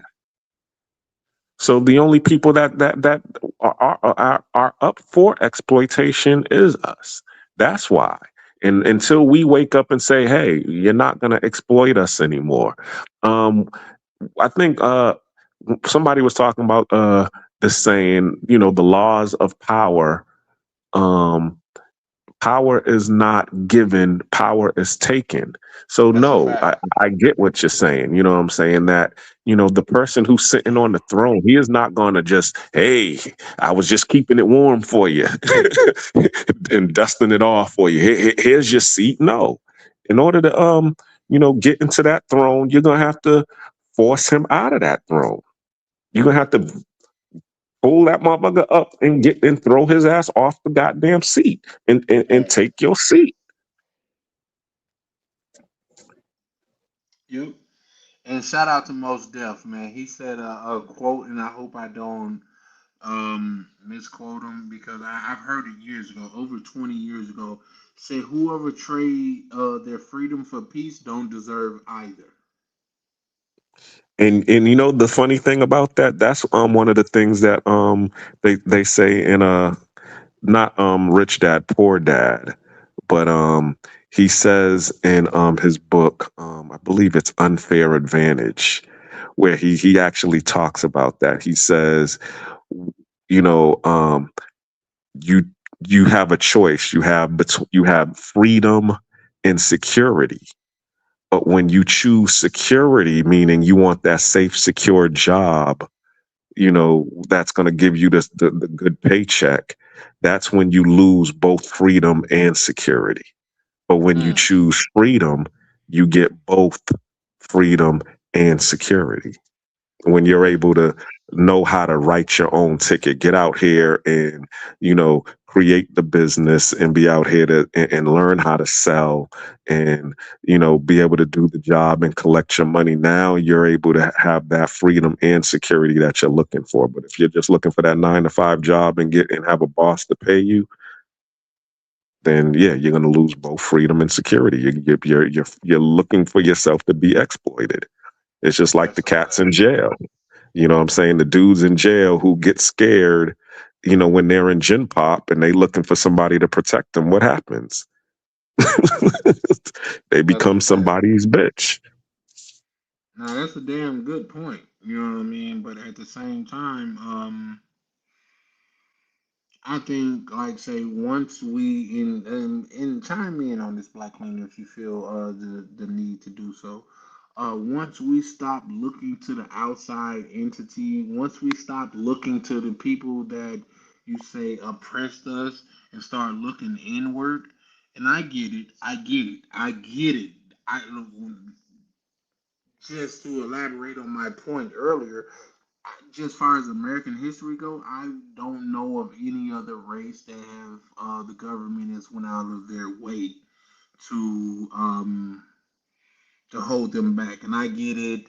Italians, what's this? What's the niggas with the four leaf clovers? Irish. Irish niggas. Have y'all noticed, like, when you look through old movies, the Italian niggas had the police station and the Irish niggas had the fire station? They was It's you giving got it that. mixed up. You got it Okay. backwards. The Irish had the police and the Italians had the fire. Okay, yep, for sure, for sure. I've been drinking, so just bear with me. Don't listen. No problem. I got you. Hey, the premise is right though. You know what I Yeah, mean? you're But right. Because the actually, premise the name paddy wagon, that's where is the the term Irish paddy niggas. wagon came from, because they was filling the wagon up with so many Irish people, and that's what they used to call the Irish paddies. So it came to the point where they just said, yeah, we're gonna fill them up in the paddy wagon. Yeah, for sure. Listen, I have no pushback on that. I feel like you're right on that. But with that being said, can you point to a time in history to where black people was reconciled as the Italians or the Irish people? I mean, there was a time, but it was that time during the Reconstruction, right after we, they, as you said, the Emancipation Proclamation, and after the Civil War ended. During that time of that brief time of Reconstruction, that's when we started getting into the office, and we started doing good things, and there was a whole bunch of different black towns all over the United States, and we was getting our just due. And then, as they said, the who was it, Andrew Jackson or whoever came in, and they told the what's it called, the army that was occupying the South, to leave, and since the protection was gone, and that's when they started with the Night Riders, aka the Ku Klux Klan, and they started changing everything. And I think the one of the massacres happened, which was the Wilmington massacre, where Mm. they went into the office, not the, excuse me, the what's the building with the golden dome, the state building in Wilmington, North Carolina, and basically forced all of the black people to sign over their offices or die. And all of the black folks had to their sign out of office, and put in it, reinstate the white folks back in the office. And that was happening all over the United States. And then after they did that, that's when what you're talking about, when they started having the influx of immigrants coming in, the Irish, the Italians, and all of that. That's when they started giving them our positions. Mm. Mm. Now that's deep. Not to mention the Jewish people too, because they wasn't accepting Jewish. They called the Jewish Dagos. Now we don't want these Dagos around, but guess what? They Yeah. gave the Jewish people the civil service jobs. Here's the thing, far as just a far cry, far as people that was treated bad in America, they say Jewish people was the closest thing to black people, even though black people suffered way more than the Jewish people. Jewish people fight came from Germany, if I'm not mistaken, and not only that, America went out of their way to try to right that wrong from Germany. Am I wrong with that, black leader, or Yep. does that have some validity to it? Well, first of all, we also got to realize that Jewish is not a race; it's a religion. It's Judaism. The original Jews was black. Exactly. Ooh, ooh, I got. Come The on now, tribe go of ahead. Judah. So, but yeah, so a lot of these Jewish people who are claiming that to be a race are really Russians. Mm. That's like the Egyptian people too, right?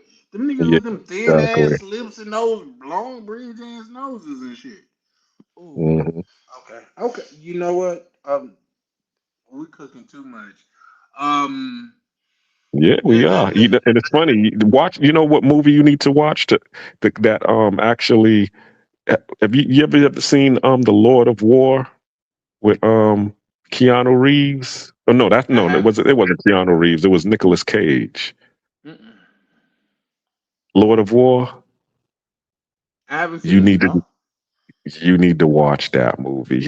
It was pretty much it was like the history of the arms dealer, and he was going around selling arms to all of the enemies.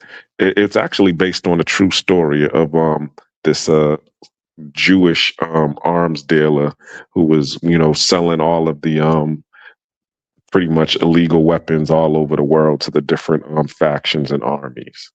Check it out. If you got Amazon It's Prime, called buy it. Lord Check of it out. War. Lord of War with Nicolas Cage. I'm gonna put that shit on my TV right now because I'm gonna be watching that shit.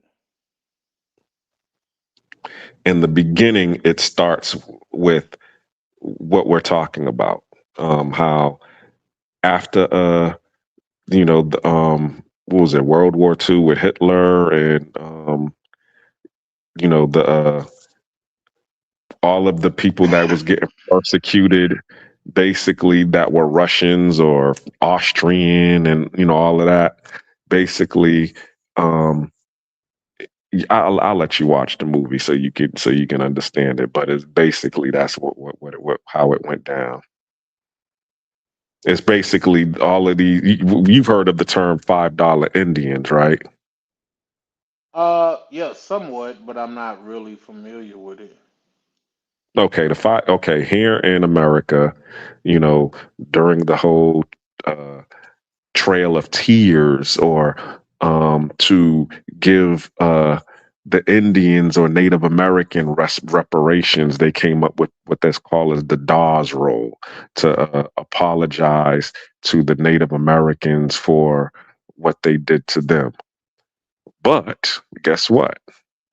Who was the gatekeepers of the Dawes Roll? White folks. So white Mm. folks, so what they would do is let people know, hey, you know, we're giving, reparations, or we're going to give land and money to the Native Americans, and pretty much as reparations.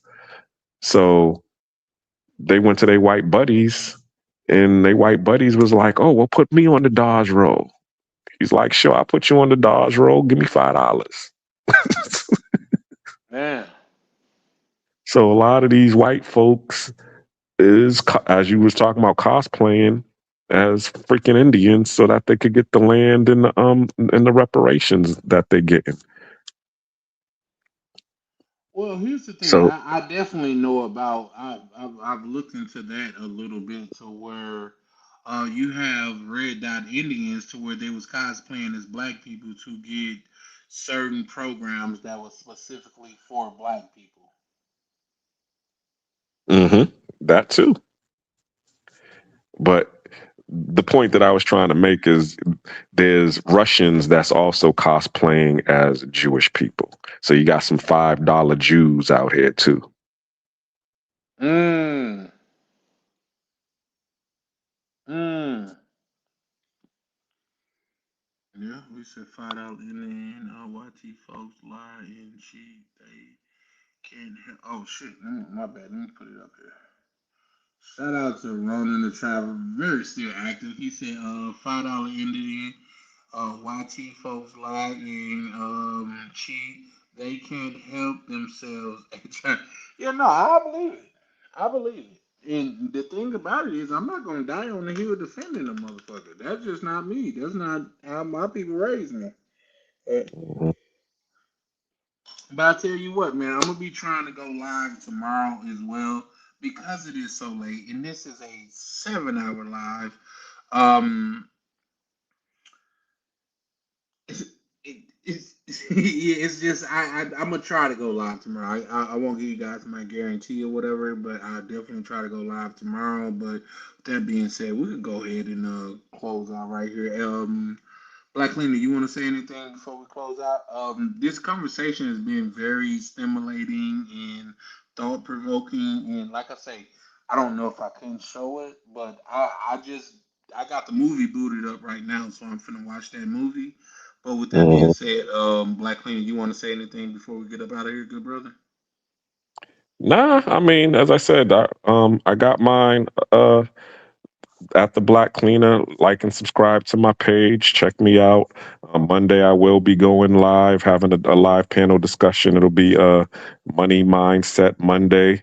I'm actually having a business meeting here in Panama Sunday because, like you was talking about earlier about being about business, not just talking about it, but actually being about it. And, Mm-hmm. we have so many people in this ecosystem, or as how you always say, in this thing of ours that has skills that we really need to be, you know, building something real, not just sitting on here just talking shit, swallowing spit.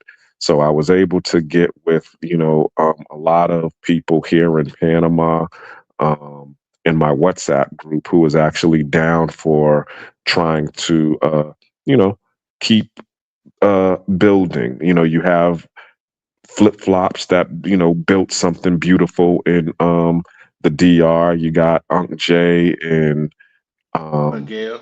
Miguel, who built something beautiful in Cartagena. I got to give a shout out to my peeps here in Panama. Jeff, who built Daiquiri 23, which is a black owned, black operated sports bar here. But we got to keep doing more because there is a black migration coming. It's not coming, it's here. There are black people who are seeing that we are. That I mean, the dollar is strong outside of the country. That there is exploitation in a matrix, and we're being priced out of our own land in the United States. So it would be better to do business and become a part of the global market out here.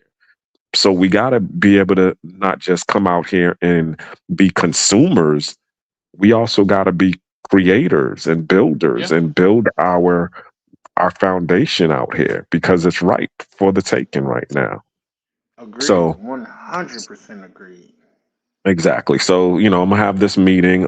If anybody who's listening is in the area, yeah, just hit me up in my DMs or my email, blackcleaneratl@gmail.com. And if you want to be a part of the meeting, let me know. And if you want to be a part of the WhatsApp group, to be a part of building something, not just talking about it, but being about it. As I said, hit me up on my DMs. I'm definitely looking for, more people who are about building, not just talking about it, but being about it. And I'll end it there. No, shout out to you. You just said a mouthful. Just piggybacking off what he said, man, what you gotta understand, like for me, there is a more than a goal of money here. Like I get it, it's gonna sound weird, but bro, if I really, really want money, I could continue to put my freedom in my life on the line. And for what I make in a month being legit, I can make in a week not being legit. But it comes with restless nights. It comes with a lot of things that come with it. If you're from that life, you understand it comes with a lot of things. But this is right here, speaking with brothers like Black Cleaner, Ronins, Travelers, even OTO, and brothers of that have minds like mindset. To me, is not only is it way more risky because I feel like I could have hustled for the rest of my life, and not been as much danger as I would be in if I'm trying to unite black people. Mm, They ain't here, Black Cleaner, and I'm not gonna even say it again. But what I will say is, man, if I could spark a thought in the next coming of us coming together, and it cost me my oxygen, I'm okay with that. Listen, we all gotta die for something. exactly. So how are you gonna, when history starts to say who did what side of history do you want to be on? Do you want to be on the Right. side that was just looking for a comfortable place to die, or do you want to be on the one that said, yeah, he was one of the contributors to building the legacy? I'd Exactly. rather be on that side that said, yeah, he was on that side that wanted to contribute to building the legacy. For sure, for sure. So with that being said, I get it. These are not popular conversations, but these are conversations that need to be had. So I'm here for it. And the fact of the matter, it's not the Hunger Games, it's the Survivor Games. And guess what? I volunteer as tribute. I land That there. part. That part, yeah, I like that. That part. So, man, with that being said, man, you guys tune in soon. If I go live tomorrow, I'll try to have it up before 2 o'clock, 3 o'clock, which is like 12 hours from now. I'll try to have it up before then. So, man, shout out to you guys. And Black Cleaner, you good? Yeah, I'm good. I thank you for having me on the panel so late in the day. Man, I was happy to catch the last part of it. I was out here, you know, whining and dining, and I was finally, able to, wind down. And I saw y'all was on here, so I was like, oh, great! I get my fix of Charlie Chan today. man. Hey, and I want to say this too, man. Shout out to Black Cleaner, but guys, look forward to where I'm literally gonna make it a mission of mine to pull up on Black Cleaner and meet this brother in real life. You know what I mean? It's only you could say this, that, and the third online, but pulling up and really shaking hands and being able to meet a man and look him in the eyes in real life, it hits different, man. So shout out to that, man, and I'm looking forward to it. With that being said, man, this is Charlie Chan with Charlie Chan TV, and we are over and out. Ladies and gentlemen, fighting out the travel corner, the undisputed global contender, TV. Yeah. Bell ring, ding. Charlie Chan, Charlie Chan, Charlie Chan. Step in the ring, yeah, he the man.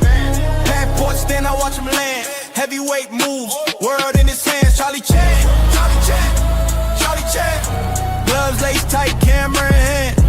Every city turned to a fan. Main event, every time he land. Walk in the ring like Rio Carnival. Brazil nights, feel unstoppable. Boca Chica sand, tactical. Blue mall drip, fashionable. Moxie vibes, traveler excellence. Yacht life, waves that presence. Designer breakfast, elegance. Camera steady, intelligence. Mr. Flight still made it, turn setbacks into greatness. Every L built patience, now the arena shaking. He don't throw punches, he throw punches. Left hook angles, confidence. Right hook at his dominance. Heavyweight grind, no nonsense. Charlie Chan, Charlie Chan, Charlie Chan, Charlie Chan. Step in the ring, yeah, he the man. Passport stand, I watch him land. Heavyweight moves, world in his hand. Charlie Chan, Charlie Chan, Charlie Chan. Gloves laced tight, camera in hand. Every city turned to a fan. Main event, every time he land. Carnival lights, championship. Brazilian nights, ownership. Ocean waves, that motion grip. Camera lock, no focus slip. Every vlog like title defense. Every upload makes silence tense. Algorithm can't stop the champ. He move global, no fence. Polo, fresh, clean, fit. Breakfast, views, lead, mix. trip, hit peak, Matrix. He ain't loud, but the moves speak. From Island Heat to city streets. From turbulence to front row seats.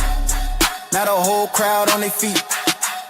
They doubted the vision, he tightened the gloves. They questioned the grind, he rose above. Now the lights flash bright, every city prime time. Every vlog prime time, yeah, prime time. Charlie Chan, Charlie Chan, Charlie Chan.